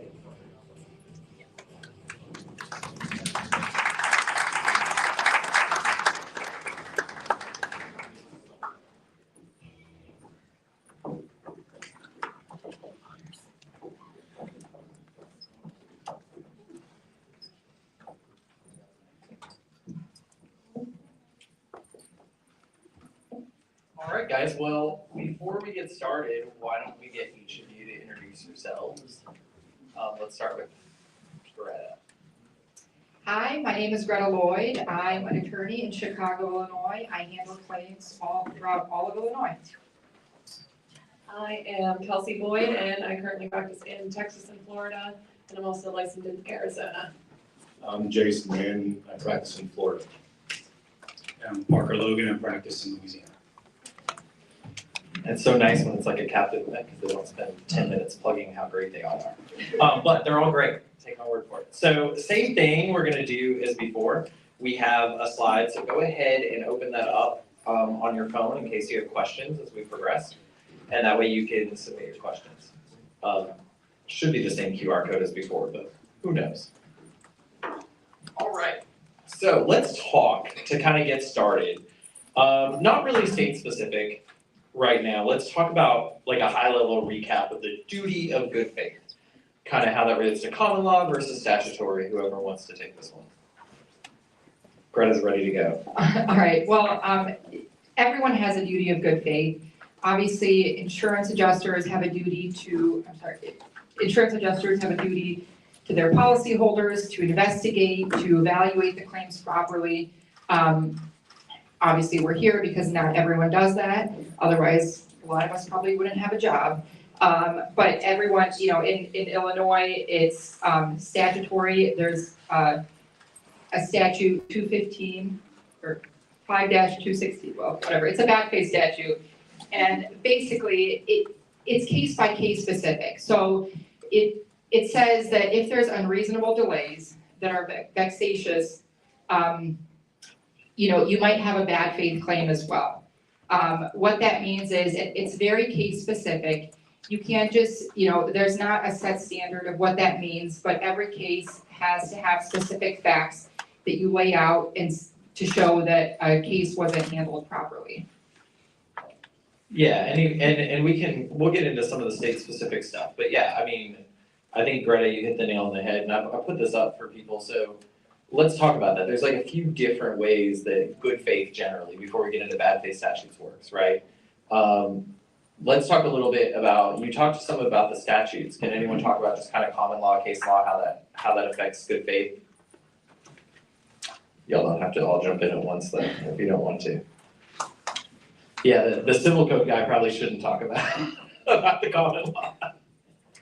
Yeah, I mean, Florida, there's only common law, bad faith as to third party claims. There's no common law as to a first party claim. But there is there's still some case law out there about that. But all Florida bad faith, generally speaking, is statutory. And what does common law mean though for those that aren't lawyers? It's laws that went in front of the courts and became the law of the state. That's basically what common law. Yeah, so you guys are used to following your codes and you're used to following the statutes that apply to you, but part of what the study of law is everywhere other than Louisiana necessarily, although we still have it, we just don't talk about it, is courts are free to kind of, well, free is maybe a loose term. Courts often make up their own rules based on either existing laws or just fundamental principles of what we call equity and fairness, right? So you could have bad faith in a situation where there really isn't a statute on point that says bad faith in some states. So that's one of the things we have to look at, right, from each jurisdiction is how we get to bad faith. We might be able to get there even where there isn't a statute directly on point, right? Yeah, I would say that. So in Texas courts, we have common law bad faith and we have statutory bad faith. But you, again, like you said, all of the courts are free to kind of interpret it the way they want to. And unfortunately, Texas courts more recently are kind of swaying in the side of the insurance companies as we're progressing through the years. But yeah, Texas is one of those states that has the common law bad faith as well as the statutory. And that's a fair point, I think, worth making, Kelsey, is that it definitely ebbs and flows, right? So in jurisdictions with elected judges or even appointed judges, as politically things change, you might get bad faith eroded. Obviously, in statutory schemes where the law is bad faith, that comes under attack every year. And then misconduct on our side of the industry will also cause erosion of bad faith, right? If courts get hit with thousands and thousands of frivolous hail claims, the courts are likely to start interpreting bad faith statutes and common law schemes as having less effect and, not protecting as many people because they're trying to get what they consider to be these frivolous cases off of their docket, right? So, and we all bear some of that responsibility. There's no one that's to blame, but if the cases that are being brought to the courts aren't good cases that are supportable, that does have a consequence. And we always say this as lawyers, right? Like, bad facts will equal bad law. So if you take a shit case to court, we might get a legal decision that affects hundreds of other cases, whether they're good or bad. Well, let's talk about Texas a little bit. We'll put you to work, Kelsey, since you already got the microphone. Get me out of the way. Yeah, right. Get me out. All right, let's talk about how bad faith works. And I got a slide up for you guys that you can kind of see on the sides. Okay, yeah, I did. I have my emotional support icon underneath my chair as well because I made notes prior to this. But generally speaking, I'm just gonna kind of flow off of how I currently handle my cases. I think it's more natural to just talk about what I do every day rather than reading your statute numbers and all of that fun stuff, which y'all probably won't remember anyways. But the first thing that we do before any lawsuit can be filed, whenever it is in the hands of an attorney, we have to file a statutory notice that gives the insurance company 60 days. And this basically is the way for them to resolve it without going to litigation, and it just gives the insurance company another opportunity to delay, in my opinion, but I'll digress. And so it just gives us kind of puts them on notice, puts a little bit of pressure on them to try to get the case resolved prior to kind of diving into the litigation portion of it.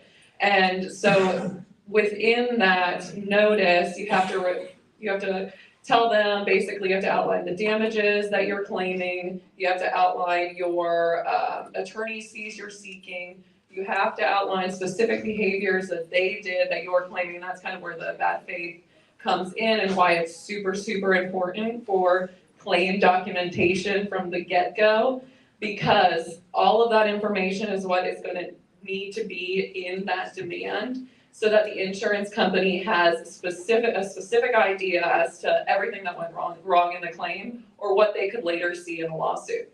So that's why whenever it relates back to public adjusters or just contractors in general, it's so important to be relaying this information to the insured is documentation. Like, I cannot stress that enough. We will have so much more success on these claims in the long run if you are documenting. I'm telling you down to like, what day did you call them to report your claim?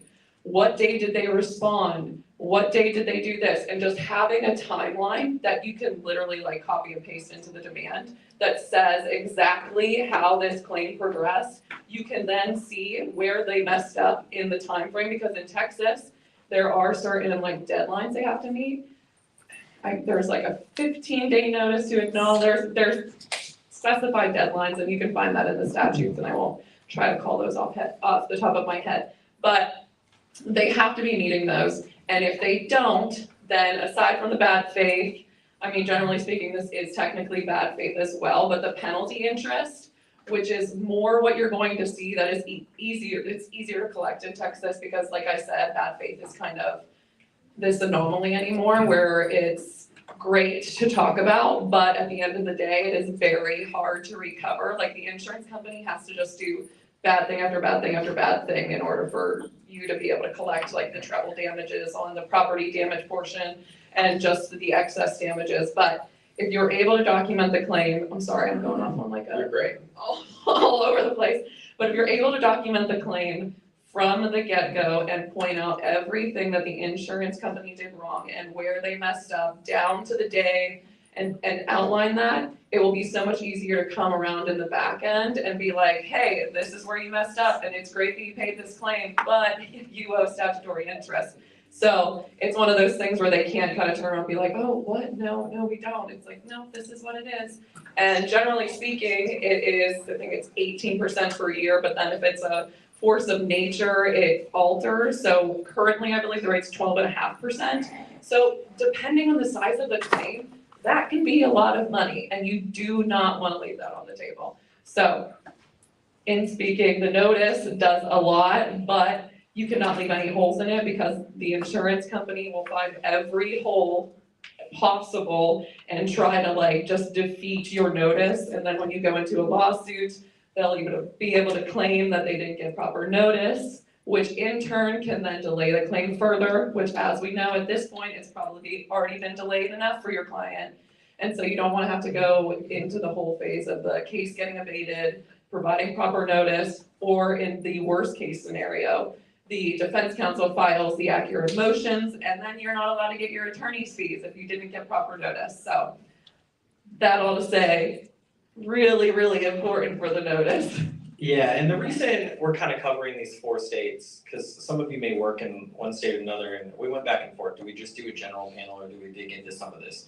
What we're giving you, and I'll digress for a second on this, is Texas, Florida, Louisiana, and Illinois have kind of these 4 bad faith structures that exist in the country. There are states that are different, that vary. Like when we talk about Florida, what you're gonna see, what you're gonna hear about in Florida is coming to your state. I don't care where you practice, what we just talked about in Texas, and I'm gonna ask Kelsey some questions about that, is often the alternative proposal if that legislature can't get the Florida package done. And then, Louisiana has tried to adopt a new approach. They think it's Texas light, but it's really totally different. And then Illinois has a very common approach for other states that kind of are untouched. But you can rest assured, regardless of where you work legislatively, carriers are trying to push the Florida model. They'll settle for the Texas model, and they really don't like the Louisiana or the Illinois model. So we'll kind of go through that. Even though you'll hear Illinois is not like particularly wild, like Louisiana's probably got the most aggressive bad faith model, but that's what you're dealing with. So let's talk about that notice a little bit. You mentioned it's super specific. I was like mind blown the first time I saw how specific it has to be in Texas. It's like, it is everything. Like if you are missing anything that you think, so like in our world, and I don't know how much this happens for non-lawyers here, we often find out things about this case as the case is progressing. That is too late to use that as part of your bad faith in Texas. You have to know what went wrong before you send the notice, because it has to be in the notice. It's very difficult to later find out something the carrier did during the claims handling and have that be part of your bad faith case, right?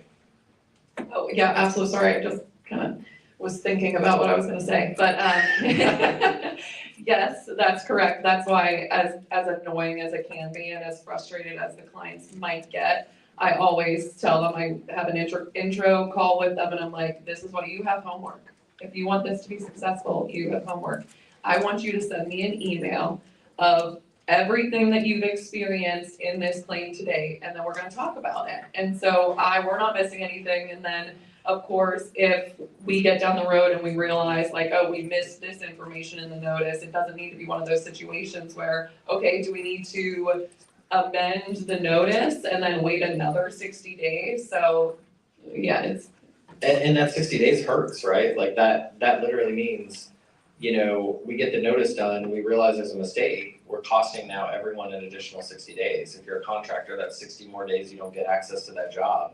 If you're a PA, that's 60 more days you're away from that fee. If you're a property owner, that's 60 more days that your house is leaking or your home is unlivable, And that comes down to the date of loss too, because I've run into that quite a few times where a date of loss might be or it was like unknown at a certain time, and then you come to find out that it was a different one, so you're having to go through that process again, and it's like, no, well, maybe it was this one, it's like, well, no, I need you to be sure. So we need to nail this down, make sure everything's right the first time. Yeah, because like you said, nobody wants to delay it anymore. When they're already at the notice point, they've already been dragged through this process way too long, so. Yeah, in Texas especially, really don't do it anywhere, but in Texas, do not change the data loss after that notice goes out. Like if you have to, you have to, but you also might run into statute of limitations issues as a result of all this, where we couldn't file suit because we had to wait the 60 days. Now we're at day 61, but we got 5 days left to file suit, and someone shows up and says, well, hold on, there's this new information. We probably are gonna lose a bad faith claim on that case because we just don't have time to send the notice. So we're not gonna get attorney's fees and we're not gonna get any of that. It is what it is, but this happens in Texas a lot. Yeah, and you can, if you get close to that statute, which I always try not to, you technically can file the lawsuit and then kind of go backtrack and do it that way, or there is some, I don't want to misspeak about this, you can technically send the demand and as soon as it's up, then file a lawsuit, but nobody wants to do that, that's too risky, so you're better off just filing the lawsuit and then evading it if possible, so. Yeah, it's brutal. But at the end of the day, I think one of the things this plays to though, Kelsey, is like the importance. So, we're gonna talk later today about AI and technology and how it helps, and it's great. But like, this is an area where you definitely put human eyes on it, because what you cannot do, and some Texas firms have tried, and I'm not just picking on MMA, they have tried to like mail merge these freaking notices with basic information from a file, but then you miss that level of detail. So all of these notices that go out en masse after a big storm are deficient. So, scale this up, right? If you make a mistake on one case, you lose one bad faith claim.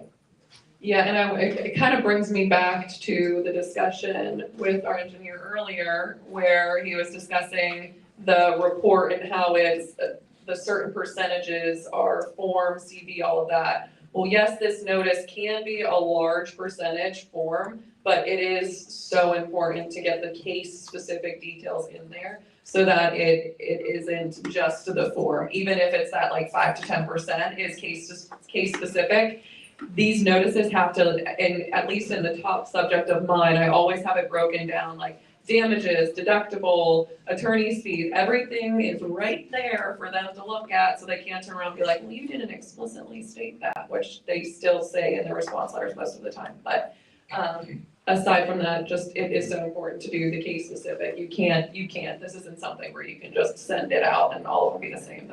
It won't work. Yeah, we do, to be clear, we do have a form we use, like, because it has, the statute has goofy requirements too, like, we have to say in the notice, I can't make this shit up, that we have a way to track the time we spend in the case and how we do that. Like, we actually have to say that in every notice, so we're not rewriting that from scratch every time, because someone will make a mistake or they'll use wording that isn't right, but you have to put that, otherwise you lose your attorney's fees, which again, is bananas, but whatever. All right, let's get you out of the hot seat for a second. Let's talk about Florida, my favorite place. Florida lawyers think Florida's dead. They do. Not all of them though. Ours don't. But lots of Florida lawyers do. I'm not picking on anyone. Carriers are super happy with what they've accomplished. So let's start with Florida. Why don't you explain to us what a civil remedy notice is and how it works, Jason? Yeah, so in order to sue up for bad faith in Florida, you have to follow what's called a civil remedy notice, which you have to go on the Florida website, and then you put the allegations or omissions, paste it onto their website, and then there's a bunch of drop downs where you allege what the carrier did not, how the carrier, handled the claim basically. So unfair practices or, underpaid the claim, that's one of them. So then they have 60 days to respond. So it's all through a website, an attorney has to file it, so we file these all the time. That's the first step in order to seek bad faith in Florida. Yeah, and you have to do it. I mean, we're seeing more and more cases, not at our firm, thankfully, but we're seeing reported cases of cases being dismissed. You're seeing them on social media. Just like y'all have all your groups you're in, like Level the Playing Field and stuff, there's ones for lawyers that practice in Florida all the time seeing, oh my gosh, they're alleging this. And the law changed, and it wasn't supposed to be retroactive, but the carriers are treating it like it was. So they're trying to apply all the same rules. So we're seeing more cases get dismissed for failure to do this, right? Correct, yeah, and as a general practice, I usually file a civil remedy notice anyways. I used to be in-house, and I know how claims move up and down internally. So I want to get the carrier on notice that there's an attorney on the file, we're alleging bad faith. Generally speaking, as Kelsey was saying, they respond with a boilerplate response. It's frankly BS usually. But it's something to let them know that we're here, we're ready to fight. Yeah, and that 60 days is pretty hard. That law's changing too. It used to be that you could file suit. If they wrote you within the 60 days and said, screw you, you used to be able to file suit. And I saw, I think, 3 decisions in the last month that said, no, you still have to wait the whole 60 days even if they tell you they're not paying. Yeah, and they generally do not respond until the 60th day. I mean, very rarely do they respond early, and it's part of their tactic to hope that the insured goes away or we go away, frankly, we won't. But that's part of their game. Let's talk about this safe harbor thing. What does that mean? Yeah, so if so there's a couple things. If you put them on notice, the carrier on notice with civil remedy notice, they can pay the policy limits, tender the policy limits, or the amount demand. Generally, they do not. I'll be honest with you. They generally, like I said, give you a boilerplate response, but at least they're on notice. And like I said, we can still sue for bad faith, and of course, we cover attorney fees. Still in Florida for bad faith. Yeah, still in Florida. And why don't you explain that? Because I think that's a misnomer. So Florida, what you guys heard, and it's true, is that Florida gutted attorney's fees, right? Because there used to be this rule, which was fantastic for anyone that represents policyholders, that basically said if they got it wrong at all, they likely were going to get hit with attorney's fees. But what this did was it caused a lot of people to go try to find like $5,000, $10,000 underpayments.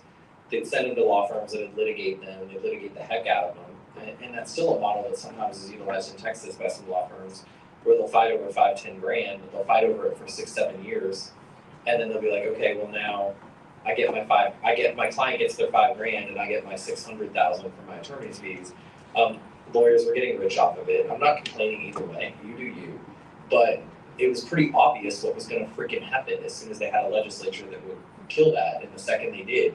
And this is how bad it was, right? In the middle of Hurricane Ian, while the entire state is destroyed, the legislature killed it, right? So why don't you explain how it works now? Like, what attorney's fees are available, what bad faith is available in a post-Hurricane Ian context? So on a regular insurance claim, you cannot get attorney fees. But if there's bad faith, you can still get attorney fees. Something that I brought up earlier with the civil remedy notice, if there's if there's more than one party to a claim, you don't have to file a civil remedy notice. But the difference is that there can be an interpleader action, and that's when there's multiple parties that have an interest in a claim. The carrier can bring in everybody into one claim, so they don't have to pay the claim separately, or arbitration. In Florida, arbitration is not great. We have DOA. That probably wouldn't be for something like this, but you can still get attorney fees with bad faith. Yeah, but you have to prove your bad faith. Yeah, you have to prove your bad faith, and the carriers are very good. They have 7 days to respond once you put them on notice. 30 days, 60 days to investigate the claim. They have to give you an estimate of the damage, and they've all been trained to follow these rules for the most part. But sometimes they still do mess up, and if the attorney does not put them on notice, you lose out on the bad faith and obviously the attorney fees. Also, a public adjuster cannot file a civil remedy notice, so we file them as well sometimes as a, we have a limited retainer, for instance, and we file a civil remedy notice for the public adjusters, and that's another, gives a public adjuster some ammo against these carriers because everything's basically in their favor for it. Yeah, it has shifted pretty negatively, I would say, all the way from like roof covering rules and roof structure rules, but you have to pay attention to what's going on in Florida, whether you work there or not, because that is exactly what the carriers are trying to do. And if you don't know where we are in other places, you don't know where we're headed in your place. But I'll say this, because we do often hear, oh, Florida's dead, we're pulling out of Florida. Like, we're not. I mean, we still get claims there that we believe in, that we think are good claims, right? Yeah, correct. Yeah, we still get a lot of claims. There's still a lot of good claims. And frankly, no matter the training that they give these adjusters, we still catch them messing up, and that's why following civil remedy notice is very important. We don't want to let them off the hook. We don't want to give them a break, and that's additional money for the client, obviously for the PA, the contractor to get the work done. So that's why our procedure is very important. You know, I get a claim, I generally file a civil remedy notice right away after the representation, obviously, and then take it from there. That also helps with negotiation, pre-suit. Without that, you know, they kind of say, okay, sue us, and they do tell us to sue us a lot, and we file suit.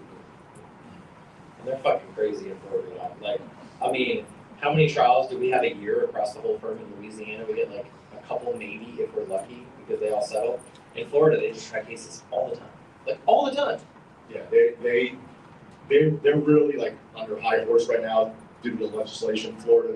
They want to try it. And look, really, there's the business model as an attorney, but the claimant is really getting hurt because if he has $100,000 in damage, for instance, of legitimate damage, he's never going to recoup the $100,000. That's really the problem with this legislation.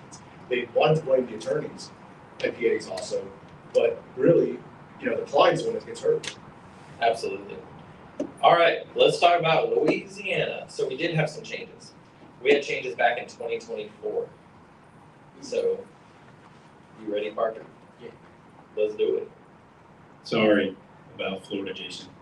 Things are still pretty good over here, but they're trying to make them hard. Yeah. So pre-2024, we had Louisiana Revised Statute 22/1973.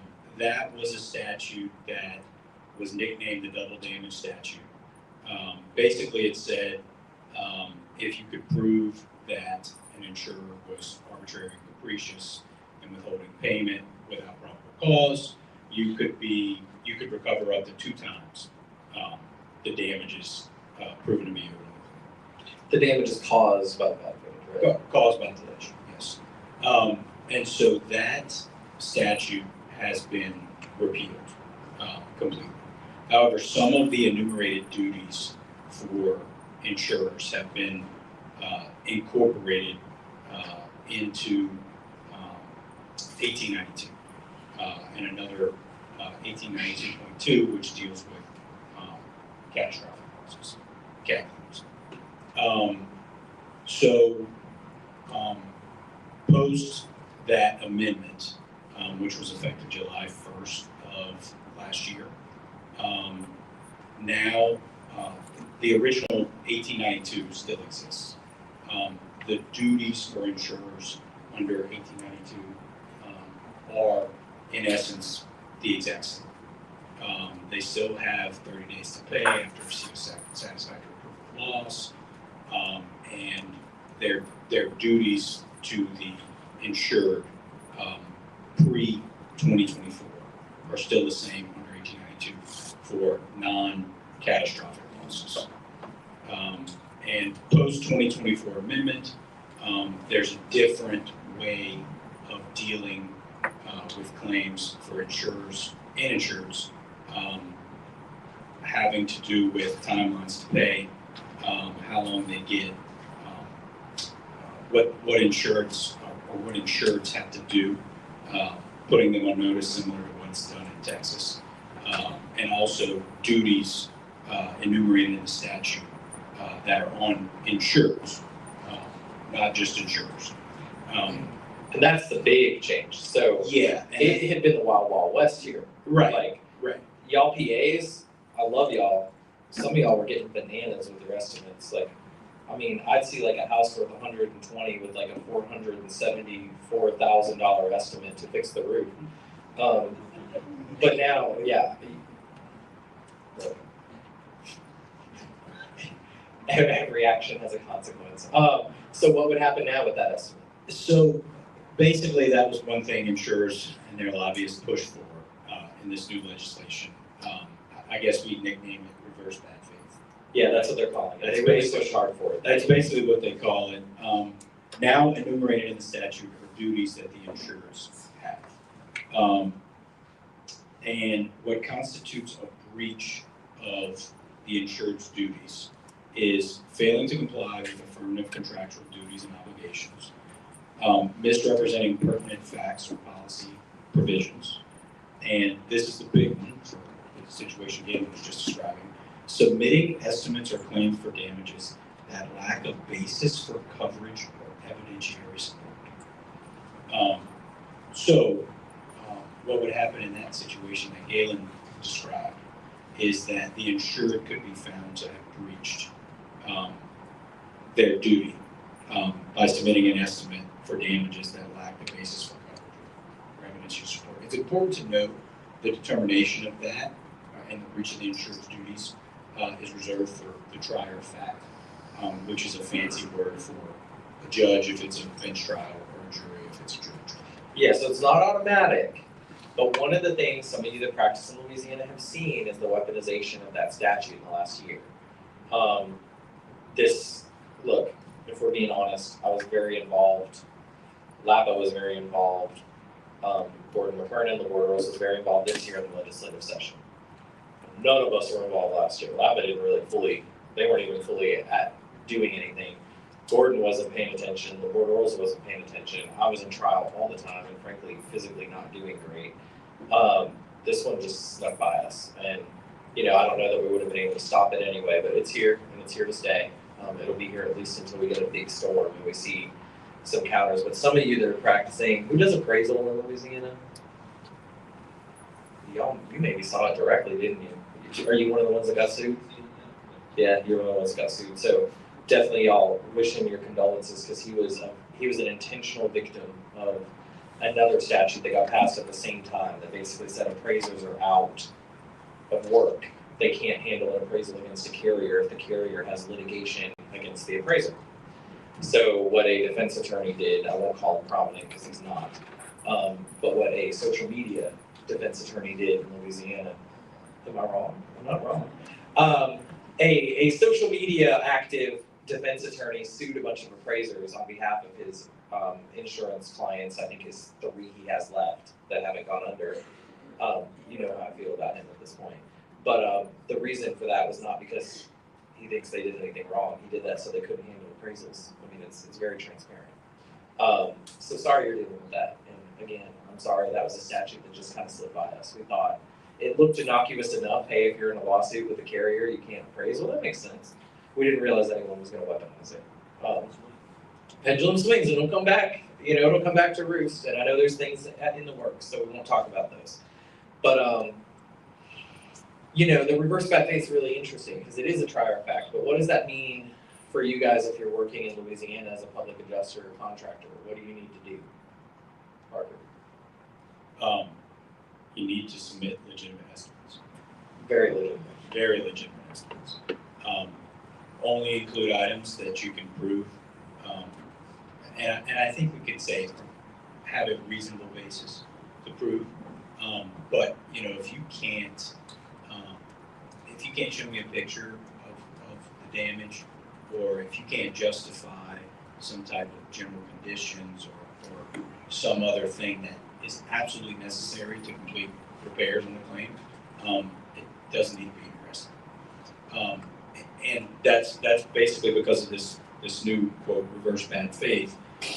And basically, if the trier of fact in a case determines that the insured, and this is the important part, or the insured's representative.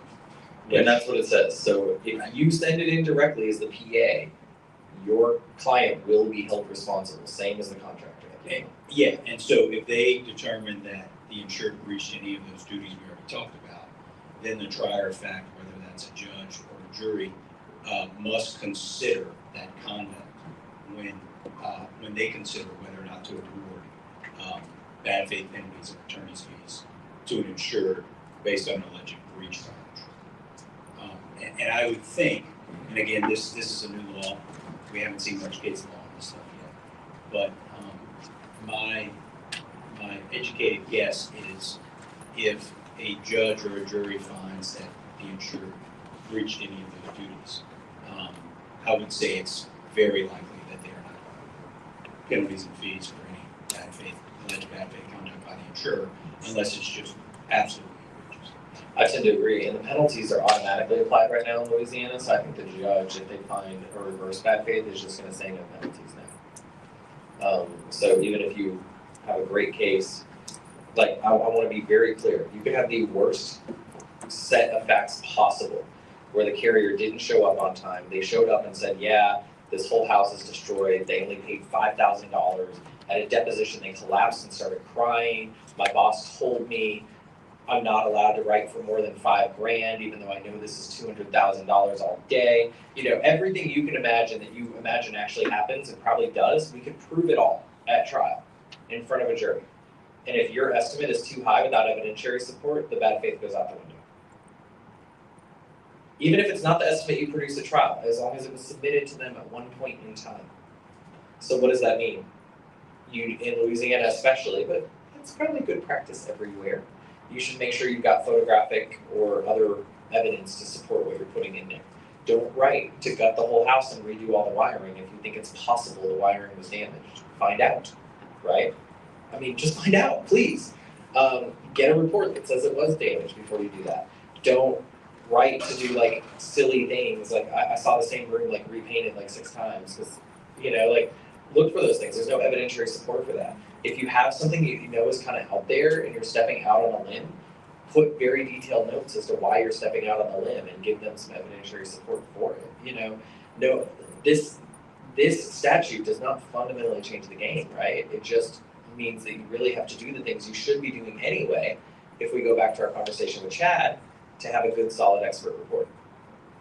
And just generally, 2 coats of paint, guys. At most. Please. I saw one that was like, it was like soda blasting, and it was like also power washing. Primer and 2 coats of soda. Yeah, we'll give you primer too, if you want primer. The other thing I think is, and that those duties that are on the insured now are for all, not just catastrophic. Not just catastrophic. If you want to talk about, yeah, go ahead. Okay, so for catastrophic claims in Louisiana, and that's defined as any loss event that's been declared under a catastrophic loss by either the governor or the president.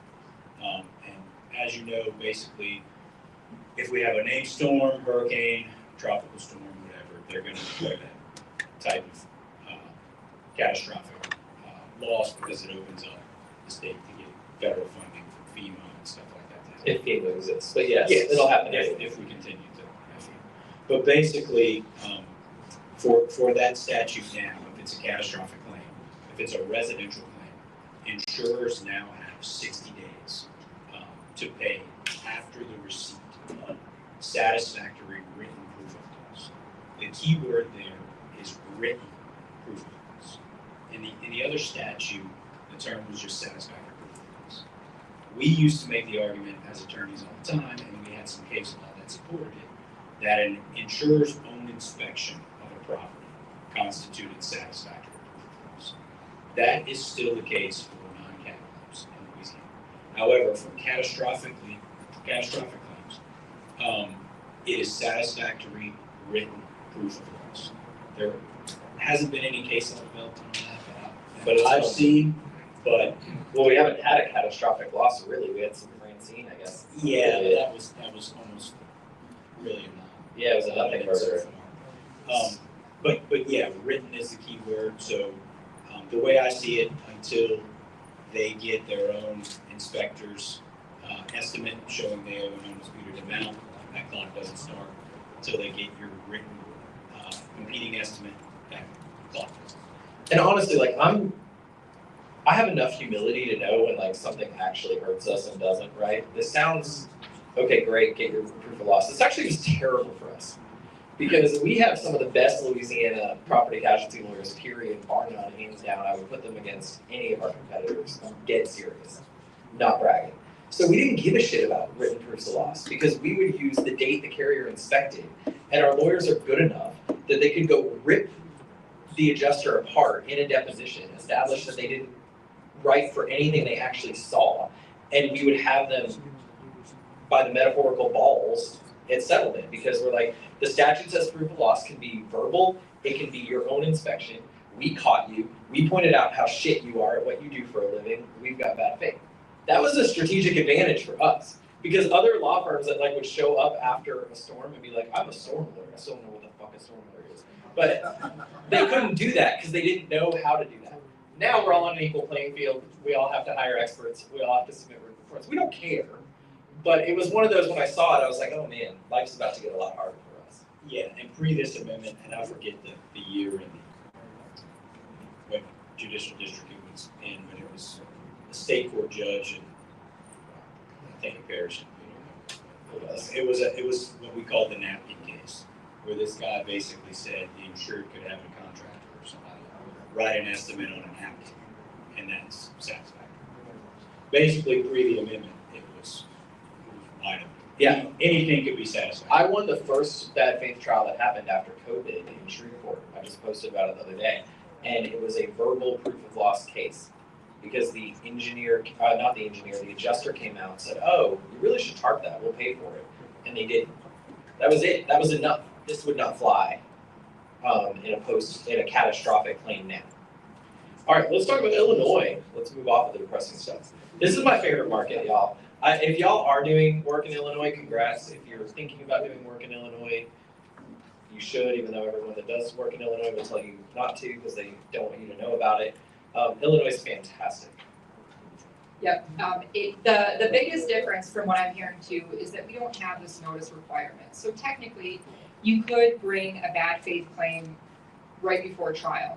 That being said, you can't build up the facts for bad faith right before trial. It has to be built up before we get the claim. So it is very, very fact specific, and that's where all of you guys come in, any public adjusters or roofers or whoever is working up the claim beforehand. And it's the same thing. You have to lay out exact facts of how they acted in bad faith. You know, did you ask for an inspection? They didn't come out. Did you ask them to, I mean, in that situation, did you tell them that you needed to tarp the roof? They refused to pay for it, even though they can see that there's damage there.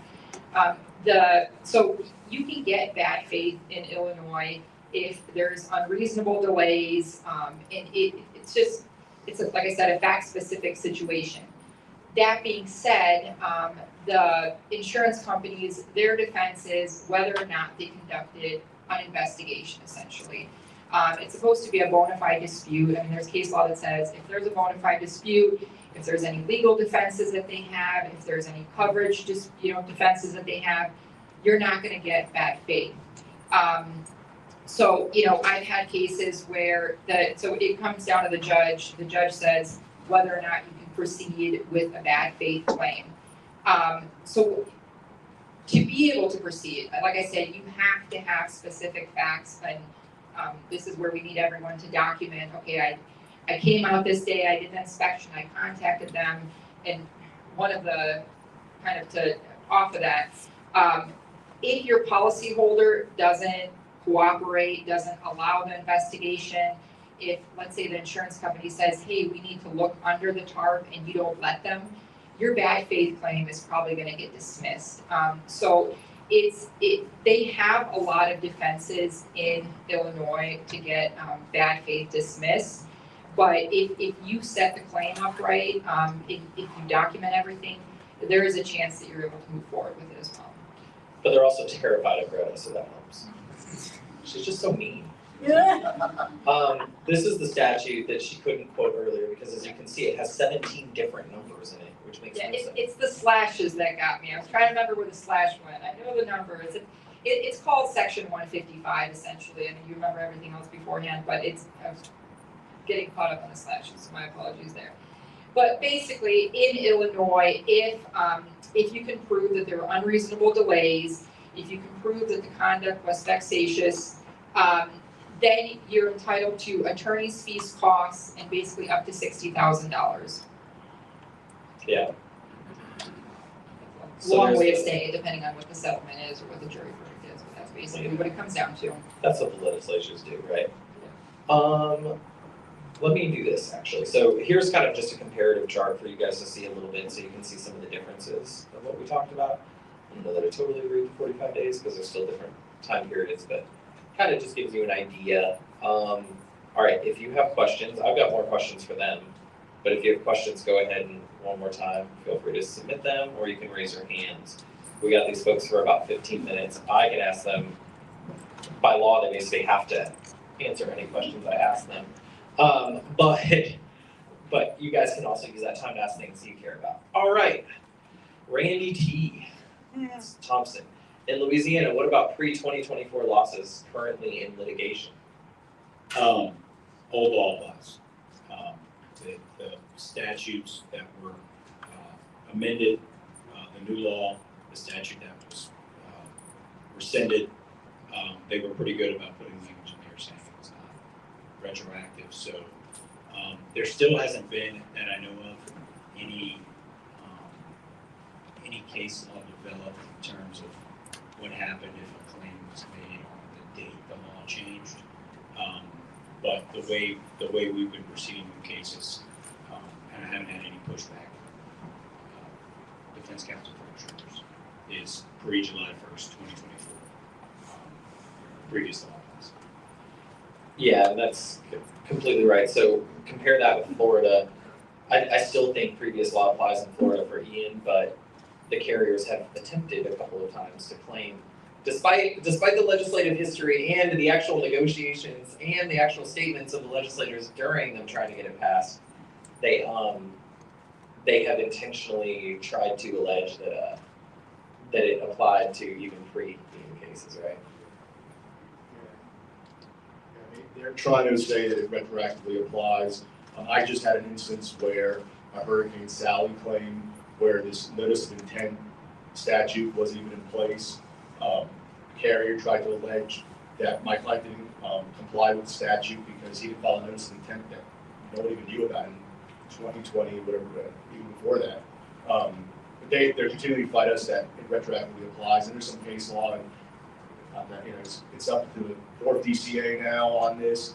So I was just fighting this opposing counsel on it.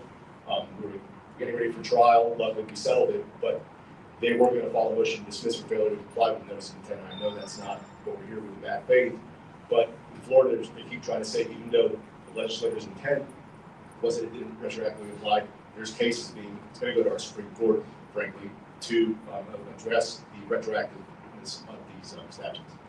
Absolutely, and I'll give you another second to get your questions in. Again, I can ask questions, but I got some of the best lawyers in the country on this. So before that happens, while you get your questions ready, real quick, Elizabeth and Paige, can you come up real fast?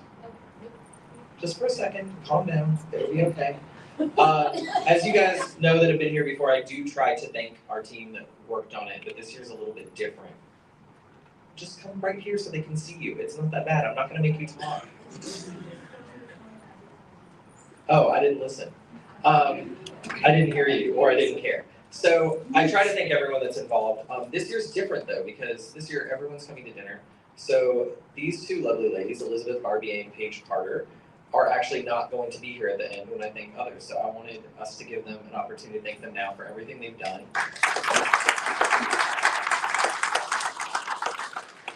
They're going to murder me. So Elizabeth and Paige have both been on admin staff for over a couple of years now, close to 3 for you. Lifetime feels forever, doesn't it? Elizabeth is the woman behind the scenes that kind of makes everything operations happen. She provides support to a number of folks in ops, and for every event, she's got her sleeves completely rolled up and is all the way in it. And she was instrumental even behind making sure you guys would have things to eat tonight. And then Paige, as you know, is the woman that makes my life run, professionally speaking. But without Paige, I literally would not be able to do anything I do, and this firm would not exist without these two women. So thank you guys. They're literally both going to tender resignations now because they're pissed.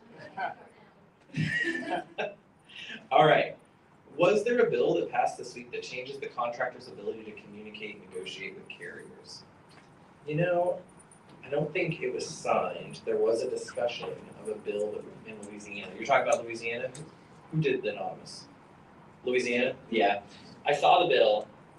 What it really was, so first of all, there's a million questions. It's gonna come down to what's constitutional and what's not, okay? But I don't think it's been signed into law yet. I do believe it passed the House and maybe the Senate.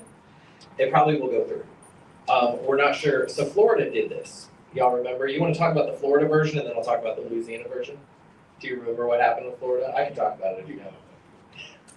Florida was bananas. So Florida's law was way worse. You weren't allowed to mention the word insurance when you spoke to a policyholder. You literally could not use the word. It was struck down as unconstitutional. We learned from our lessons, especially insurance companies. So this version's more watered down. What it's really trying to get to is it's trying to prevent contractors from, they say, engaging in unauthorized practice of public adjusting and unauthorized practice of law. That sounds like the noblest of intentions.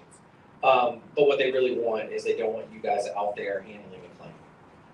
This is short-sighted because it's gonna force you guys to refer your customers to lawyers faster or to get public adjusters involved. Because now what they want you to do is not really communicate or negotiate with carriers regarding the claim itself. Once we see the final language that comes in, we'll do a bulletin. Are you with ARC? Yeah, I'll make sure you guys get it, for sure. Yeah, no, for sure, because it's gonna be important, right? And it's really gonna affect contractors' abilities to work claims without the assistance of a public adjuster or a lawyer. And we'll do a bulletin once it passes. I don't think it's officially been signed, and there's some negotiation horse trading going on right now. Yeah, I know that some of it had to also do with contractors' ability to I don't know if this made it into what's being negotiated or what's you think's gonna pass. Contractors' ability to hold themselves out as insurance claim specialists or roofers' ability to do that. So, Any other questions? Oh, we got an actual question. I see multiple people. Who's got the catch box? Randy Thompson. Just talk into it. All right, hopefully you can hear me. I tried to type the question in there, but I too many characters, regarding bad faith, because that's why you all are here, right? I've noticed more carriers are putting the burden on the insureds to provide documentation, cooperate, they're citing the duties after a loss. Say, oh, send us a contractor's estimate. I'm even having Big Blue say, send us photos, go on the roof and do this. You know, basically putting the burden and the duty to investigate on the insured.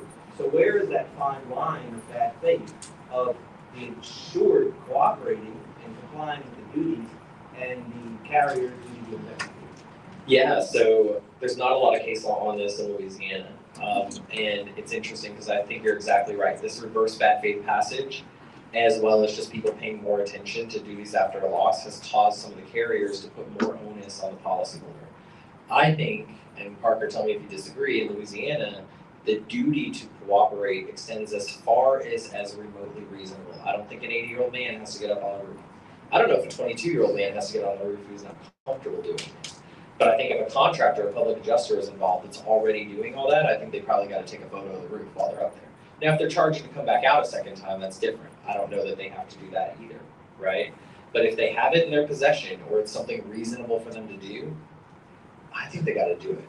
With that said, I'm never telling my client to get up on a freaking roof. Like, I'm just not. It's dangerous. It's silly.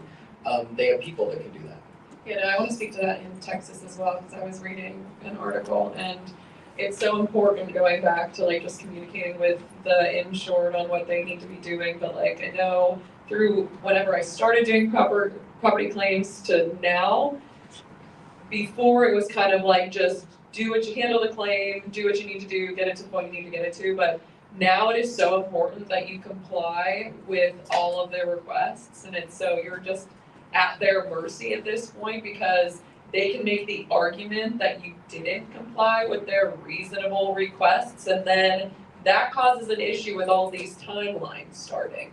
So they can say, well, they didn't give me the documents I requested, and so that time frame never started, and I don't know interest, or I don't know this. So it's so important, for as ridiculous as it is, and sometimes you can be like, okay, this is absolutely overreaching. For example, in Florida, I got like a 3-page bulletin of document requests, and I'm like, no, like we will get you everything we have. That is reasonable, and then we can move on from there. But it's just going back to Texas. super important. And one other thing that came to mind was making sure you're reading the policies. If you're able legally to do that, or have your client or the insured, make sure they're familiar with their policies and what their duties after loss are, because sometimes in these policies, especially in Texas, they have a duty to provide a proof of loss in order for the insurance company to issue payment. If the proof of loss is not submitted, again, no timeline, no time frame, or clock is ticking, and so then it kind of removes your argument to say that they owe interest or any sort of penalties on the claim. Can you and Jason go ahead and take that first question too? So, we still have to follow notice of intent. That's where you put the carrier on notice through the DFS website. They have 10 business days to respond. Their response is basically they could either stand by their coverage determination, offer a settlement amount, depending on the policy, elect with mediation or appraisal. And then the question about the proposal for settlements is an interesting one. So carriers, counsel for carriers still file a proposal for settlement, but I think what this is asking is this is another way that we can get attorney fees in Florida. We can file what's called an offer of judgment, which is basically a proposal for settlement. But the problem with these, I find, and I do file them, is you have to have a real conversation with your client, because if the client wants some crazy amount, and you have to, there's got to be a number that if they accept your proposal for settlement, that will make the client whole. And the best bet to do on the proposal for settlements, offer of judgment, is to file them early on, because you start accruing attorney fees from that point till you go to trial. But yeah, that's still another way to get attorney fees in Florida. And then Saul? Question for Jason. How do you shake them? They love each other, by the way. I'll call your wife. A question that is arising very quickly in Florida, and I'm getting blasted from my appraisal clients who are PAs, is that Citizens is now mandating that their disbursement department not put the public adjuster on the check. There's also some rattling that it also may apply to attorneys. I don't know if you had a chance to look at it. Do you have an opinion? Is this going to be something that's going to spread to other states?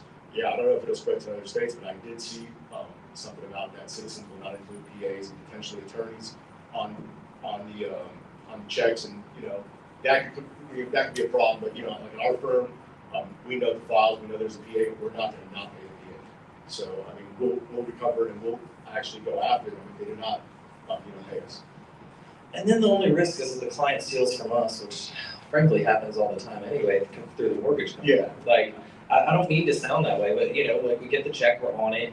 Mortgage company's like, great, we really need you to endorse it, and then we're gonna submit it. Then they send it to our client, and our client literally is like, I have no idea who you are.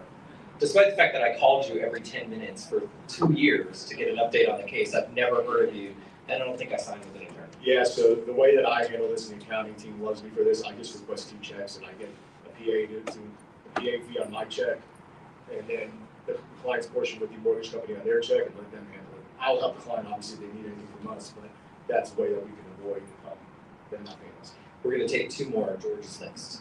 Galen, going back to the voluminous request for documents, one of the things that we found very effective in answering that without having any loopholes is that what we often do, especially when we have legal counsel involved, is that we invite the carrier when they give you that laundry list of documents, tell them to bring their copying service to the condominium and do their own copies. That way, it makes it bulletproof. The only assertions they can make from that point on is that you hid some of the documents. But that usually doesn't apply to the court in our experience anyway, and it certainly squelches that down where you don't have that issue. Yeah, we've got them all ready for you, just come on. And that's great advice, George, thank you for that. All right, last question is gonna be from Mark Vincent. Real quick, I'm gonna embarrass him for a quick second though. It is not a secret, it has never been a secret. I refuse to even acknowledge that anyone thinks it was a secret that carriers change estimates, okay? We all knew this, right? We knew this before Hurricane Ian. Can we all agree we knew carriers change estimates? I didn't know why this was so groundbreaking. Jack and I laughed about it when it first happened. We're like, newsflash. However, it is a particular type of person that is willing to publicly say at the risk of their own career, what they observe when they're working for someone. And Mark is exactly one of those types of people. And while I don't know that the news was groundbreaking, you career in jeopardy to protect policyholders everywhere, and we really do appreciate that. So thank you. So the least we can do is answer your question. So, what bad faith tactics are commonly used by insurance companies, and what changes would empower policyholders to hold insurers accountable? So the way we'll do this, each of you will answer both of those problems, and we'll go down the road.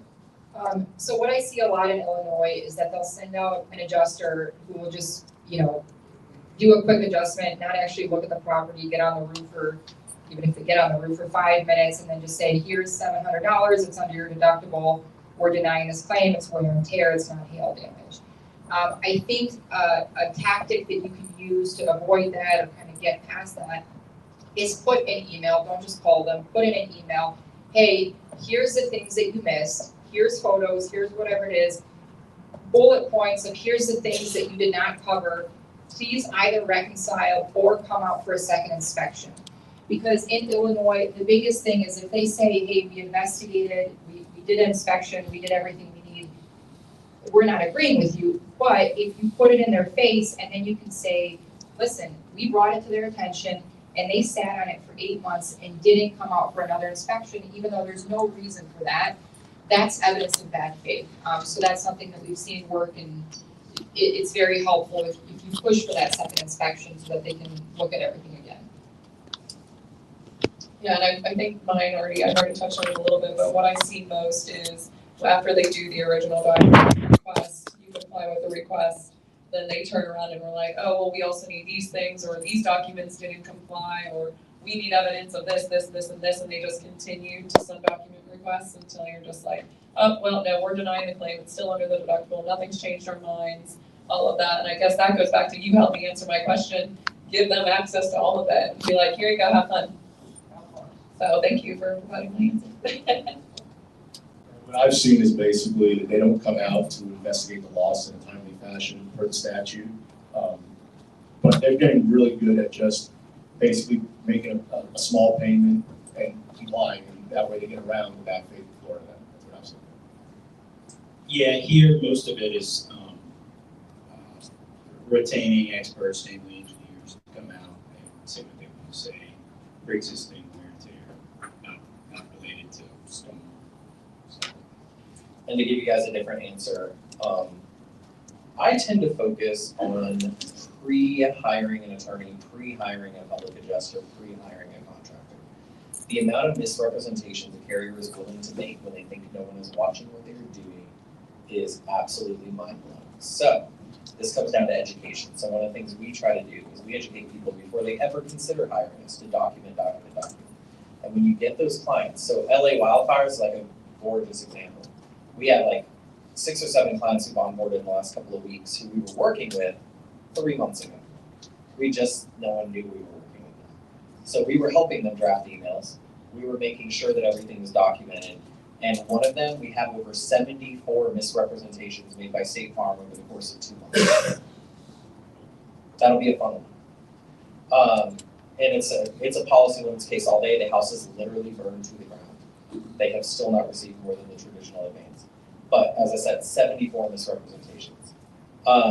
So education comes, that's a big part of it though. That's how you do that. But if you're looking for bad faith, one of the places you can look is before you were even involved. Because let's face it, sometimes they'll behave better when they know someone that knows what they're doing is paying attention. So we tried this experiment in Los Angeles because, we follow the same lawyer model everyone else does. Like sign the client up, get to work, start advocating for the client.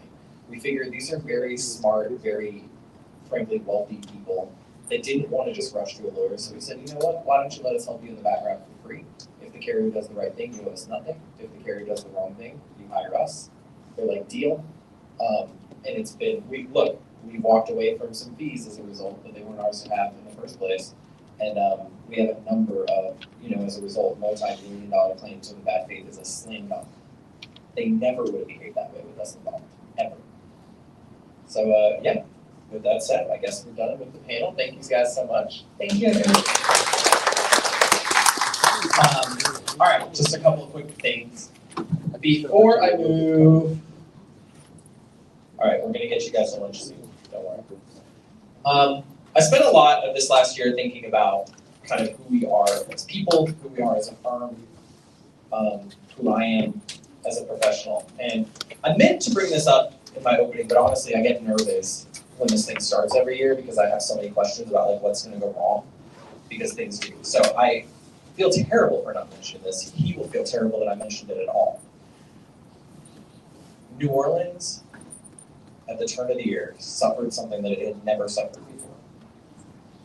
We had, at least as long as I've lived here, our first ever terrorist attack. I was not there, but I remember waking up to all these messages asking if I was okay, what was going on. The thought that I would be out at that time of night was hilarious. But it turns out I did have a lot of friends out there. And one of them was not out, I wouldn't say, but was in his hotel with his wife and heard gunshots and immediately made sure his family was safe. Stopped what he was doing, came outside, and gave first aid to first responders and others. So who are we? This is exactly the type of person that we should be, right? It's not normal in a good way. It's unique, but it's what we all do. We're all here to help people. And I would have wanted to in an opening, but I got nervous and forgot. I would like us to acknowledge Nadal for his amazing service to the first responders in New Orleans.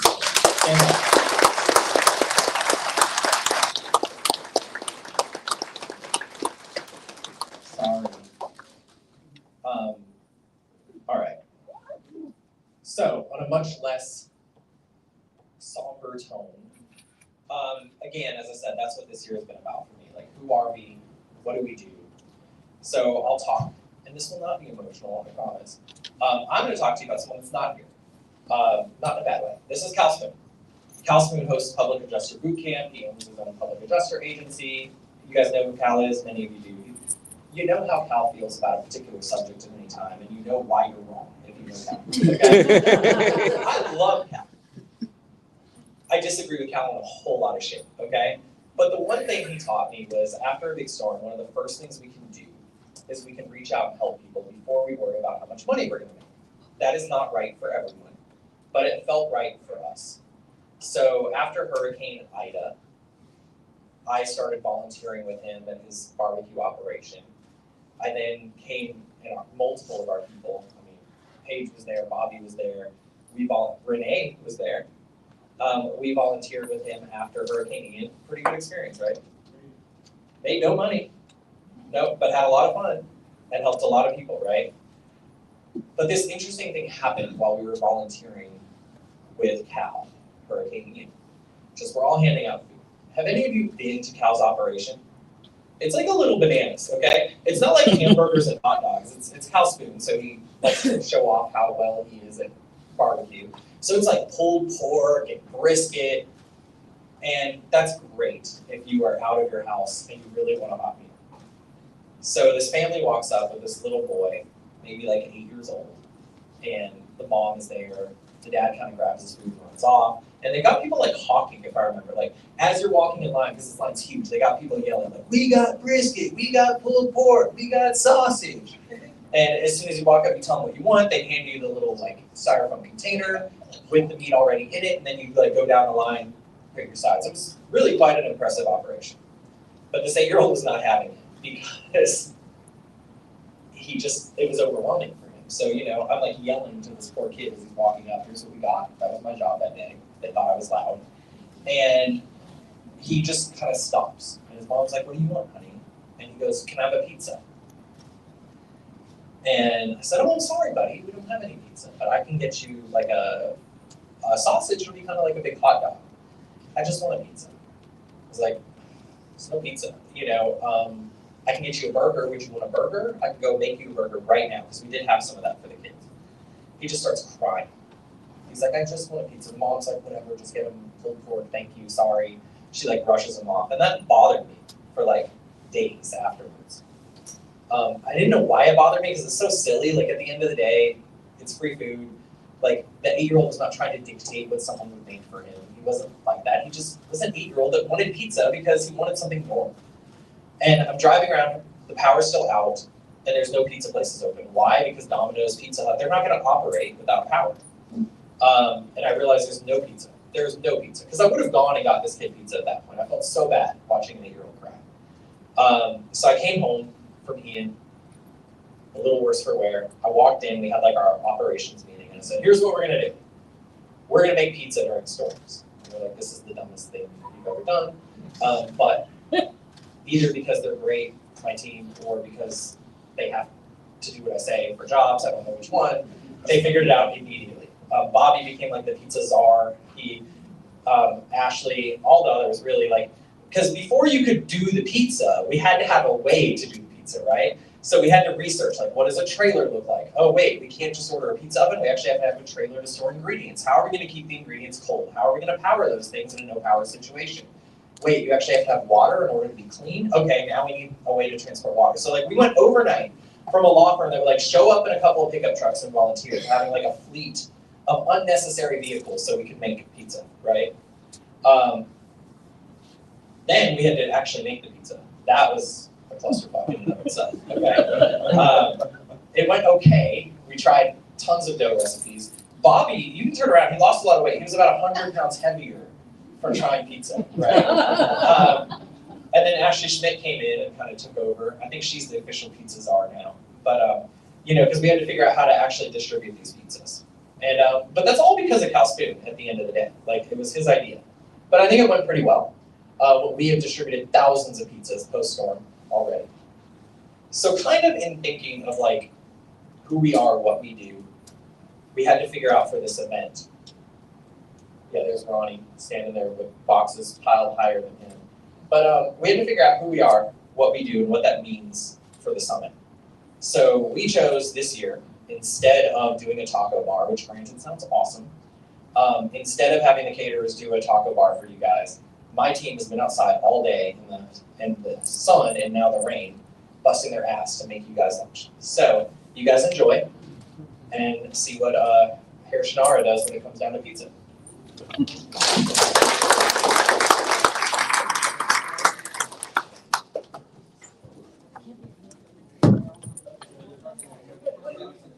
Thank you.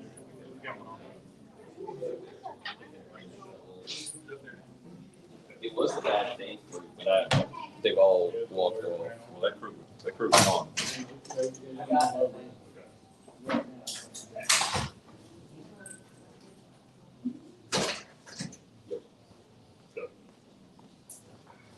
That's why they're all here.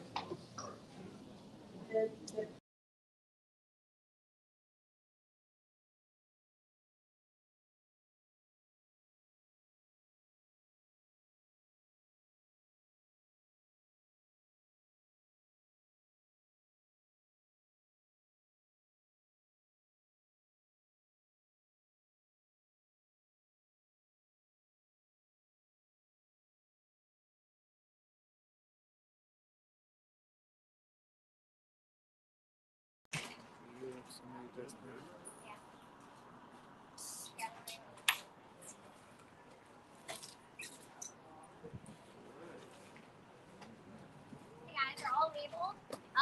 And here's the menu. Great. And then inside there's salad and stuff as well.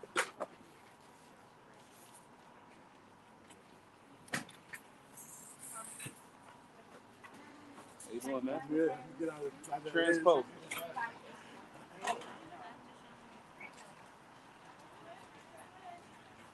I haven't seen you since the parade. How you been? Oh, hey friend, how are you? Good. I see you doing your thing. Yeah, huh? there you go.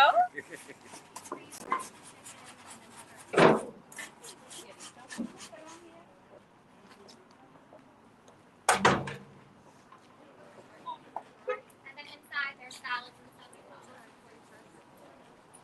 Supreme.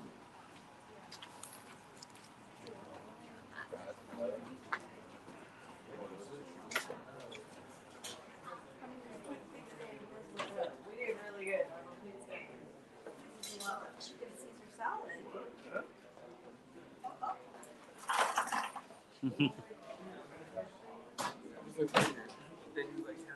So,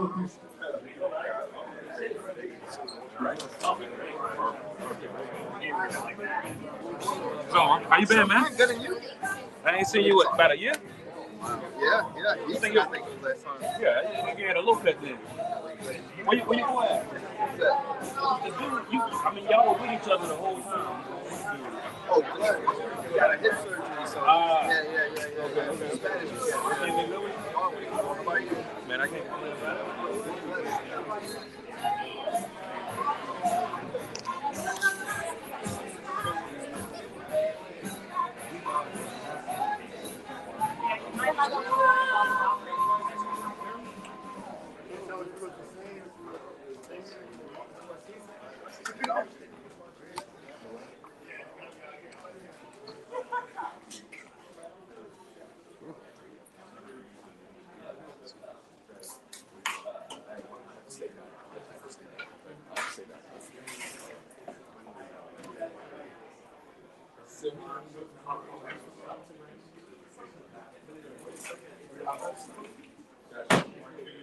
Yeah. Are you getting salad?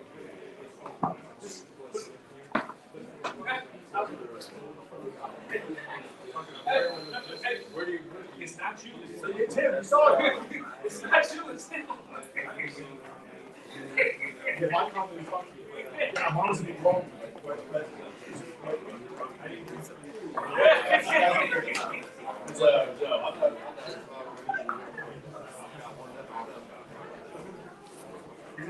Something that's the same secret.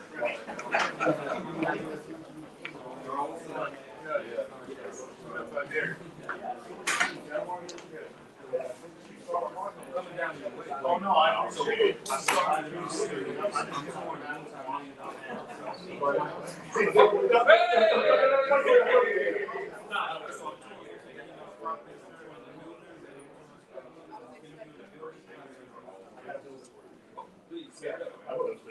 yeah, that's what I used to do.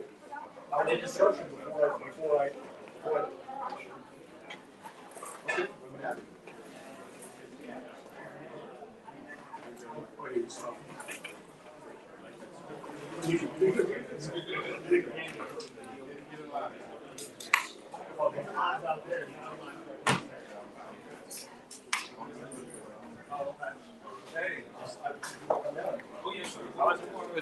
What'd you get? Barbecue. Like it? I tried that recipe last Friday. It's good. Because on in the field, it's pepperoni and cheese. One or the other. But here, let's do something. Well, when we were basically that one day, I don't know, like Thibodeau or whatever. Yeah. It was just pepperoni. Good.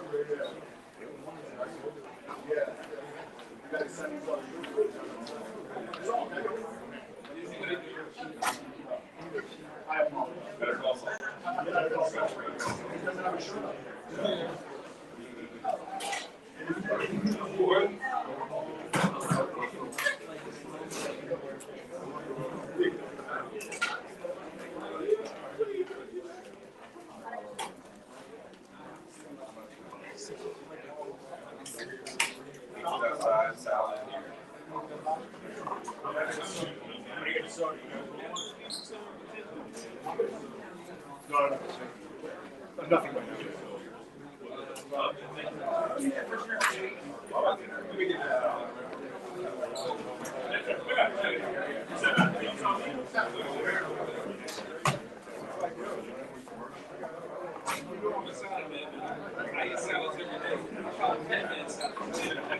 I want to talk to you later because I'm opening up an office in Kansas. Okay, yeah.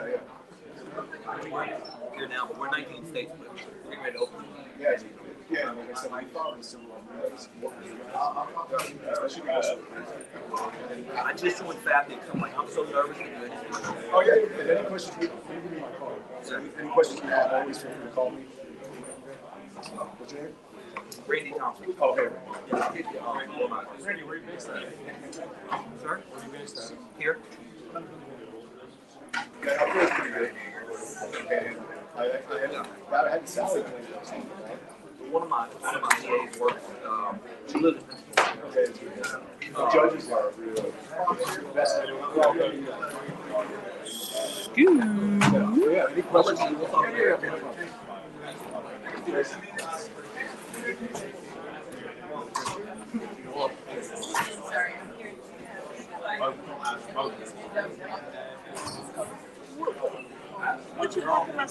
Oh, I'm about to put it somewhere. Hey, I sent some people for you, but they were on lunch.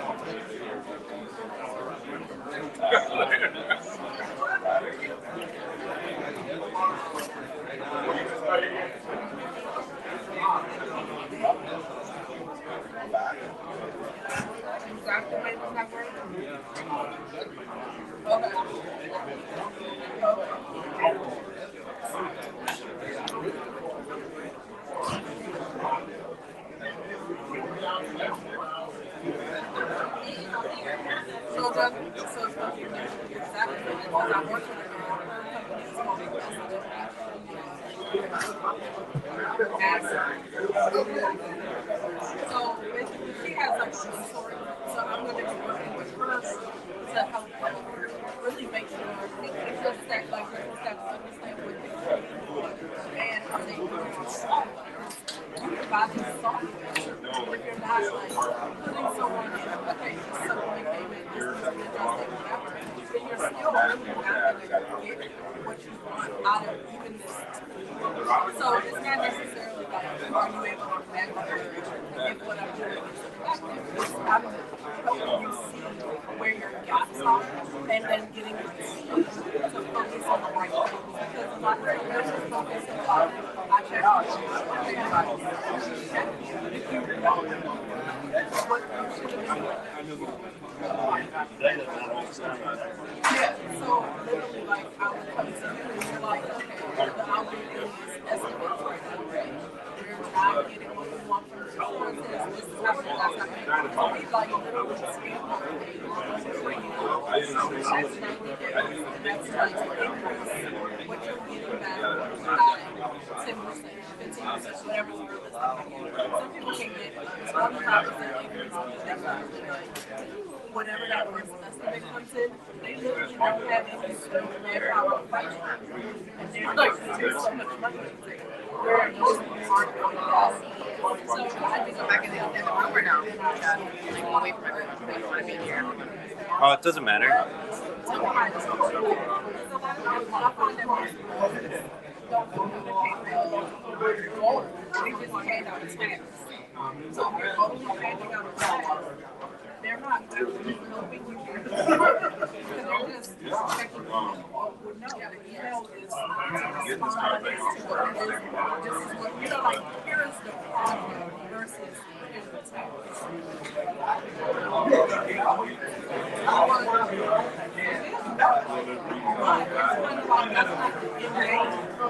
That's what me. That's not really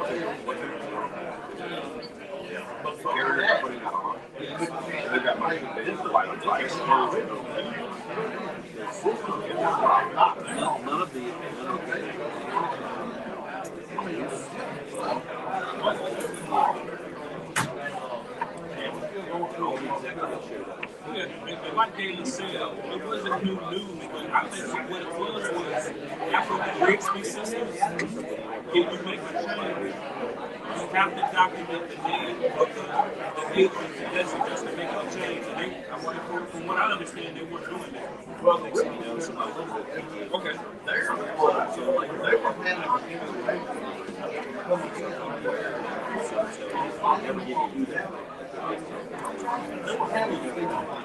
All these security areas, so it's like, I've never heard of it before, and you start looking at it. Oh, yeah.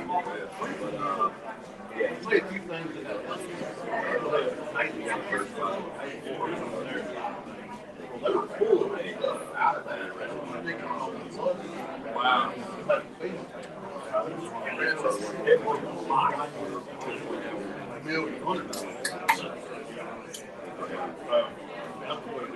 This is what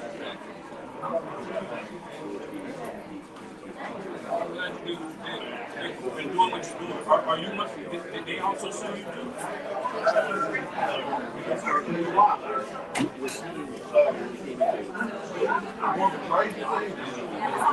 it.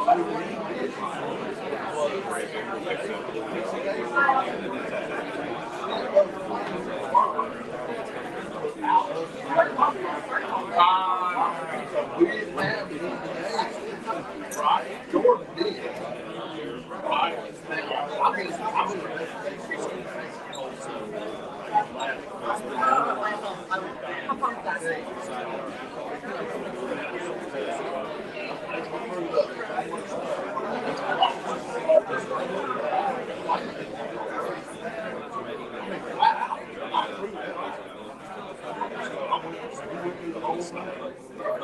So interesting.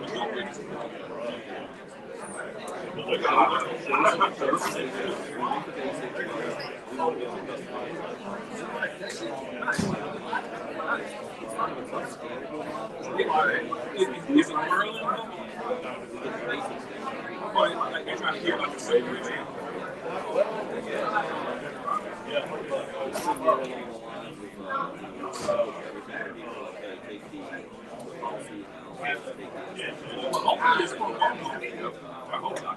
Well,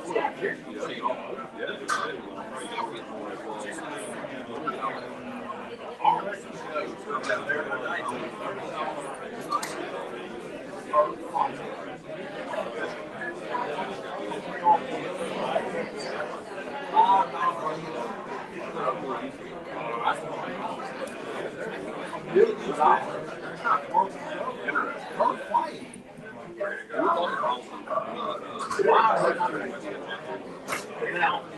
there's already been.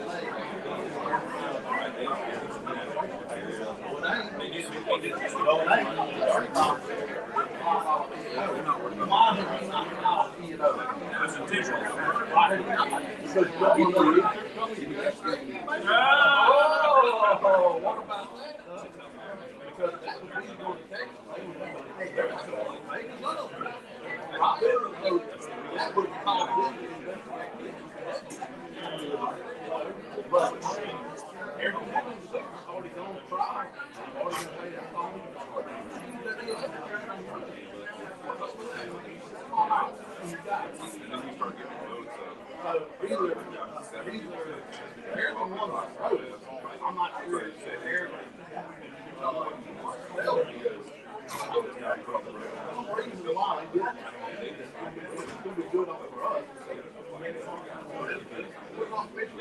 Did they actually buy the insurance? I don't know. That's what we're trying to find out. Question. That's what we're trying to find out. They took the money, but didn't buy it. If they didn't buy it, now you might be looking at it fast.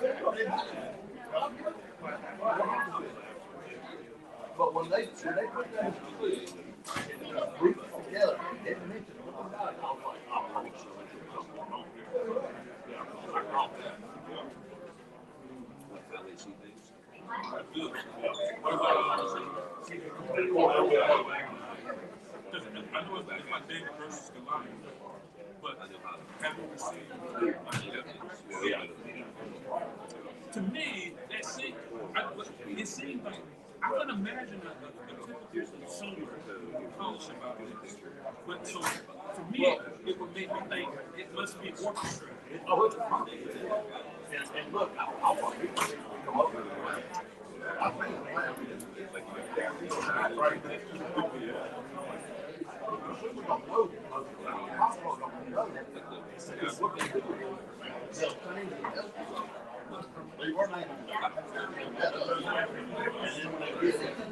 they don't call us and let us know that something awesome.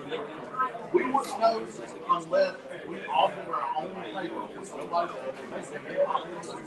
Right? A lot of the payroll companies are out there.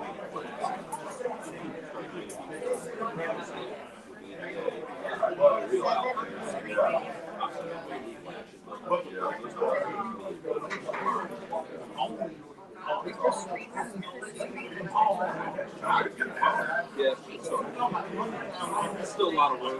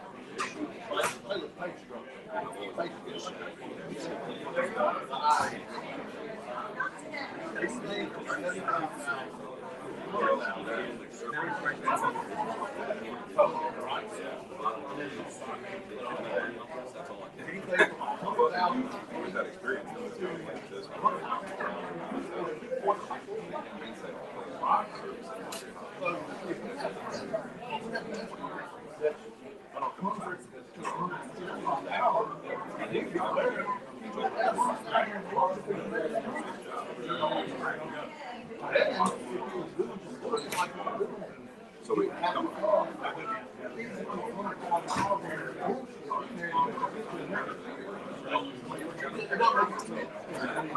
Look at it, you know what I mean?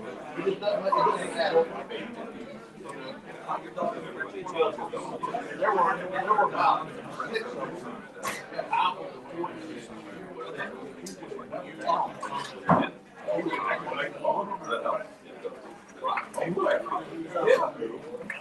People look at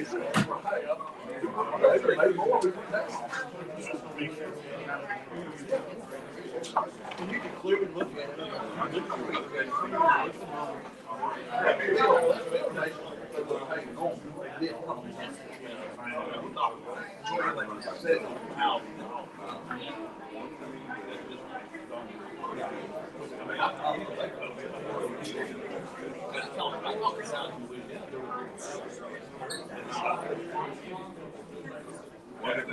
Coincidentally, or they got business? Okay. Oh, they said, hold on. Well, you got a leak in the boat.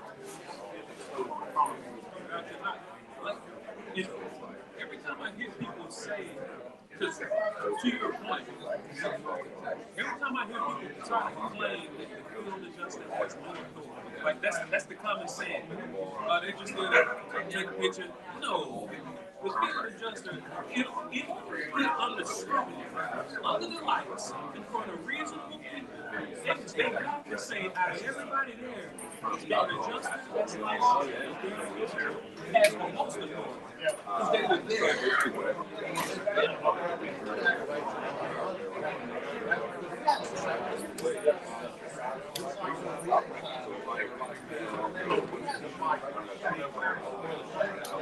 I was an independent adjuster, MCM. I did cradle to grave, so I know how they do it. It's at least the companies that I work for, what they do is all of their guidelines seem fair and appropriate. But what would happen when I saw daily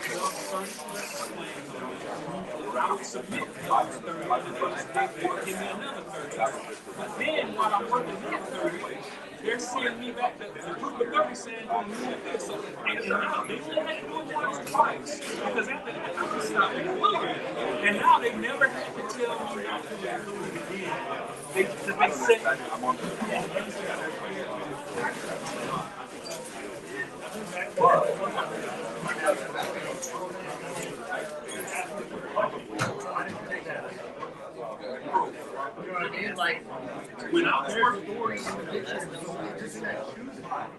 when I was working teams daily, I never treated them just as if they had money. I treated them as they had the highest authority. I asked my friendly but reasonable questions, and before I left the site, I would send an email with those responses and say, is my recollection wrong? And more times than not, I came out on top because I didn't treat them as if they were glorified educators. I actually documented everything we said. Hey, I take, for lack of a better word, phrase, I take advantage of that. If you're going to sit, you want plausible liability? Okay. You hired somebody with very good education for plausible liability. Now, what's good for the goose is good for the gander. I'm gonna speak to them like they've been doing this for 10 years, but not, not aggressively, but just to ask some questions.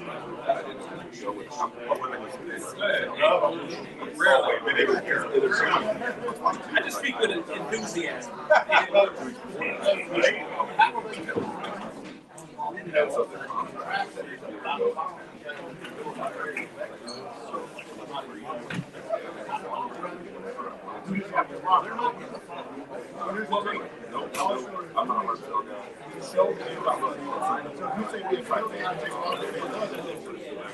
Okay, I'm doing it right now. You gotta give them like a roof, this, that, right?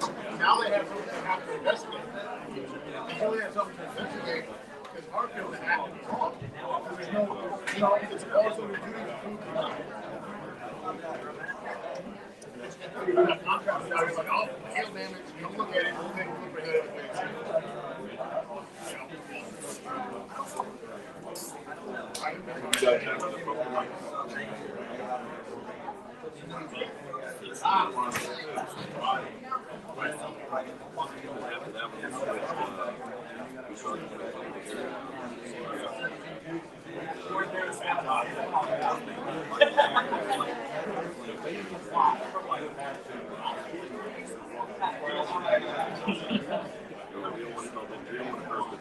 As far as on the carrier side of response.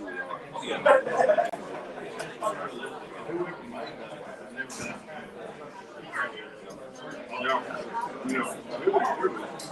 Well, it's not. I think it's not possible based on how much work the typical IA gets. But if it was like, if you were getting like 5 claims, you can hit it, right? Oh yeah, but nobody knows. I don't think most people know the jump that you get. First assignment, you got 50 claims in your box, and you got to figure it out. Usually they have like a war room a lot of times.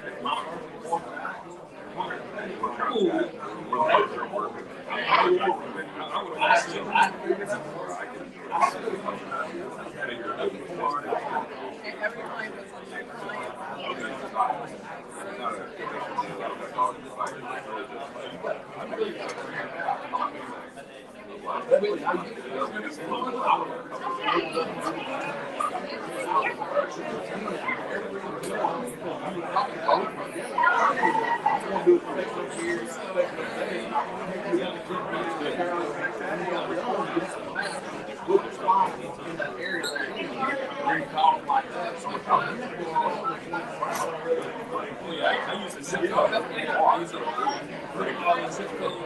10, 12 people, or whatever. Happy holidays, Mike. Yeah. Does he ever shut up about what he does? You know, what do you do?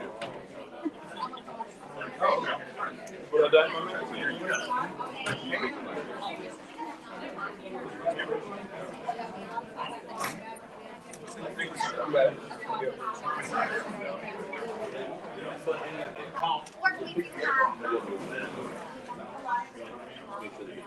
Kind of like cat, feed food, water, stuff like that. Box. Don't work like down. High school. Yeah, one's about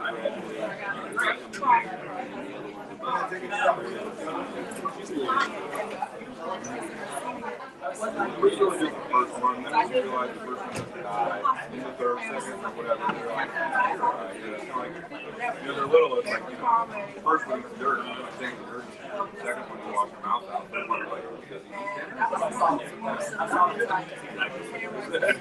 Because the first one's like, y'all need to wait till I was on the hook before I got the phone. She got the phone away. Yeah. We were just trying to not have we were talking about the other day, people were going to see this. They do like walk in the door and hand sanitizing.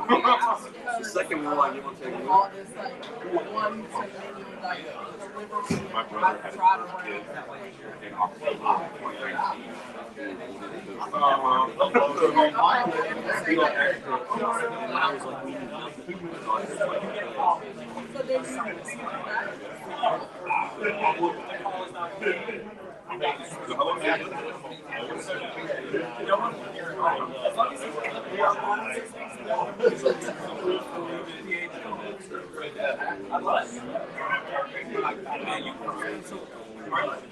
Is your conference loaded? Usually what happens is we get like eggs. I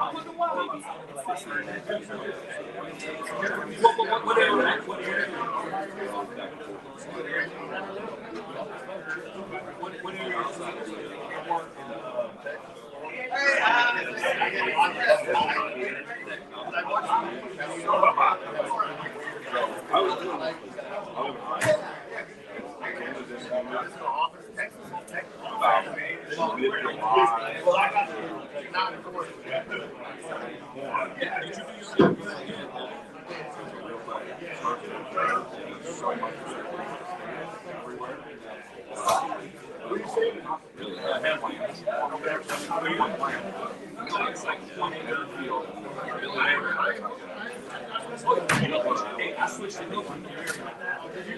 I was just saying, I've always been against the war. But I'm like, let me try this out. This man got me doing all this stuff and all that, so I'm up to platinum, and I'm still playing 250 plus a night. I'm real.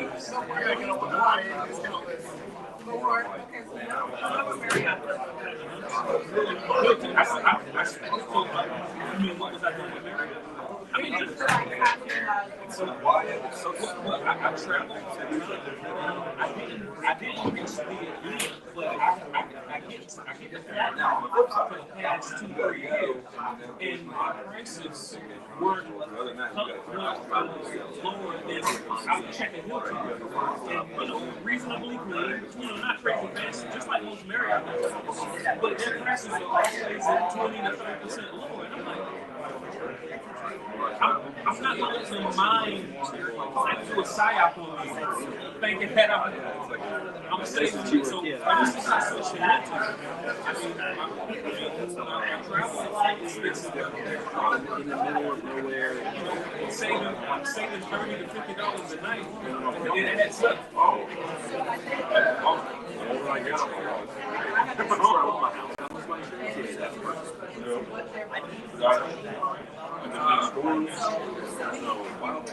so I never got the credit.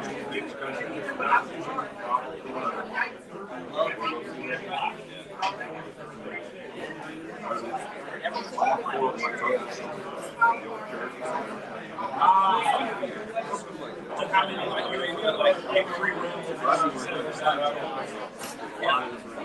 I will admit, I didn't go into detail now.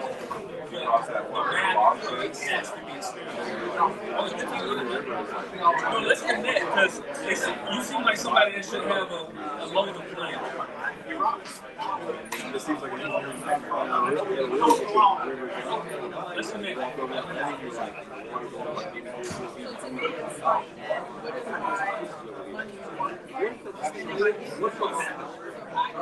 And then they kill a fish on it.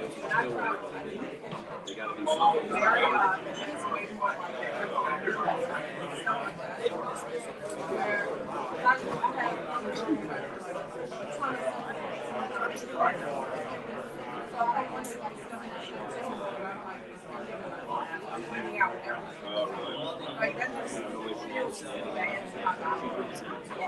People are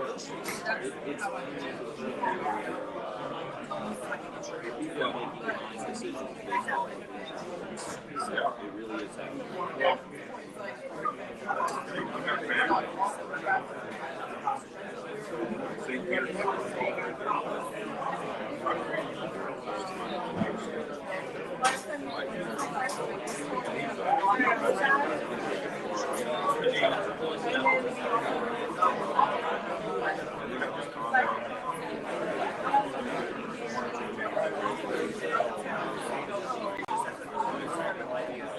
Okay, so I just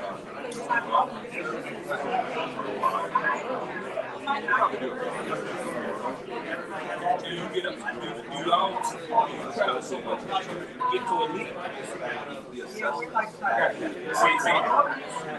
See, that's what I meant to say. So yeah, I can see how that, especially for what you like.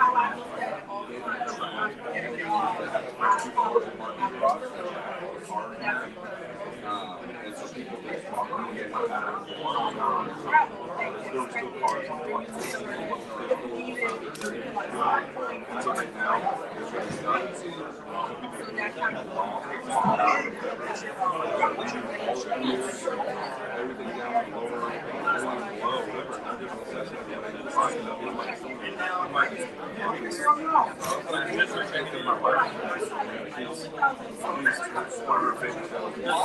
Two bottles of water.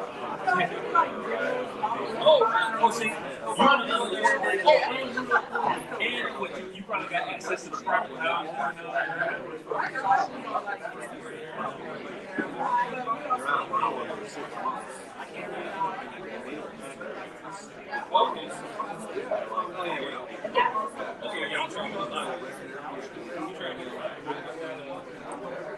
Which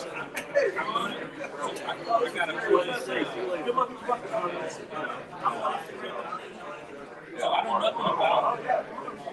I'm learning just so I can understand how.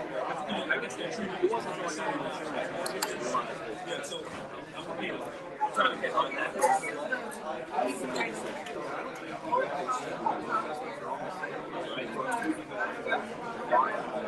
Yeah, the negative.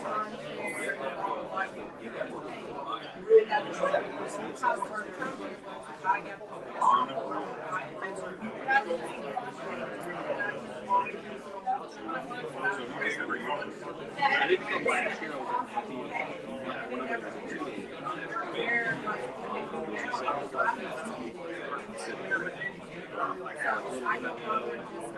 First day, second day,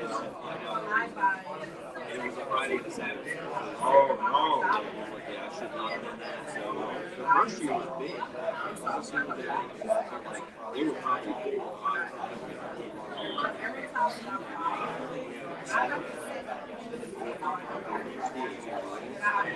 It was really nice to be.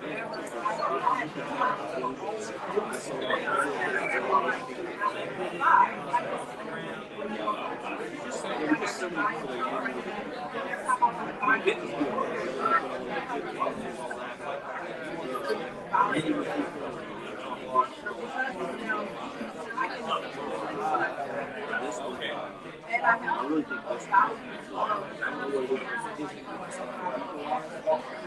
Your first impression. Yeah, that's what I'm telling you.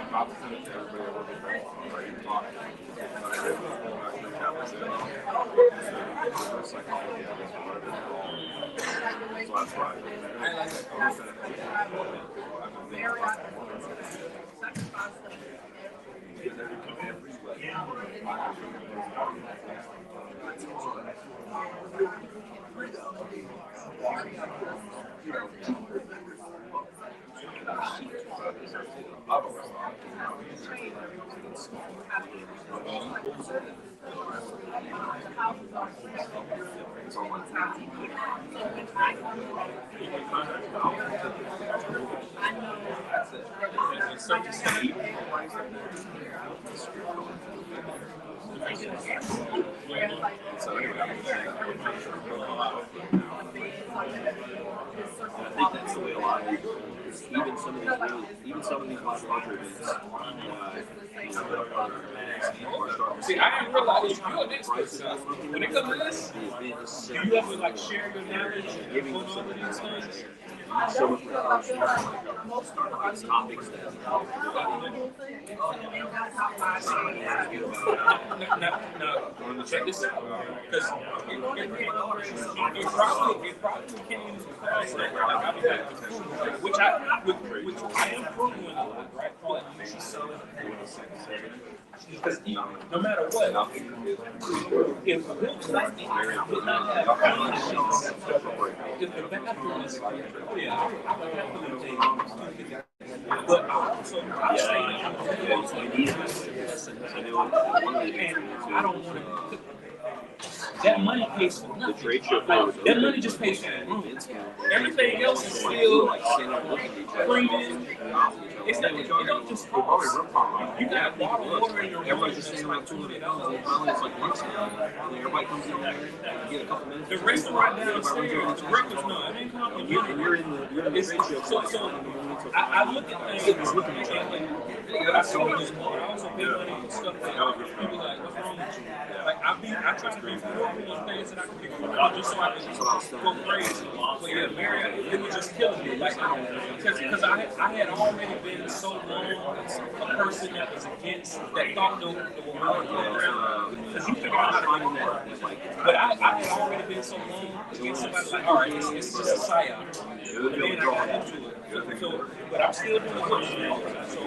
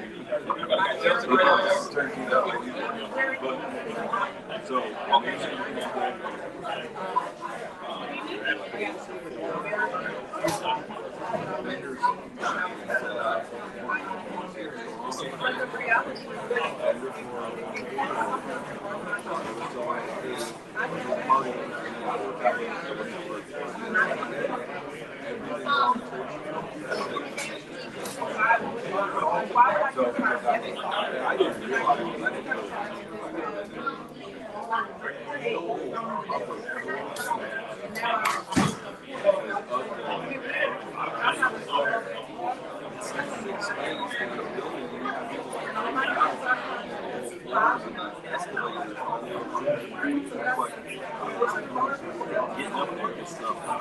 Go to this elevator, go to this escalator, walk all the way around, go back to that elevator, get in this one, go there,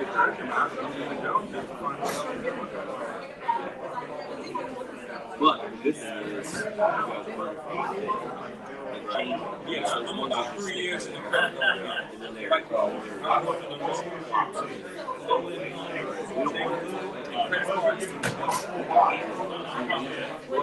here's our side, we don't stick together. You know, you learn that we don't stick together. You're like, oh, I want your $2. I'm gonna fight for this. Stop seeing my 12 square root, you know? Yeah, I don't even bring it up. Hey,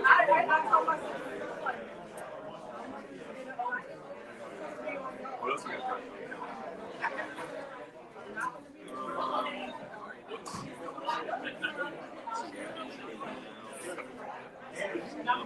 We found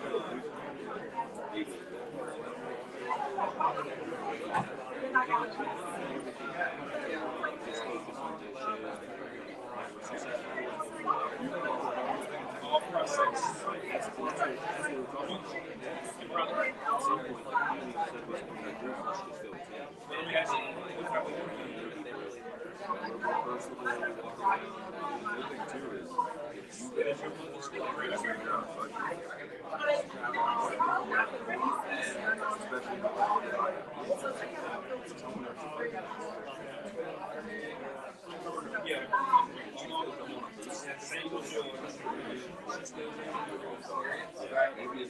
And once again, it's one of those things. Let's say if I do something with the family, let's say the law is all set up, you can talk. Because I can't leave to her.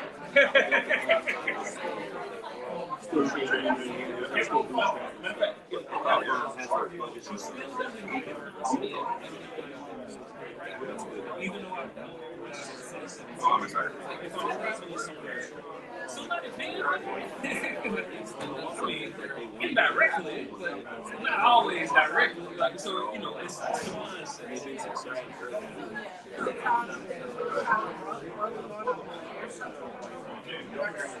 Yeah, you can.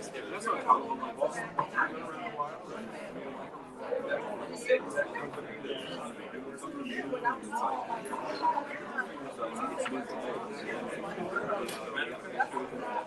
Yes, it's sticky.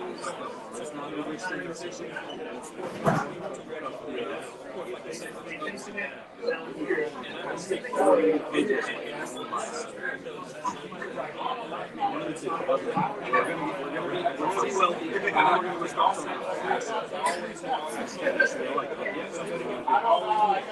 Successful and run it and go with it. Eventually, some people goes down and all be successful and then they'll all go by successful.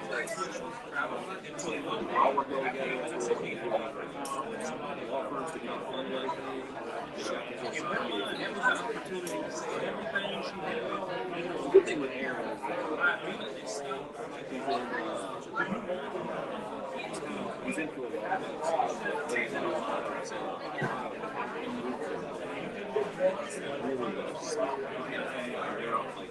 he just. What's the reason?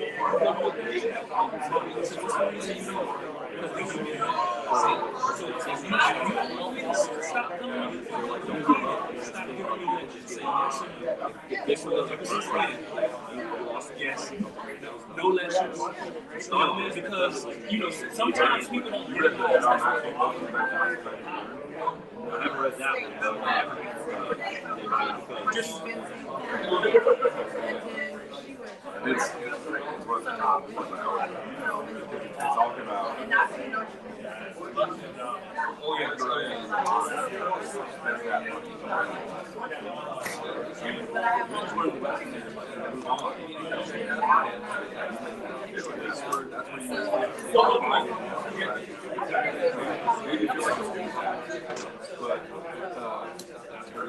Hi, how are you? Nice to meet you. We're talking about family. We got like 10 kids. How do you start going to 10? I don't know, man. You know, I wanted to start a conversation.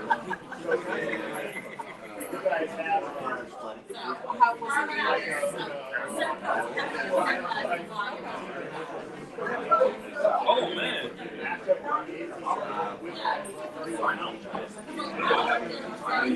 You know what I met? The son I met. So I'm trying to go vertical with it.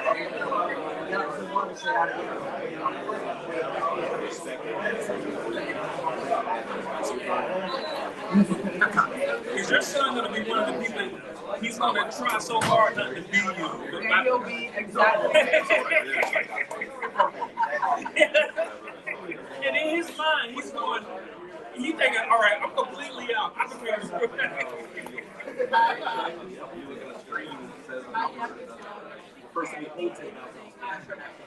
My husband actually spoke tonight. Marcus. He's here today. That's got her body. So the young person is like, they know that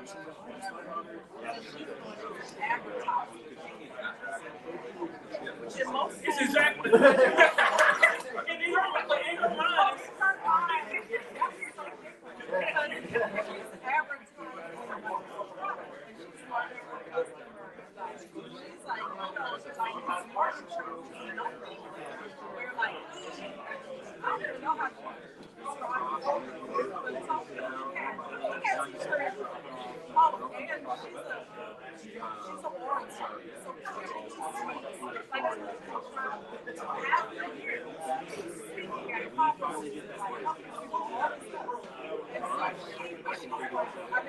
what's crazy? In the country, speech and debate, so she doesn't think that she got any of this like oratory skill. Just growing up in our house. First of all, we were both trained public speakers at age 6. From one of the podcasts that was like advising to the president of the country. At the same time that she was advising us to listen to herself. And sometimes you think we grew up in church and we didn't teach you nothing. So we were just like, that's cool. Like, I'm glad you got it. You know, like you. Yeah, you gotta let them have it.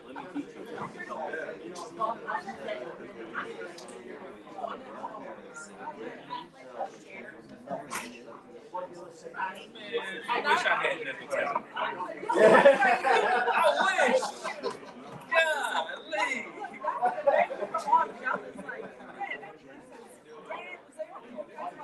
Now we do stuff and I'm kids like, I'm nothing. You exactly. I'm more hard than you to literally do something. I got it.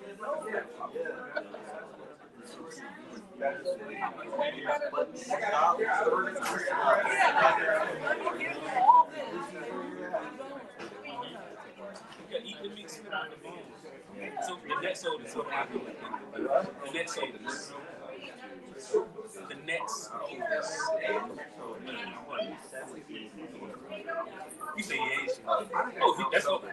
He's gonna be the one that takes care of you. You can't wipe your butt. That's usually how it works.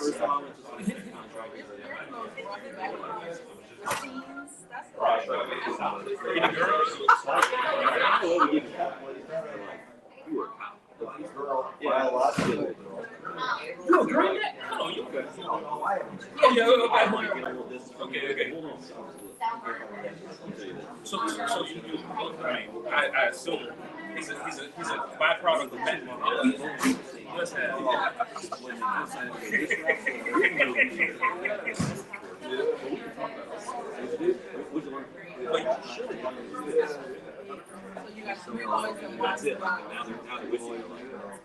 Okay. White ways from working out. So I have 3 girls and a boy. But of my boys, you know, and the audience is not my politics. I'm gonna protect them. I'll take care of my guys. Let them good sport. Yes. But I think there's just a money something, and I only have one, so I always say. You're not gonna yell at me, right? So that justifies anything. What's his house? Well, I'm just want to me as a man in my house.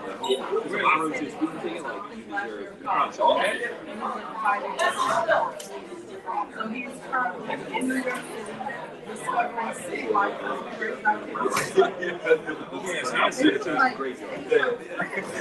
Oh, you New York is filthy. It's the filthiest place I've ever seen.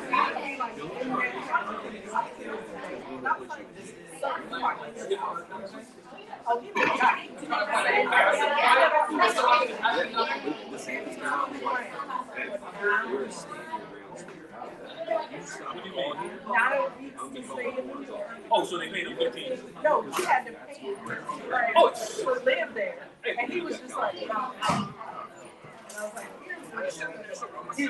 I mean, my small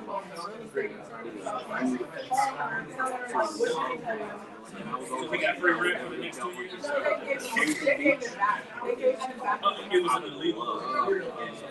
No, nothing. But then the rest of the round, you're like, again, it's on my video. It's on my video. It's on Airbnb. If you make it, yes, go to home.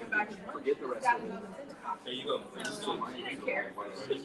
She was absolutely trying to like he's worried conservative, very and just kind of like stuff a little bit. So he's 20, but he's like 45, been here before. Yeah, also. So like as his mom, I'm always trying to like make him to just have more fun. So, all right. I want him to like not have him back on his life and right now being just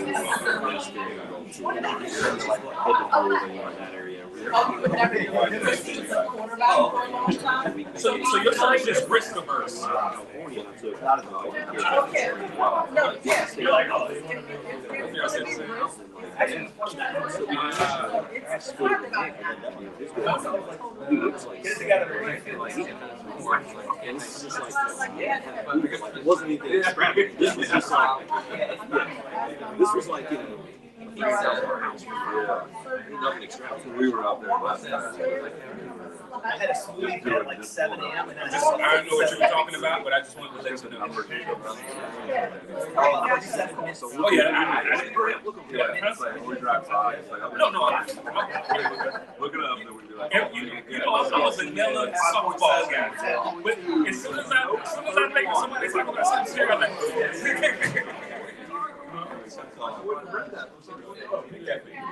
I'm always looking out for you, Tobias.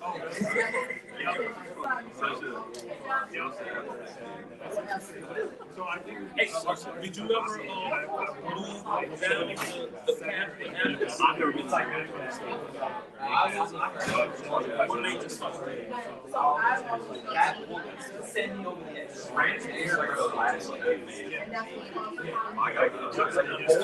He said you go to the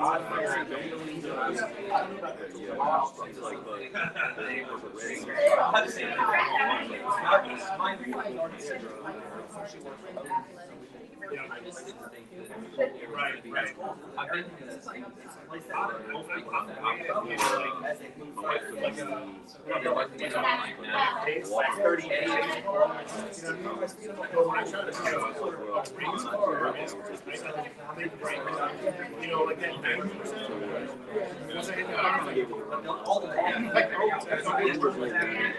Like 3 days a minute. Did it cost or you had to get outside? to get away from all that. I would say, You know, it's probably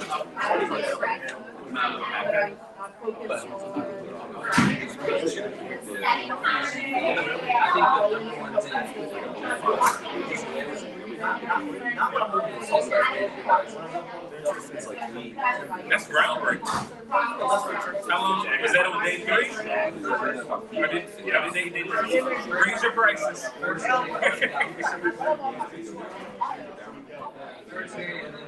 But they bring it on with them. Show you why. We went there like last year. And dude, the content they got in place. European, dude. I'm gonna be honest. You know, I never considered it.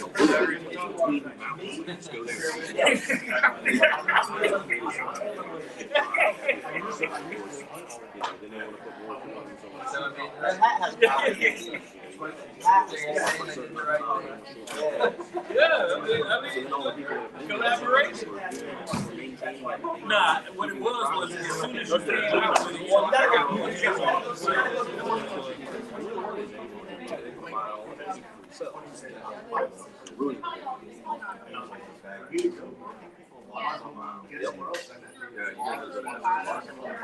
we stayed at the state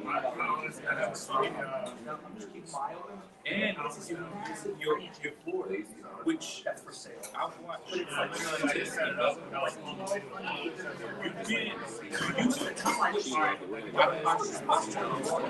but it used to be it was a joke a minute.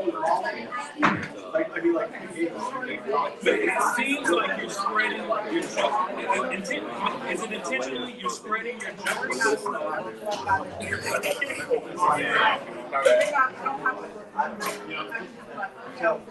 I have more people up the time. You should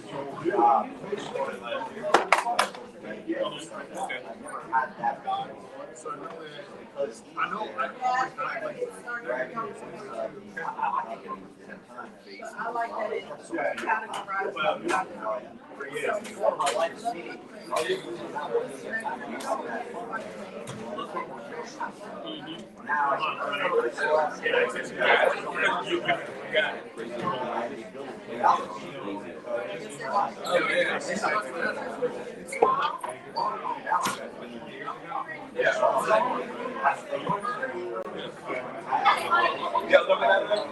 Oh, yes.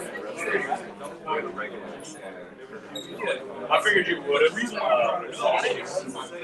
even though I think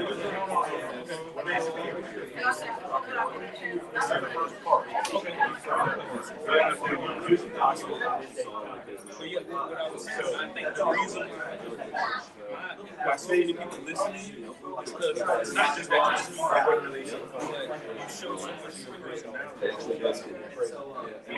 Josh is on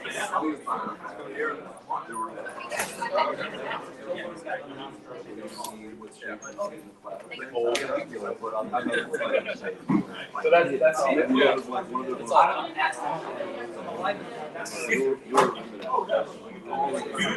such a great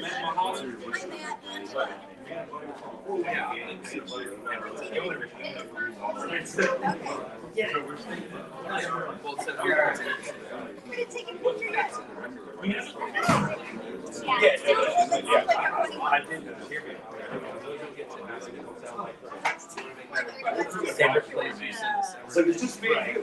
He's like, you get a 5-story man. I was like, what about the neighborhood? He's like, right here? Yeah, why not, right? Yeah, let's Or in see. front of the sign. Is it not that big picture? Can we get a you're not just someone knocking on the door trying to make it say.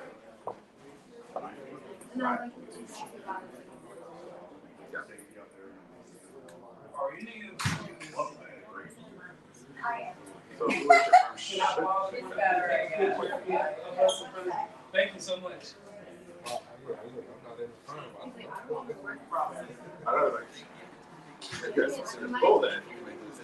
So far, my stream has been going for Is this still online? 6 hours and 22 minutes. Yeah, it's my longest stream ever. Got hearts, got lights. When does these talks?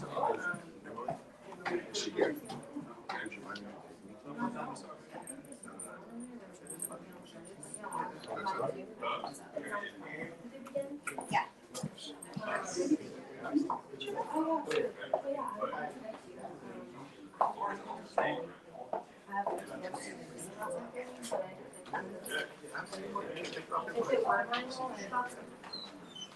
Yeah, we got some, thank you. Thank you. I'm taking a bunch. Oh, that's good. You're a real professional. Oh, real professional. Good. Thank you so much. No. Oh, yeah, I've been good. 1 minute into my next. 1 minute. I'll be Feel there. it. You got the big dogs, so. Oh, yeah. I know, I'm trying to be. I see. All right. I see. Are you ready? Please tell people who are you and what do you do? Okay, well, I'm Jamisha Fisher, and I am a public adjuster in the state of Louisiana. And what it is that I do is I represent insurers so that they can make sure that they're being treated fairly and everything is in balance when it comes down to claims. How long have you been doing it?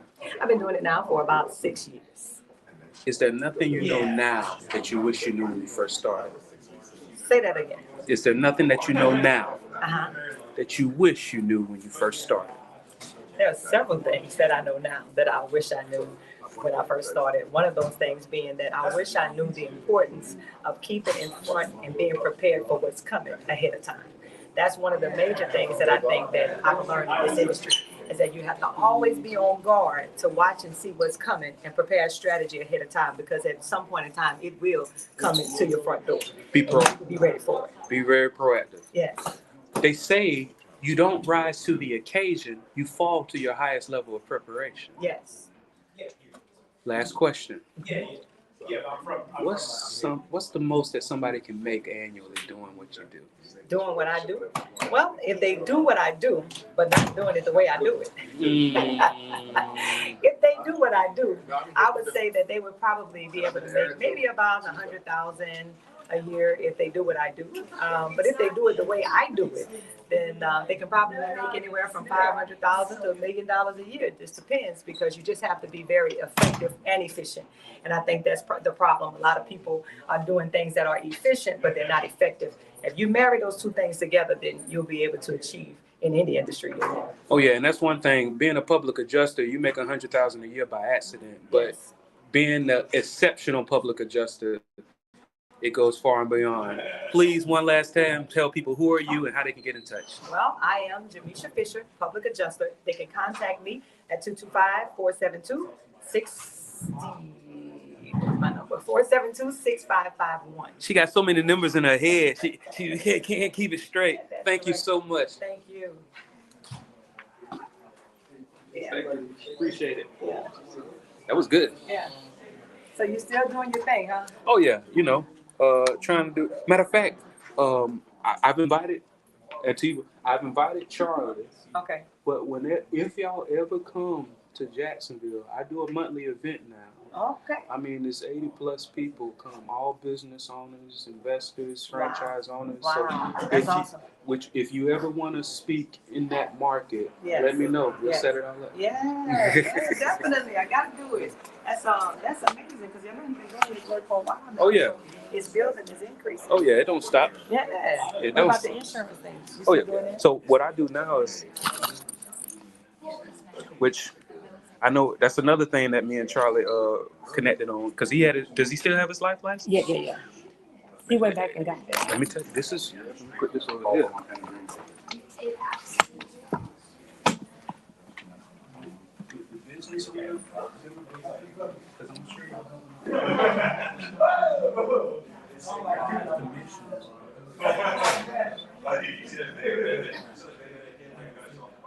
It's because once I'm able to educate business owners, I'm just kidding, bro. Yeah, just kidding. I'm just kidding.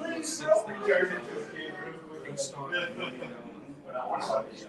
and because once you go structure, so like if Charlie, I won't even no commission. If he has any business owners, instead of me, I'm showing how I structure and I'm explaining, but nothing.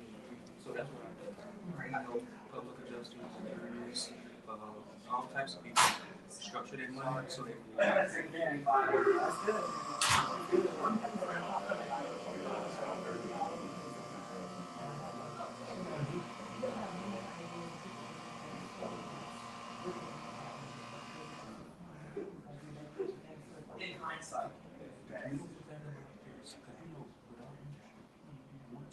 Once they sign the contract, that's when our job starts. In this side, once they sign it, it's done. Now I do annuals, but it's not like signing a big claim and having to work it for the next 6 months to 12 months. It's I've educated you. Whatever.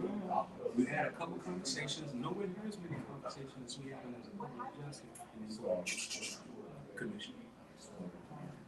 And you get the same feeling because when I structure these policies, the last thing that I'm thinking about is that somebody can die prematurely. I structure these policies so they can live while they're alive.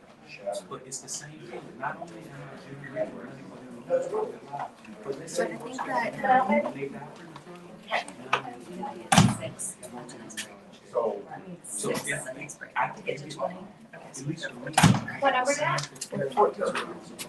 6 more. I thought you said before lunch. That was that was like me being ambitious. How are you?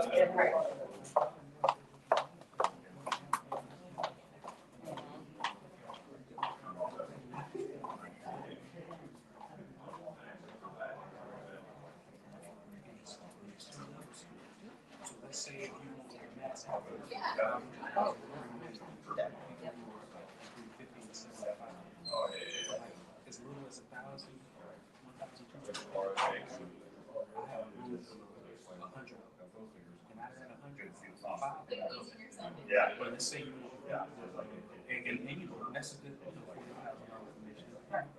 but let's say you want the business a little bit more complex, but you know, we public adjustments. Complex.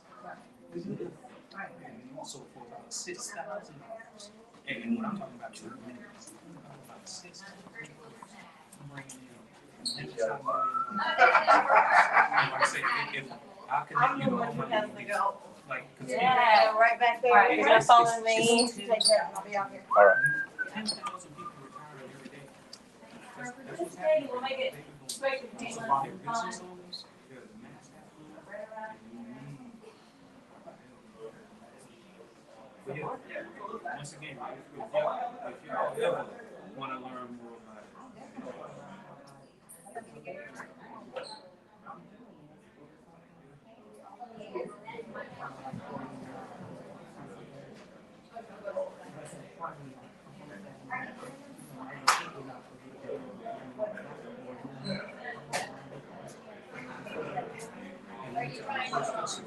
transition over. So you know how when you first sign public adjustments, they halfway don't believe us, right? Every once in a while you get somebody that knows, but most people they figure like, all right, what's the worst? So what happens is after I got that money that we didn't even believe, and I say, so you thought that was something. Let me show you what I can do. I already got it for money. I conclude that business like, duh. It concluded, then we yeah. Yeah. But you've always been smart. Yeah, let's do it.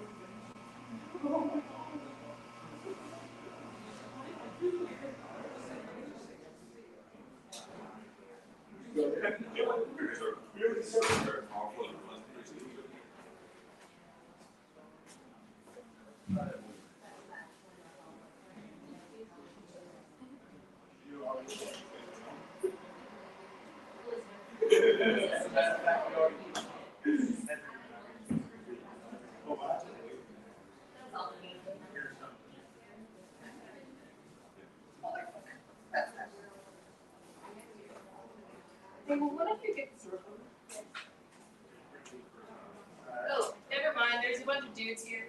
Hey. I mean, oh.